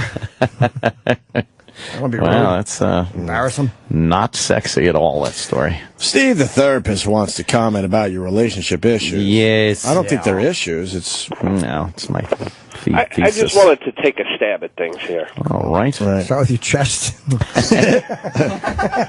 guess I walked right into that. So, Anth, I mean, do you have any resentments against your mom for not protecting you from your dad and his temper more? Oh, God, that must be it. Thanks. No. It's because you seem to hold women like you're fearful of them, and you like tend to kind of not be very respectful of them. I love chicks. You're right. I love the bitches. Fake and gay.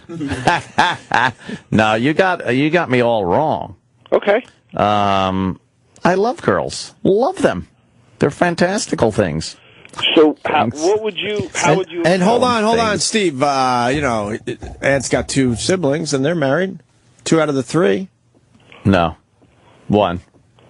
Joe's not married. Oh, is he with? He's with. Yeah. All right. Dawn's married. I apologize. That's okay. I thought he was married. What would you say counts for? Boy, that didn't go well. That was a while ago. Oh, no, that was the other one. Yeah, Right. He never got married again. I'd never get married again. Oh, he never got married again? No. How do I not know this? I'm an idiot. No. I should know this. Anyway, go ahead, Steve. The rules in any dysfunctional family is don't talk, don't trust, don't feel. And one could easily make the argument that you have a limited capacity or ability to make yourself vulnerable emotionally. Uh-huh. Is that a fair statement? No. Okay. I make myself available emotionally a lot, but only not like publicly. like I've been very open with people, Well, I mean with girls. One woman. Of course. Let's take a vote of everybody else in the room there. Uh-huh. How many people agree with what Ann is saying? Yeah. What? I tapped out a while ago. That he makes himself emotionally vulnerable to women. I do, though. I've been the sap in many a relationship. You've put yourself out there? I put myself out there. All right. I've laid it all on the line. Any other cliches you need from me?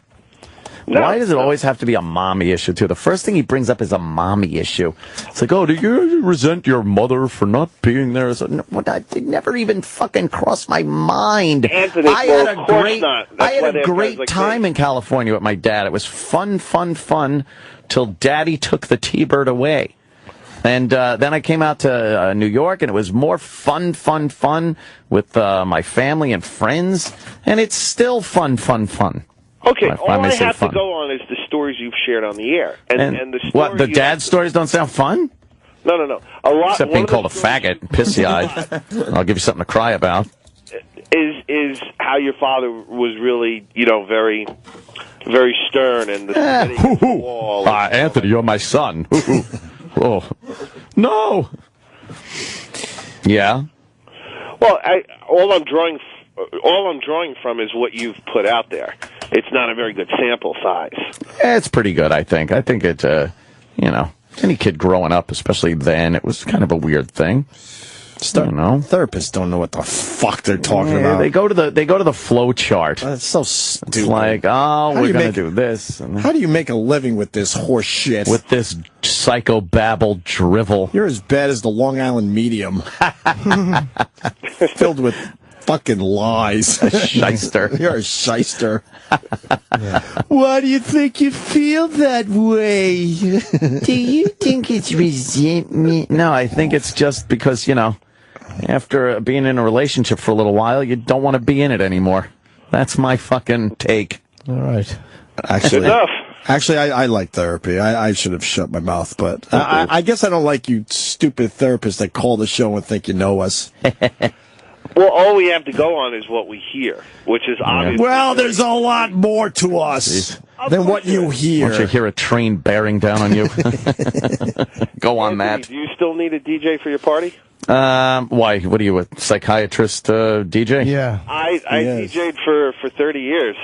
You gotta have parties and nightclubs. Did you DJ because your mother, you resented the fact that she played music you didn't want to hear? Yes, or that your father struck her repeatedly in the skull with the radio? You needed to take control of the radio. Yes, because your mother would say, can we listen to this? And your father would go, no, bitch, and he'd knock the radio off. Right. So now you want to play those songs for your mother? Is that what it is? Mm-hmm. All right. Thank you, sir. The offer's good. I don't need a DJ. I'm just gonna go with the Sonos system and play some music and have fun. He needs a DJ. That's it. All right, guys, I'm punching out. Take it easy. You punch yourself. Thanks, Steve. Always a pleasure when you call sir. the Opie and Anthony show. All right, bye-bye. All right. What a fun time. I would have gave you an Xbox, but... Oh, you can't give that Xbox. Well, I mean, they're hanging up a little too fast. How about we clear the lines and give out an Xbox One? Clear the field. Some men are going to do some drinking. Today's show. Clear the lines. There's, is there a tagline for the Xbox One, Sergeant? It's okay. Now, only $399. Well, they're trying. This is a tagline for it. Oh. West Palm Beach, July 10th through 12th. I don't know why they would put that. Why would they do that? San Francisco, August 7 through 9. In Cobbs and Dallas, August 21 through 23 at the Addison Improv. Oh! Hey, everybody. Xbox One, the best games, the most advanced multiplayer, now starting at just $399. And it's your chance to win one, I guess, huh? Yeah, Jeff, Tom's River. Hey, good morning, boys. Yeah, that Sonos system is pretty awesome, isn't it? Love it. Yeah, he loves it. Love it. Yeah. By the way, you're not winning the Xbox One. For some reason, your phone was on. Oh, man. That's, I've been married 20 years, believe in lust and lust, and a 10-year-old and a 2-year-old. Right. Oh, that's disgusting, sir. And you know what it's like watching... We all know you can only be with the 2-year-old for 2, and you had the 10-year-old for 10. Yeah, so what'd you do with the other 8 years? Which one is love and which one is lust? Right. You sicko. Now it's lust. And I would love the Xbox One to last another 20 years. Oh, I see. Come on. Oh, I see what's going to happen. See what he did there? So much. Oh, my goodness. Did you see what happened? I think I did. Oh, man. Oh, you poor man. Oh, there we go. All right, everybody. Another bang-up show, right? Yeah, that should hold the fuckers. Are we still on? All right, we're on. Oh, my God. Shit. The Opie and Anthony Show is drawn to a close. Stay tuned to reflect, relive, and get the story behind the story of the finest moments of today's show. Sam Roberts' Opie and Anthony post-show begins in moments. Hi, I'm Maria Bartiromo. Join me for a very special Success in Business Town Hall to launch SiriusXM's Business Radio, powered by the Wharton School. We'll have some of Wharton's best and brightest, including Neil Blumenthal, CEO of Warby Parker, William Lauder of the Estee Lauder Companies, Pauline Brown, Chairman of LVMH North America, Carl Ulrich, Vice Dean of Innovation at Wharton, on how to succeed in business. Join us for a very special Success in Business Town Hall, Monday at noon on Business Radio, SiriusXM 111, or listen on the SiriusXM app. Stay in touch with the O&A Show. Follow our hosts on Twitter. I have a bad case of diarrhea. I have a bad case of diarrhea. I have a bad case of diarrhea. I have a bad case of diarrhea. At Opie Radio, at Anthony Cumia, and at Jim Norton, we love clicks. I have a bad case of diarrhea. I have a bad case of diarrhea. I have a bad case of diarrhea. I have a bad case of diarrhea. When you choose a trucking company, you're looking for a career home. That's why Transport America is committed to offering a great driver experience that includes well-maintained equipment, continuous training, cutting-edge safety technology, wellness programs, and more. Transport America's 4 divisions, solo, team, dedicated, and regional, offer you the flexibility you want throughout your career. Visit TransportAmericaJobs.com to apply or call 866-804-2058 for more details. You're a dog lover. You get it. It's hard to leave your buddy at a kennel or lonely pet hotel while you take business trips or vacations. Now there's a better way. DogVacay.com. Just enter your zip and up pops a list of trusted, insured dog sitters in your area. It's like dropping your pooch off at a friend's home for about half of what kennels charge. Go to dogvacay.com/radio for your free account and to find a dog sitter near you. That's dogvacay.com/radio. If you're losing your hair or notice that it's getting thinner, listen closely. You can do something about it without messy lotions or drugs. Now you can get clinical strength hair growth results at home with the Hair Max Laser Comb. It delivers the energy of nourishing laser light to stimulate hair growth right at the roots. It's recommended by doctors and proven 93% successful in clinical studies in both men and women. Use it just 3 times a week and experience new hair growth, increased density, and healthier, fuller, more attractive hair in just weeks. Best of all, it's FDA cleared so you can be sure it works.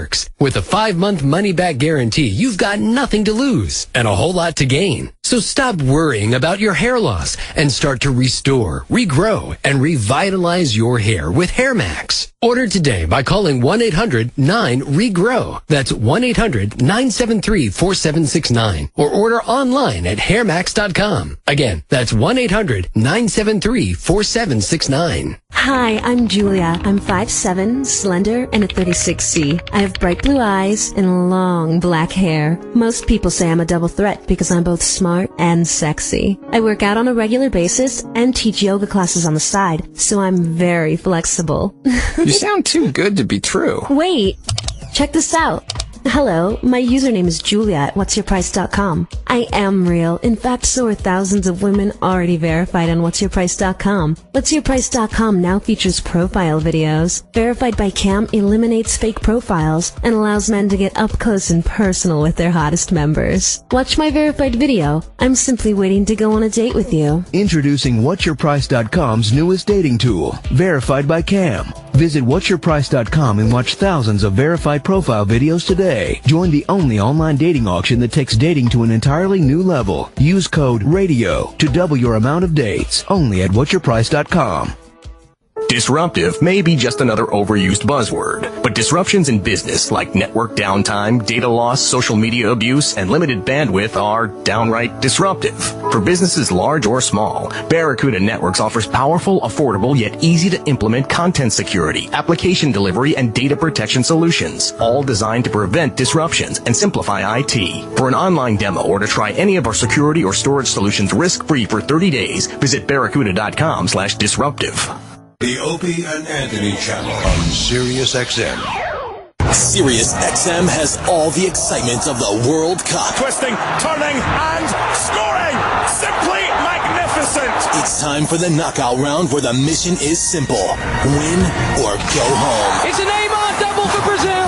Today, South American powers collide. First at noon Eastern, Brazil battles Chile. Then at 4, Colombia clashes with Uruguay. Hear all the action on ESPN Radio Channel 84. The World Cup is on Sirius XM. Hi, I'm Juan. I've been driving commercial big rigs for years. If you're a trucker like me, you need to know about deadlines for California's air quality regulations. Check the status of your commercial truck and bring it into compliance. If you operate in California, your truck must meet new air quality regulations. Find out how to comply. Don't risk losing that next job or incurring steep fines. There are no extensions. Visit the Air Resources Board website at arb.ca.gov/truckstop or call toll-free 866-6-DIESEL. That's 866-634-3735. Information available in Spanish. If you really want to protect your vehicle's floor, why would you settle for anything less than the most advanced vehicle floor protection available? I'm David McNeil, founder of WeatherTech. Our main goal when we design your custom-fit floor liners is to protect your vehicle's floor, period. We don't cut corners, and we don't compromise on quality, ever. So protect your vehicle's floor from dirt, sand, snow, mud, even food and drinks. Learn more at WeatherTech.com or call 1-800-CarMats. WeatherTech Floor Liners. Complete protection. Completely American-made. Millions of people are suffering from constipation and hemorrhoids. Are you one of them?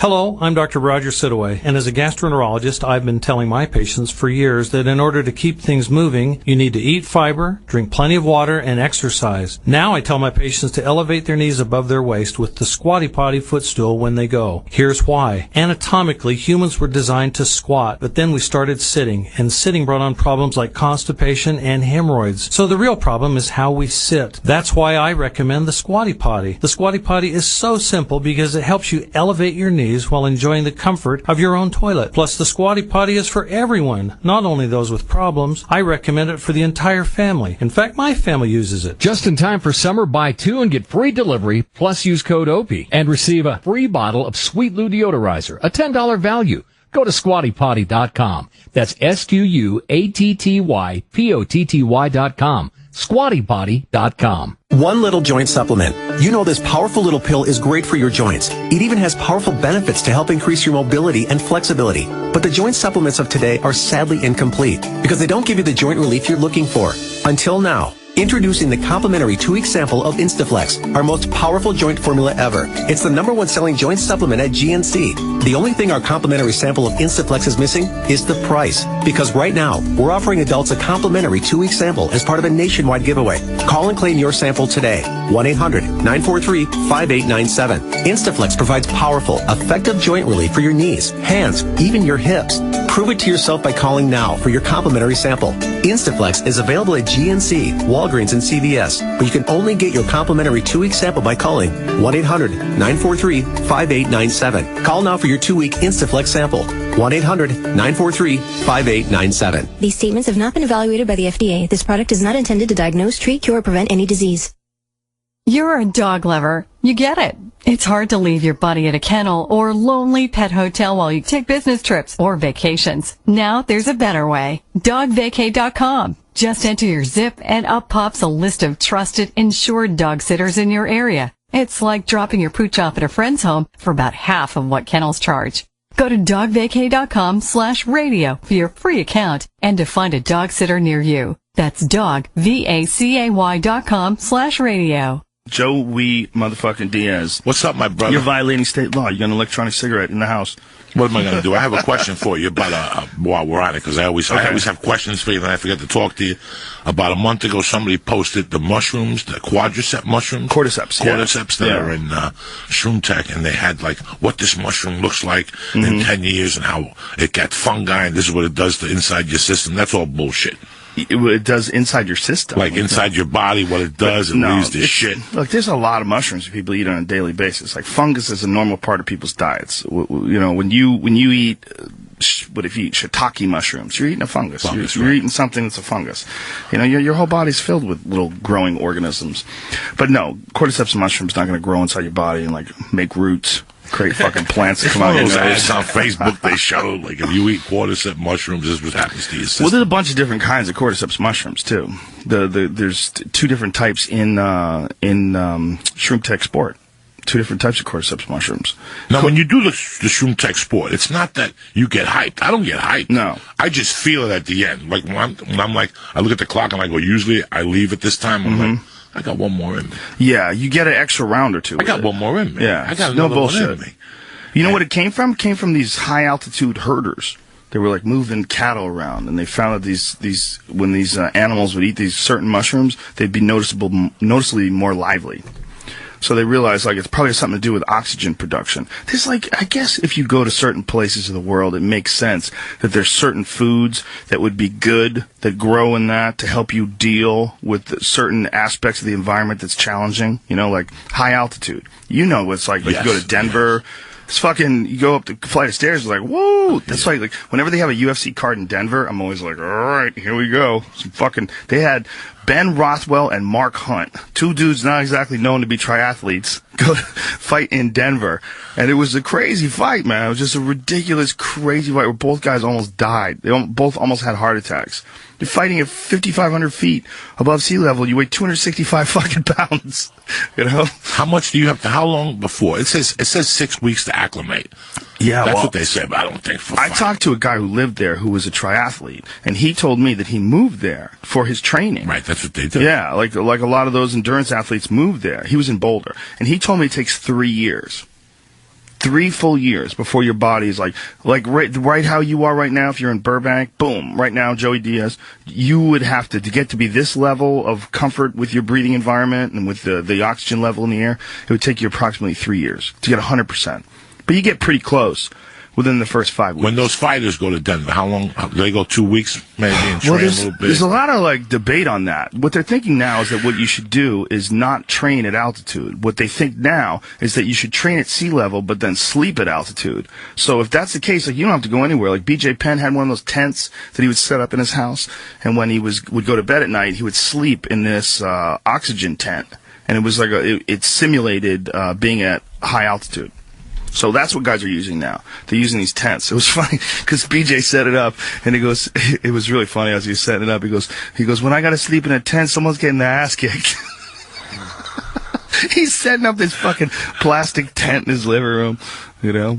It's wild. I was just in Utah, in Salt Lake City, and that also has elevation. And yeah. You don't remember. You just go out and do something. There's BJ sleeping in a tent.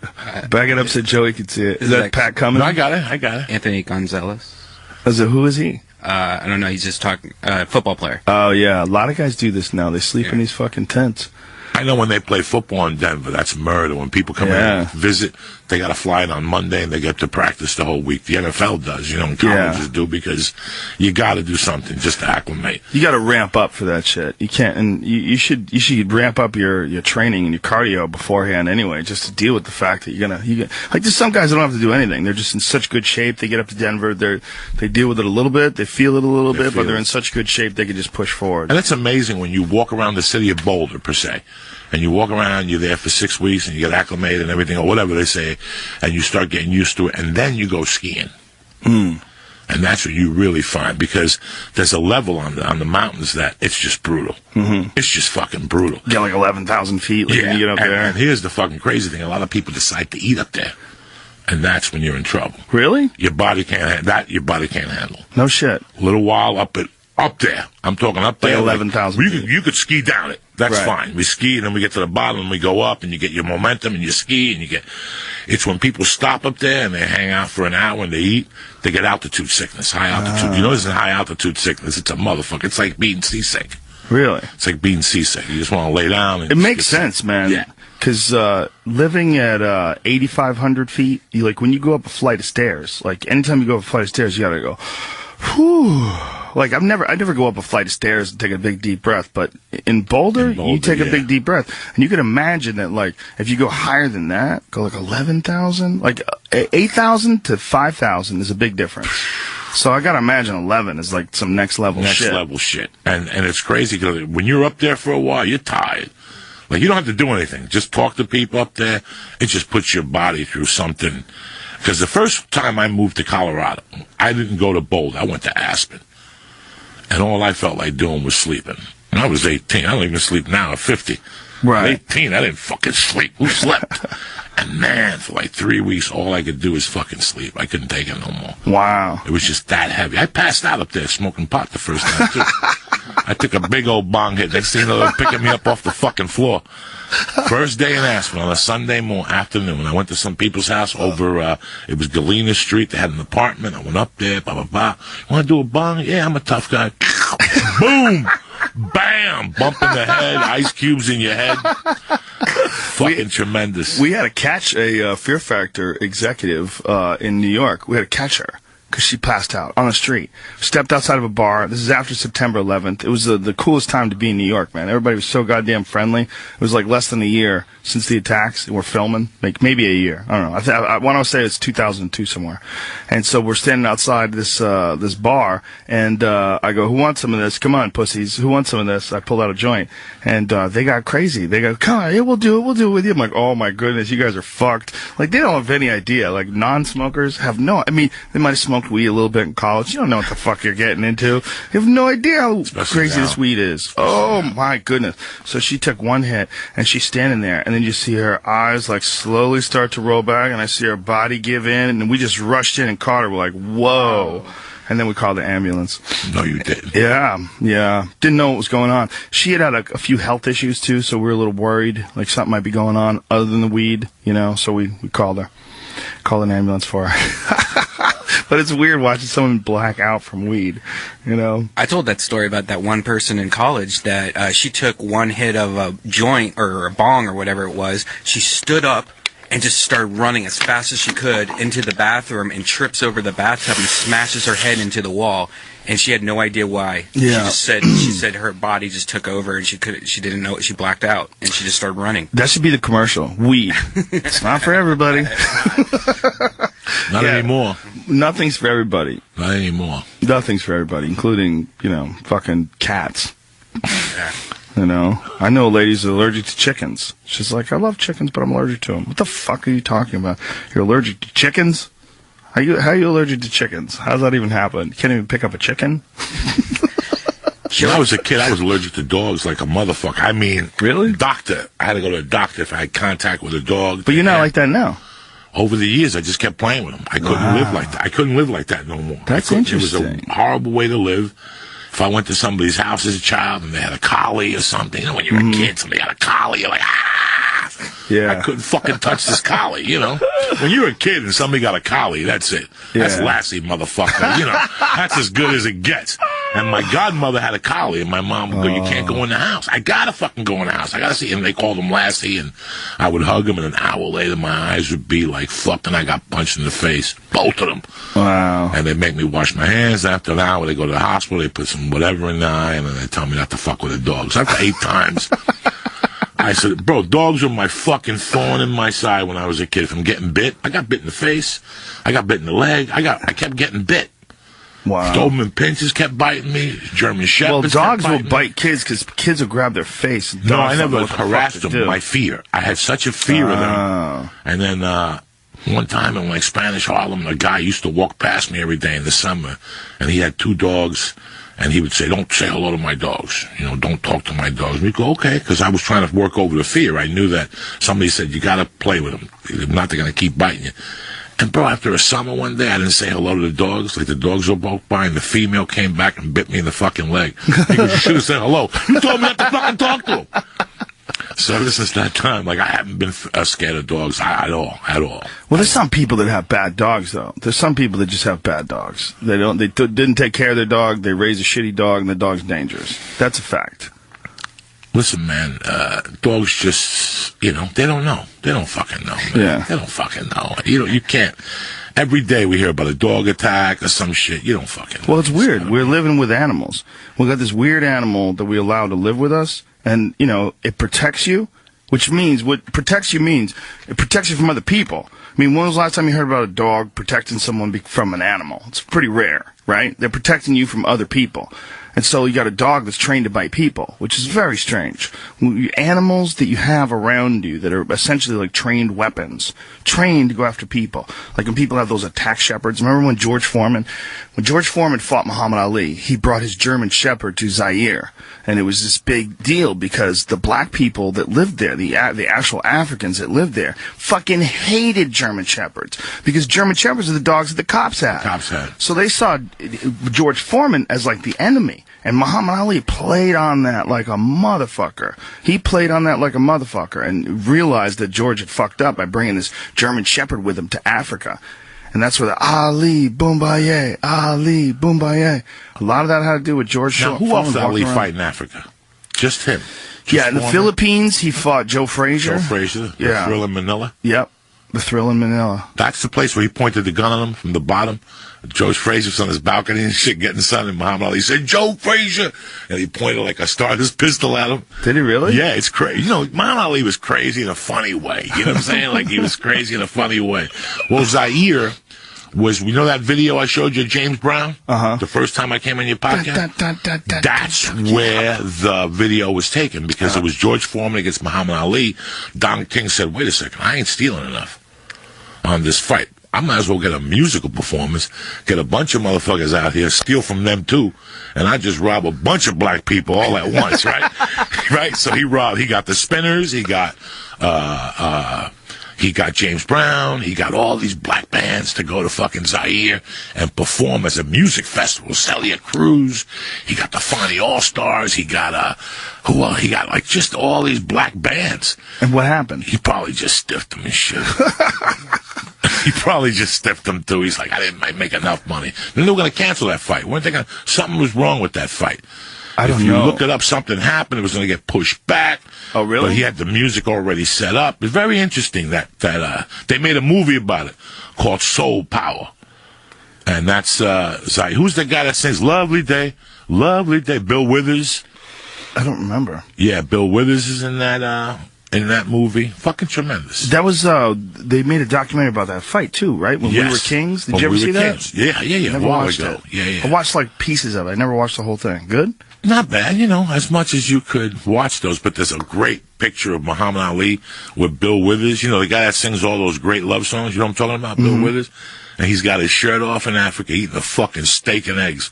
And Muhammad Ali is just dropping knowledge, talking, about the fight. And Bill Withers is next to him and he won't look up.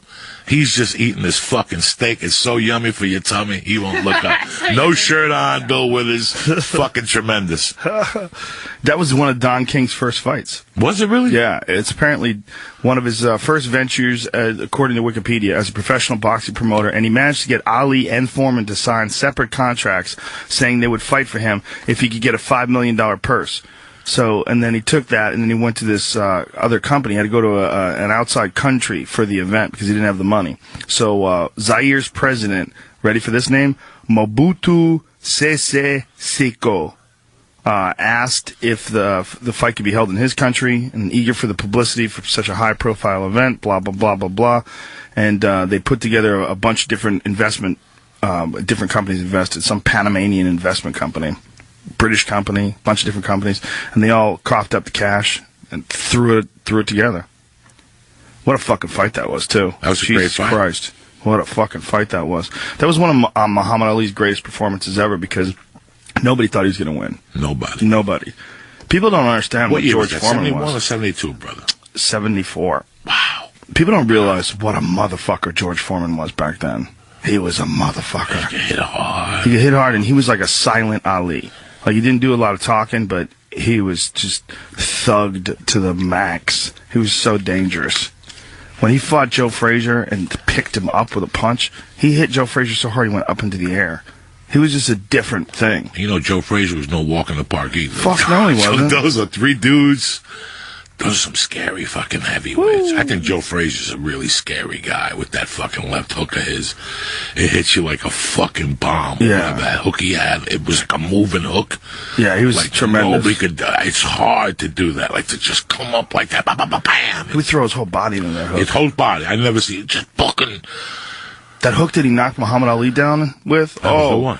What a picture perfect punch. He would just swing into that thing. Even if he knew it was coming. Yeah. Even if you knew, once you saw him ducking like that, once you saw him taking that little step, that little crotch, whatever that's called. He would do that shell, too, that Philly shell, where he put like one hand up, one hand down, and bobbing and weaving and coming in, whipping shots. Joe Frazier was a motherfucker. How sad was him? We used to go to Philly. We used to drive past his gym on the way in from the airport, that neighbor. And he lived at his gym before he died. Yeah. Yeah, he went broke. In the end, look, the amount of money that these guys make for the time. Look, they're talking about $5 million purses for Ali and Foreman. For the time, if you have $5 million back then, that is a lot of goddamn money. But guess what? You live like you got $5 million. So you're buying fucking Cadillacs and paying for this and paying for that, and meals here and jets there. And next thing you know, $5 million doesn't even make it to the 80s. And you know the brothers are showing up at the door. My long lost motherfucking cousin and shit. Yeah. Listen, man, we got a venture, and this motherfucker can't go wrong. Barbershops in white neighborhoods. First year, going to make 30% of your investment. Second year, 60% of your investment. And they just hit you with some crazy speech. How many of those you ever had to deal with? 3. Oh, you get them all the time. I had to deal with one recently. Movies, TV shows, you get them constantly. Just ear beatings. And all you have to do is invest why'd money. I even come here? Listen, man, I'm not a movie producer. All you have to do is give us a check and we'll do the rest. Okay. You don't have to do anything. You don't have to worry about it. Yes, I do. I have to worry about it. No, you don't have to worry about it. No, I do have to worry about it. If I give you money, I'm going to worry about it. Get out of here with your crazy idea. There's a reason why they have banks, okay? Go to the bank. If you have a really good idea and you have credit, go to the fucking bank. If you don't have credit, I gotta assume somewhere along the line you've already made some poor fucking choices. I don't want to be involved in that. People have this, everybody has this idea that they're gonna figure out how to circumvent this time-honored system of Hollywood, and then we're gonna get to Joe Diaz. If I can get to Joe Diaz, I know Joe Diaz has been killing it on the road. If he can give me just $2,000, and I could start this film, you know, Quentin Tarantino did his Kevin Smith made Clerks, and they just think that all they need is a couple grand from Joey Diaz. Joey. You can't go wrong. Okay, nobody makes movies like me. Okay, Joey? They just don't want me in. They don't want me in, Joey. They don't want me in, Joey Diaz. They want to keep me on the outside.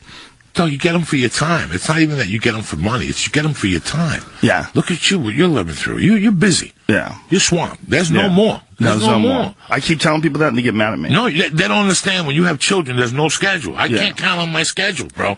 At 10:20, she wouldn't get off my fucking lap watching 1, 2, 3 videos on YouTube. Yeah. At 10:30, I went to pick her up. Like, let's go. What? Yeah. What were you fucking talking about? Like, I'll be back in a couple hours. They don't know what the fuck that means. I don't know what the fuck I'm talking. You don't have no fucking idea what it is to. And I went to go into the room at 9:30 to get out of there. I was going to get out of there early. That little bitch opened the gate up, Doug. I heard those stomping, and right there's no argument. She just puts her hands up. Right. Got to pick her up. Got to put YouTube on. I got to sit there with her. 1, 2, 3, 4, 5. Yeah. You know, and then she, again, Daddy, okay. Well, the problem with people asking you to do things, too, is that you got to do this shit for yourself, okay? The way to do it is not to go through other people and ask people to pick you up and help you. That's not how it works. It doesn't work that way. And everybody thinks they're going to figure out some fucking shortcut because they know you or they know this guy or that guy. There's no shortcuts in creating something. Just figure it out, bitch. I love stand-up because there's one part of me that doesn't need anybody. All I need is a notebook. Right here. This is my tools for stand-up. And a person. Well, I'll go to Bob's fucking coffee house on North Hollywood and do 3 minutes. You know me. I don't give a fuck. Yeah. When we talked about having a band, that somebody came on here and said that it was the toughest thing in the world for a band to stay together. You got 4 people personalities, you know. You get these people that come to you now, and I was breaking it down for you on the plane. They'll say, hey, Joe, how you doing? My name is this. Read my script. Do you like it? Yeah. We're going to get $8 million. And then you go, okay, when you get it, call me. I really like the script. Something you're interested in. Whatever. 3 days. All of a sudden, you do get a call in a year later, and they say, hey, we're making a movie. But guess what? We didn't get $2 million. We got $200,000. So instead of you getting $10,000 a week, you're going to get $100 a day. And it's going to be a hit. We're going to make it happen. 9 out of 10, they run out of money for marketing and editing and the whole fucking thing. So your movie ends up in YouTube. They don't have a legit schedule, so you have to work Saturdays and fucking Sundays. You know, those people that are involved in those low rent movies, they're a fucking nightmare. Ooh. And it's their dream. And I get it. It's your dream. but don't include me in this fucking thing, because you want me to do everything cheap on my end, all the hours, and it's your fucking dream. If it's that much of your dream, do me a favor. Forget the 200 G's. Go get another 300 G's and make this fucking work. Well, not only that, you can find other actors out there that will do it for cheap. There's people out there that just want to act, sort of like a comic will go to an open mic night. There's certain actors that just want to do something to put it on a reel. Go find them. There's a lot of talented people out there that are not working. As far as like acting goes, there's a lot of fucking people that can do it. There's a lot of talented people. It's just I just have a problem. People like asking you to help them do it. Like I get it from comics all the time too. Just looking for a break.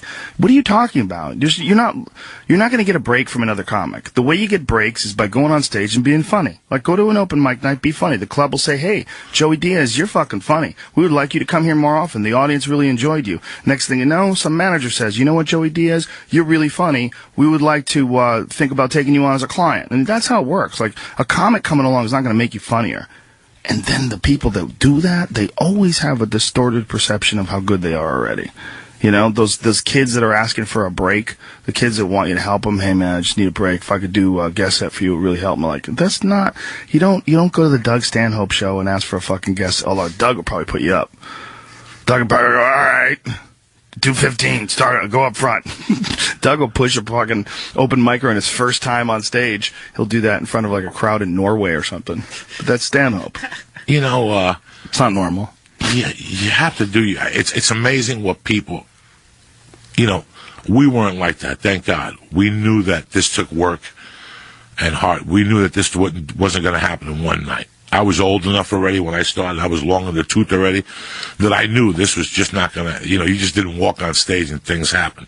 And people come here and they're called desperados, where they just they'll come up to you for a guest set, and you got to ask them, what is this going to do for you? Right. How is this going to fucking change your life? It's like I've never been too much of a hanger-outer.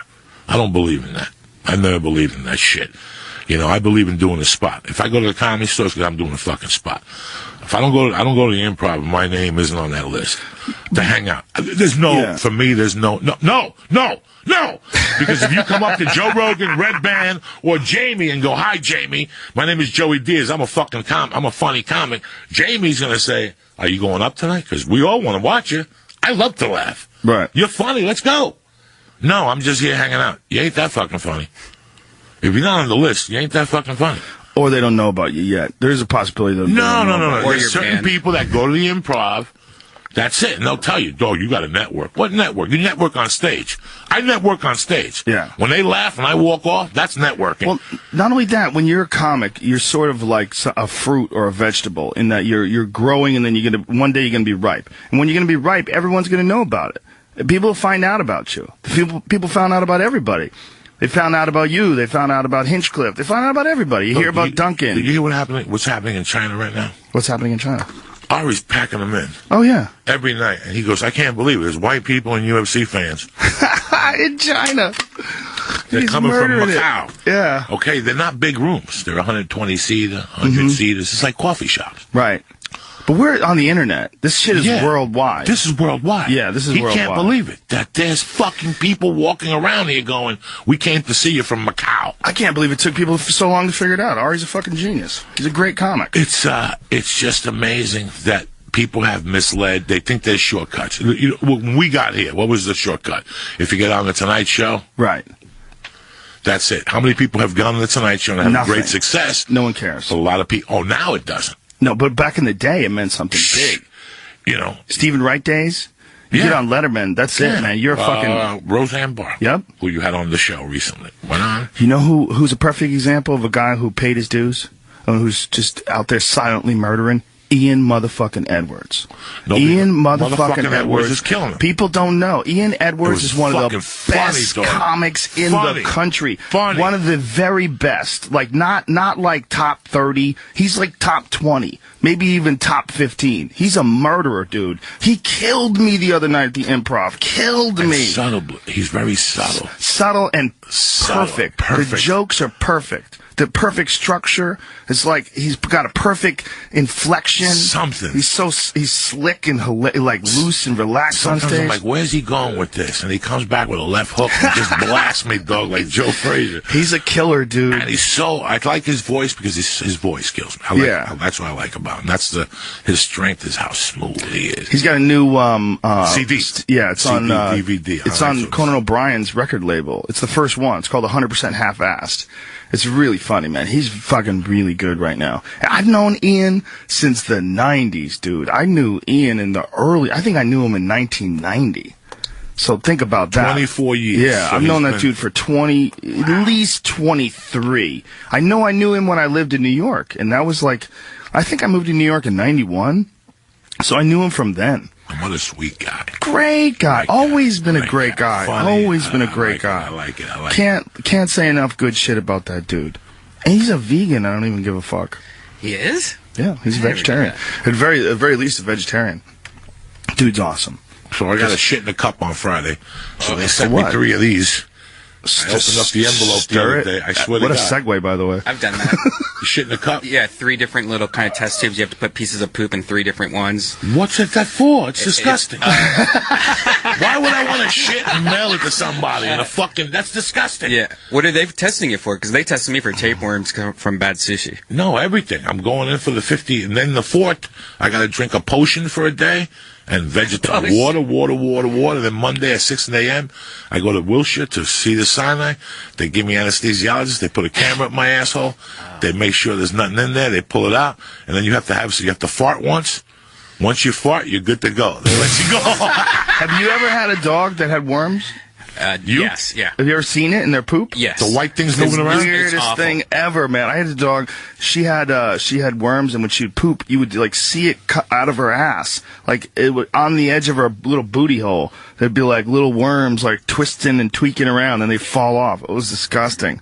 She had to get some anti-worm medication and kill everything that was inside of her. Yeah, I thought my current dog had it because every time she shits, she wipes her ass. Mm-hmm. After she shits, she just like rubs her butt on the grass and then takes off. And I'm like, oh, that means she has worms. But no, sometimes it's just an itchy butt. Yeah, she just does it. Doesn't your butt itch sometimes?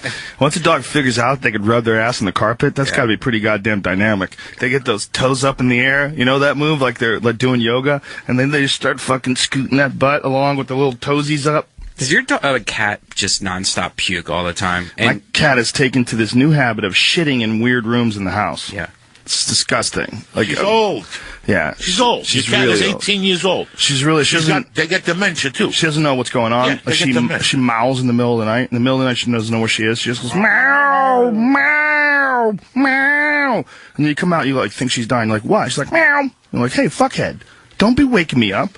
You're waking me up like you're screaming and yelling in the middle of the night. You took a Instagram with her the other day. That's sweet sometimes. She's a sweet cat. She's very needy, man. Very needy. Like when I want to get some work done, I'll sit down in my office. Sometimes I have to put her out in the hallway because she'll just keep hopping in my lap. I'm like, listen, bitch, I gotta work. But she looks at you like it's your free massages, you know? She doesn't like anybody else in my house either. Because she doesn't like my little kids, you know? And she remembers my stepdaughter as a little kid too. So like she's no little kids. Like she's like, get the fuck out. Everybody out. Out. Everybody out. She doesn't want to have nothing to do with kids. So, like, she just runs away from everybody in the house but me. So when I'm not home, the bitch just hides. She just hides. She's like, where is this bitch? Like, if I'm on the road for, like, 5 days, she's like, what the fuck is going on here? Where is this asshole? So as soon as I come home, it's meow, meow, meow. Follow me around in circles. She loves meow, you. Yeah. Meow. I have a black they love. I can't. What are you going to fucking do? I've had her since she was a baby. She was a little tiny kitten. Yes. I got her from my sister. My sister had a cat, and the cat got fucked by some wild cat. They lived in the outside of Boston, like suburbs. Like you call it the suburbs, but it's pretty rural. Like they had coyotes and shit, and they had raccoons who would tear apart their trash, and they had wild cats, a lot of wild cats. Like feral cats were pretty common, but they were people's pets. You know, they were wild, but they weren't like dangerous wild cats, like farm cats. They were just people who let their cats out. Their cats would go run around fucking. So it was old school. The cat gave birth in the middle of the kitchen. They put it in a box, shit out some kittens, and she had all these kittens. So I took one of them. And that's Spaz. Here she is, 18 years later. She's fine.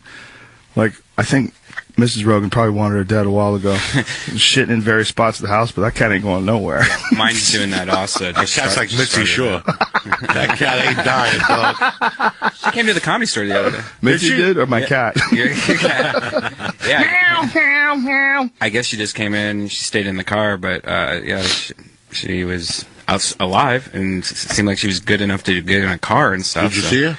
I didn't see her, but my friend Josh did. For young comics, man, she just if you find out that she's going to be there, just go there to stare at her. Yeah.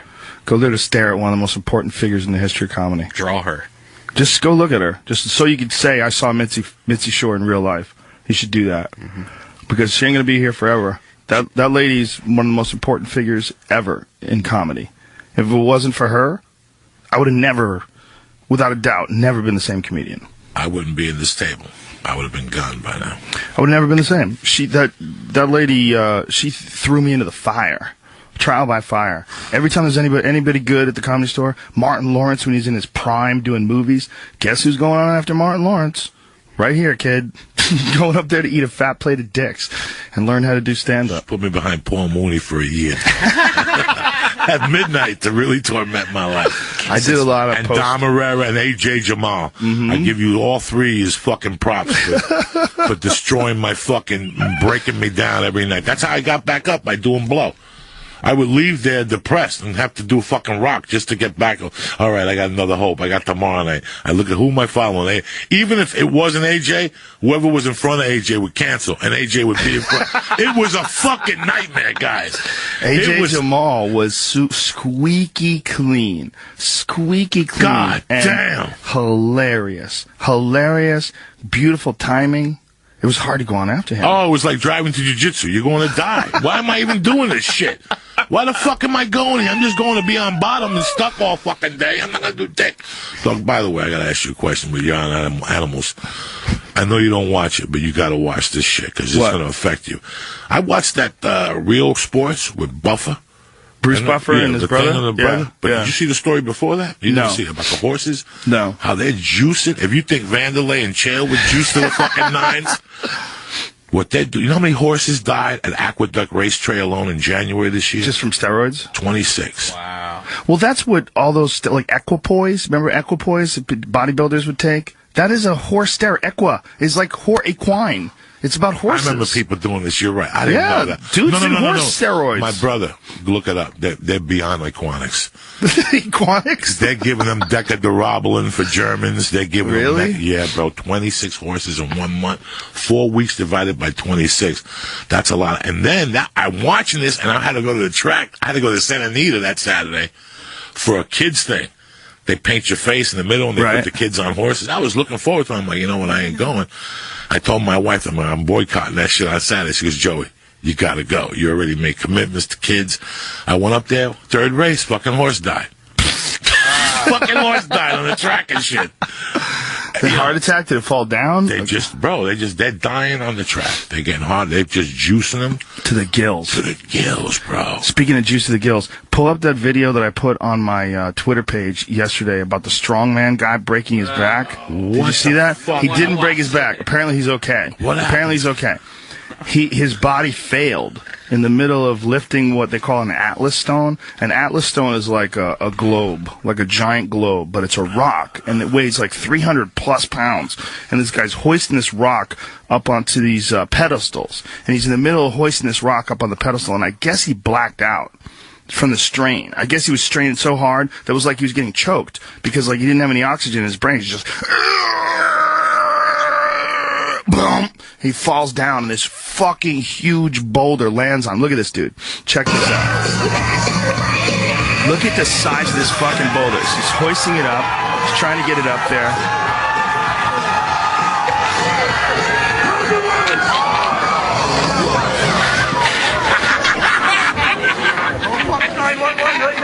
Call fucking 911 right now. Why is that funny? Why are you laughing at that? Because I won't watch the video, but I was watching Joey Diaz. Watching his reaction. Like this.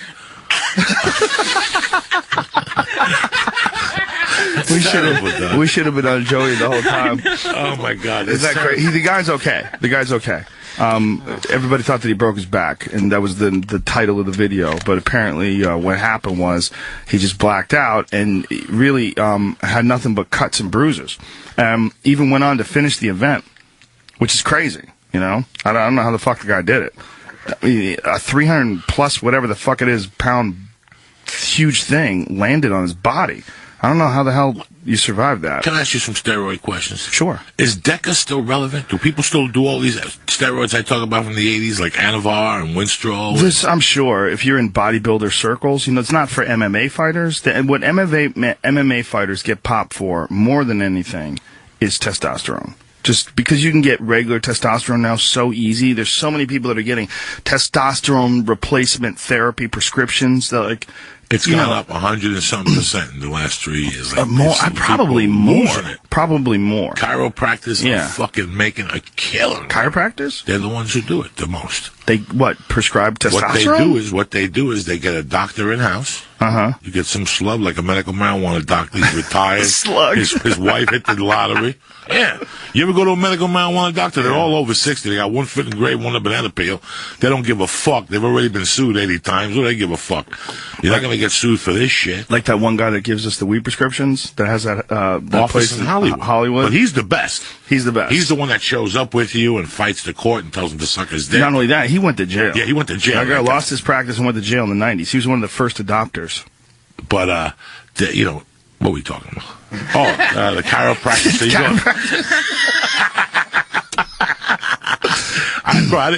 I didn't smoke, but I did eat a half a cookie. I hear you, man. Don't get me wrong. I did eat a little half a cookie. Nothing wrong with it. I'm a fan. What you do is you partner up with a doctor. You put her in the office. You go upstairs. You draw blood. You come downstairs a week later. You're low on testosterone. Yeah, you need a real doctor to do that because you need to get all your. If you're gonna fuck around like that, you got to get all your levels measured, your thyroid level measured, your IGF-1. No, they're real doctors, Joe. And do they know what they're doing? Yeah, they send you they do all the paperwork, and you go upstairs with the test, and then they read it to you. They prescribe the blockers. They prescribe everything all at once. It's just you're working very closely with the chiropractor, and the chiropractor is not some guy who walks around with sandals. Right. This guy is 6'6", 292 pounds, fucking 90%. Yeah, if I show you this chiropractor, you're gonna go, oh yeah. Oh yeah, that's the man, that motherfucker. You know. Chiropractors, that's a very controversial science, if you want to call it a science, practice, you know.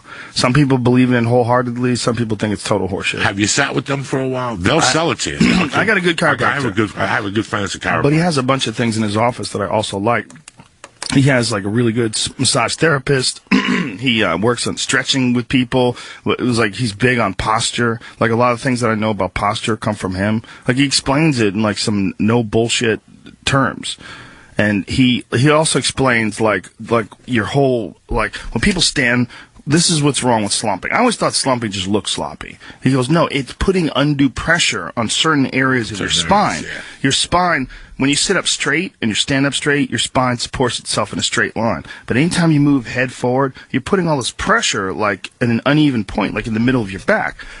Essentially, we're supposed to be like dogs. We're supposed to be walking on all fours. You know, there's a reason why most chimps walk on all fours. It's like, and they don't have backaches. It's like, it's a better way of moving. When human beings start standing up, apparently the flaws in the design of the back began to surface. Like, we're not done yet. Like, eventually, the body, as it stands like now with this back issues that most people have from picking things up, most likely the body's going to evolve over the course of the next million years or so. And there'll probably be a much stronger version of a back in the future. Now, the kettlebell training has helped your back? Oh, yeah, for sure. Because it basically says about people's backs, when you start kettlebell training, your back becomes, they use this word, resilient. Yeah. Well, you get muscle. Look, if you feel someone's back, if you go and like feel the actual back muscles themselves, if you have more stronger back muscles supporting your spine, it just makes sense. Okay. If you practice proper posture and you have more muscle and stronger muscle supporting the core of your body, then you can resist movement, unexpected movement, like say like in jiu-jitsu class or something like that. If like you get yanked to the side, back and forth, the stronger your core is, the more you're protected from that. You know, like if you roll with a guy who's got a really strong core, like judo guys specifically, you can't move those fuckers around, man. Their core is so goddamn strong. So if you're trying to like lean against their core, compress their core to like either flip them over or to sweep them, their core is so goddamn strong. It's like their pillar, what connects their body together is just, you can't get through that fucking thing. Wrestlers, same thing, especially Greco-Roman guys. Their upper body and their core is so fucking strong from throwing bodies around all the time. And that's sort of what kettlebells mimic. Just throwing things, picking things up, hoisting things with momentum. All that stuff, that all builds core. That all builds what everybody likes to call core. But people do sit-ups and leg lifts and shit. Get the fuck out of here with that. You don't need that. You need heavy kettlebell. Swing those motherfuckers and press them and do windmills. That's where you get strong core. If I want to keep my weight low, do I increase the weight, dog, or increase the reps? Work. Increase the work. Okay. The more work with you the 45 do, you gave me. Listen, you can do 45 pounds for an hour, or you can do 55 pounds for 40 minutes. It's all in how much you put in versus how much you get out. As far as for health benefits, when you go heavy, the problem is you risk injuries. When you go like 55 pounds, 70 pounds, 90 pounds, once you that gets a little squirrely because you're hoisting a lot of goddamn weight and you're carrying it in all these fibers and tissues, you're straining. When you're doing like 55 pounds or 45 pounds, it's not that much weight, so you can get in a lot of reps and you get exhausted. Okay, that's what I do. I get to the point where at the end my form sucks. Once my form starts to stop, I stop out. Yeah, that's at 14. I try to do 10 sets of swings infinitively, times 12. Sometimes I'll do 9 and I'll rest a minute. I'm on a minute timer. Then I do another 14, 16. Then I rest a minute, another 12, 15. I go with my body. Right. Once I do 10 of those 45s, I do the single ones, and I do 15 of those. Like 7 in one hand, I switch it to 8 in the other, and vice versa. Right. Still with a minute. By the time I get to the 14th one, I can feel my form starting to fade. That's when it's over. I pick up the 235 and I walk around the block till I can't take it no more. Like a farmer workout? That's a good just move. With my posture. That's it. That's a great workout. Listen, I read extensively. I hang out with you. I have a friend who has a coach, and he goes, the thing about kettlebells was for a guy that's 50, the less is the better, but go with your body. Go with what it tells you. So they started a program at his place now, 5 days a week, kettlebells, 20 minutes a day. You guarantee 10 pounds in 1 month. To lose and a certain diet, and they're doing it really good. I just haven't been able to do it because I've been on the road Thursday, Friday, Saturday. But I'm home the next 3 weeks, and I'm going to work on it. I'm going to go in there. You can either go at night or in the morning. 20 minutes. It's great work. It's great work for your body. When you do it, it combines all the benefits that you get from lifting weights with all the benefits that you get from doing cardio. You can get it all together in one movement. It's just you're forcing your body to do shit, and if you do. The workout that you're talking about right there, that's a good workout. That's a good workout. It's a very good workout. And then I like how you're ending with the farmer's walks. I open up with the farmer's walk. That's a good way to warm up, I end with the farmer's walk infinitively. Yeah. I walk, I get loose, I put them down, I rest a minute, pick them up, and just walk as much as I can. Sometimes I make it to Burbank Boulevard. Oh, really? Yeah, why not? It's 10 o'clock at night. Yeah. I'm not doing nothing. Why not? If somebody comes to mug you, bang! And I like doing them. Bro, in the mornings, I park my car in front of my house. Go in my trunk. I got the kettlebells in my trunk. I got 2 boxing gloves. I got shin guards. I got a yoga mat. That's awesome. Because sometimes I'll go to fucking North Hollywood Park. That's where I think I killed my meniscus. Was at North Hollywood because I'd walk that thing and then do the kettlebells. And they got that one hot corner over there that's always 150 degrees. I don't know what it is about Hollywood Park that it's beautiful. The walk is beautiful, but there's a dip where the sun, even at night, it shines. Even at night, the sun shines there, and it is fucking 140 in that corner. But yeah, I like to do the kettlebells outside. Yeah. When I do them inside, I get anxiety. I get hot. I can't breathe. I do them outside under the sun. I blast them out like from 9:15 to 10 o'clock. I'm done for the day, dog. My body's burning shit all day. You know what I just got for my kettlebell? What? A bowling ball carry-on bag for an airplane. Because you can carry 50 pounds. You take 50 pounds with you and check it. So I check this fucking cannonball.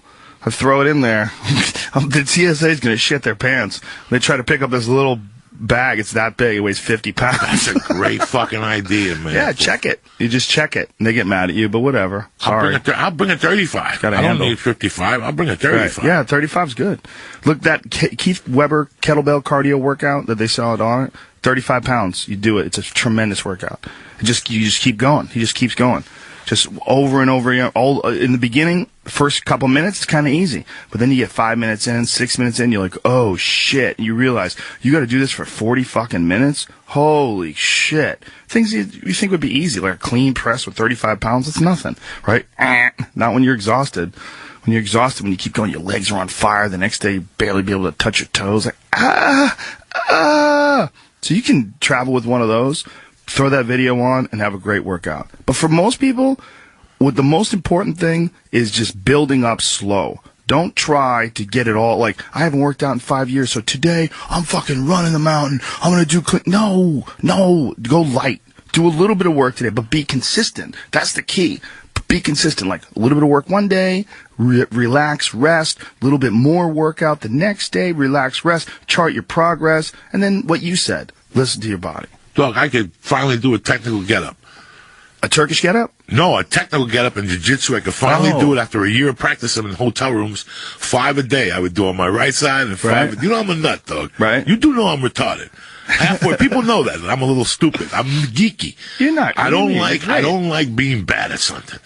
And since we got the comedy work ethic, I know that you could turn anything in life into something if you just keep showing up. Yeah.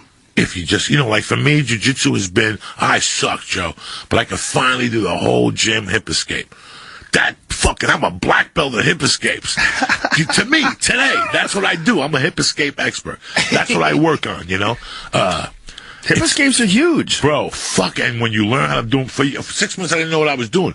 And then Salami taught me sometimes, Aldous taught me a different, and I put it all together on my shoulder, and now at least I can pick up my ass and push it all the way back. For me, those are the little things, I wish I was better. But I know if I keep going to jiu-jitsu twice a week, which is what my body can handle, eventually I'll get somebody an arm bar. Eventually, because I got funny with comedy. I was no fucking Slip Magoo in the beginning. I just I just kept showing up, dog. Yeah. You just gotta keep showing the fuck up. That's half a life. That's half a life. And who gives a fuck how long? I'm not looking for a black belt. I'm not even looking to go to beat nobody up. I'm just looking to go to learn how to do a Turkish get-up. I can do with 10 pounds a Turkish get-up. I'm up to this point where I put my arm down, I put my knee up, and I just go up to my elbow and I go down. I do 10 of those, bro. Bop, bop, bop. I don't even go over it. I've been doing it for 8 months, kettlebells. 10 pounds, Turkish get-up, bitch. But I'm still doing it. Right. What would happen if I would have took 35 pounds? You know me, dog. I could do that. I wouldn't be here right now. My shoulder would be in my fucking earlobe. But at least I know this going in because of comedy. Because of the lesson I got from comedy. Mm-hmm. That it don't matter, dog. Just keep showing up. Yep. Yeah, but nobody laughs. Dog, keep showing up. Some people, you tell them, stay home. Some people should stay home. You know what, man? For some people, it's like me. When we did comedy, there was 8 people who had a chance.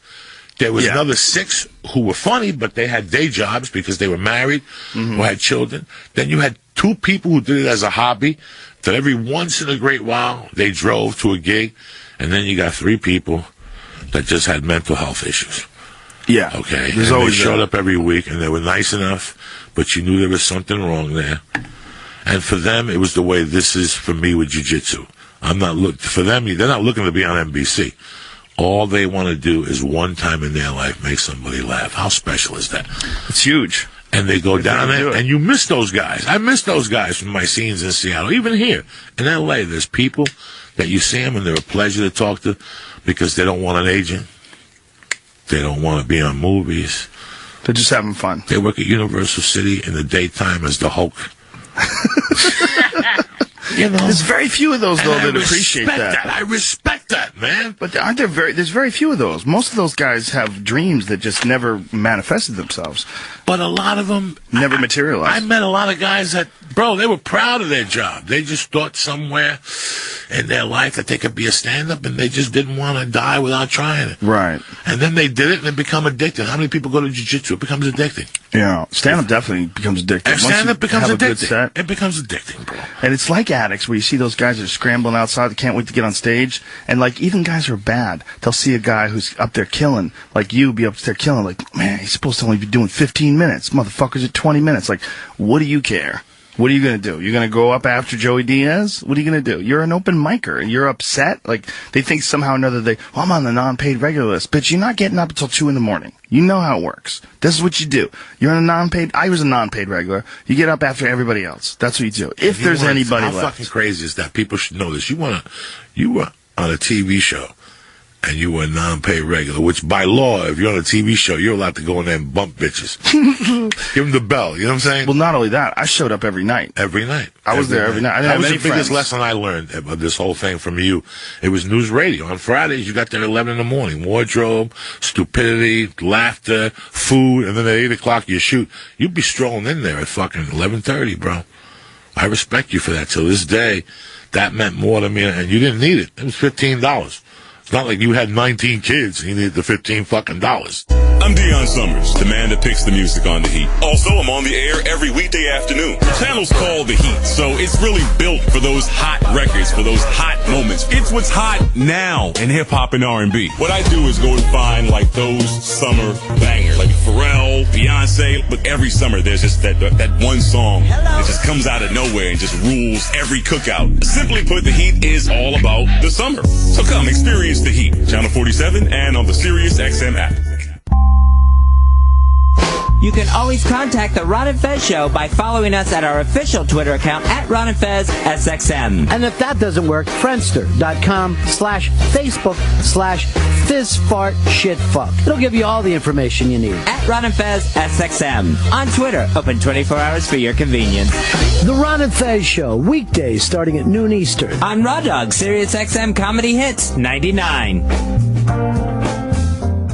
Have you still not refinanced your mortgage? Well, soon you may be kicking yourself in the head. Hi, I'm Wesley Hogan with Westland Financial, and interest rates have gone up recently and will continue to rise, but they're still at historical lows. So don't delay. Let us lower your monthly payment, consolidate a first and second, pay off other debt, or drop you into a 15-year loan with no closing costs. That's right. Nothing's rolled into your loan. We'll pay for your appraisal, title, underwriting, settlement fee, everything. Do not miss out on this historic opportunity. Whether to purchase or refinance, you'll pay no closing costs. You won't spend a dime. Think about it. All it takes is a 5-minute phone call to find out how we can save you hundreds or even thousands of dollars a year. And by the way, Westland Financial now is proud to offer reverse mortgages for our clients over 62. So call us. The only way you can lose money is not to call Westland Financial. Call 888-615-3669. 888-615-3669. 888-615-3669. Lennox Financial Mortgage Corp. DBA Westland. NMLS number 3304. Not all loans apply. Equal housing lender. Be honest. Will owning a bigger TV help you get ahead in life? Will another pair of shoes make you a better person? Probably not. But what if you could speak another language? If that appeals to you, Rosetta Stone is letting everyone who calls try an absolutely free demo of its powerful language learning software. Do you want more stuff or a language that will last a lifetime? For your free Rosetta Stone demo, call 1-800-918-9767. 1-800-918-9767. 1-800-918-9767. Ladies and gentlemen, Captain Obvious.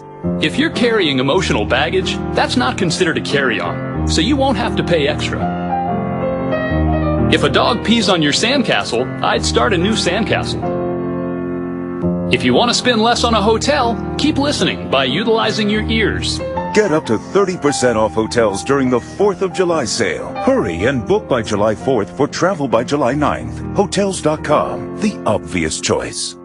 Did you know that a Nobel Prize was awarded for a medical discovery that improves your sexual performance? It's true. Nitric oxide was discovered to improve your sexual performance. It also miraculously improves your heart health, blood pressure, energy levels, your immune system, diabetes, arthritis pain, even your memory and mood. That's why millions of men and women have begun taking nitric oxide boosters as daily supplements. And right now, we're releasing free bottles of Peak Nitric Oxide so you can discover the benefits for yourself. Be one of the first 100 callers at 1-800-917 917-5786. After extensive research and clinical tests, nitric oxide has been described as the miracle molecule of the 21st century. Taken once a day, you'll not only begin feeling years younger, but we'll also send you free test strips to prove it works. Discover how to get your free bottle of peak nitric oxide and free test strips at 1-800-917-5786. Be one of the first 100 callers. 1-800-917-5786. These statements have not been evaluated by the FDA. This product is not intended to diagnose, treat, cure, or prevent any disease. Are you tired of all the sign-on bonus gimmicks being used to attract you into a truck driving job? At Martin Transport, we don't believe in gimmicks. We let the facts speak for themselves. Martin drivers are averaging 9% more miles today than they were just 2 years ago. And our industry-leading automatic detention pay and realistic monthly bonuses put more money in our drivers' pockets every single week. Don't fall for the gimmicks. Give Martin a call today at 888-239-5746 or visit drive4martin.com. The Opie and Anthony Channel on Sirius XM. Hi, I'm Maria Bartiromo. Join me for a very special Success in Business Town Hall to launch Sirius XM's Business Radio, powered by the Wharton School. We'll have some of Wharton's best and brightest, including Neil Blumenthal, CEO of Warby Parker, William Lauder of the Estee Lauder Companies, Pauline Brown, Chairman of LVMH North America, Carl Ulrich, Vice Dean of Innovation at Wharton, on how to succeed in business. Join us for a very special Success in Business Town Hall, Monday at noon on Business Radio, Sirius XM 111, or listen on the Sirius XM app. I'm too busy to date. Yeah, I want to hit the gym first. All the good ones are taken. Look, there are plenty of excuses not to call It's Just Lunch. But frankly, most of them are, lame. Those excuses are standing between you and some really fun dates. Sure, you're busy, but you're also ready to meet someone special. And It's Just Lunch matchmakers are ready to get to know you and make some great matches. So quit with the excuses. Call 1-800-THE-DATE today and start dating tomorrow. That's It's Just Lunch. 1-800-THE-DATE. You're a dog lover. You get it. It's hard to leave your buddy at a kennel or lonely pet hotel while you take business trips or vacations. Now there's a better way. DogVacay.com. Just enter your zip and up pops a list of trusted, insured dog sitters in your area. It's like dropping your pooch off at a friend's home for about half of what kennels charge. Go to dogvacay.com/radio for your free account and to find a dog sitter near you. That's dogvacay.com/radio. We'd like to say thank you to all the drivers who keep this country moving. And we're saying it with double points all summer long. Get double My Rewards points at Pilot Travel Centers and Flying J Travel Plazas across the country. And you'll get discounts faster than ever before. Double My Reward points all summer long. Only from Pilot Flying J. Our way of saying thank you. Have you lost money in the stock market? Were you misled about the safety of your investments? 1-800-STOCK-LOSS recovers money for investors via arbitration. Yes, you can recover money lost with stockbrokers via arbitration. We'll hold your brokerage house responsible for losses. 800-STOCK-LOSS only gets paid after you recover your money. That's 1-800-STOCK as in stock market loss or 1-800-333-4567. Act now. Millions of people are suffering from constipation and hemorrhoids. Are you one of them?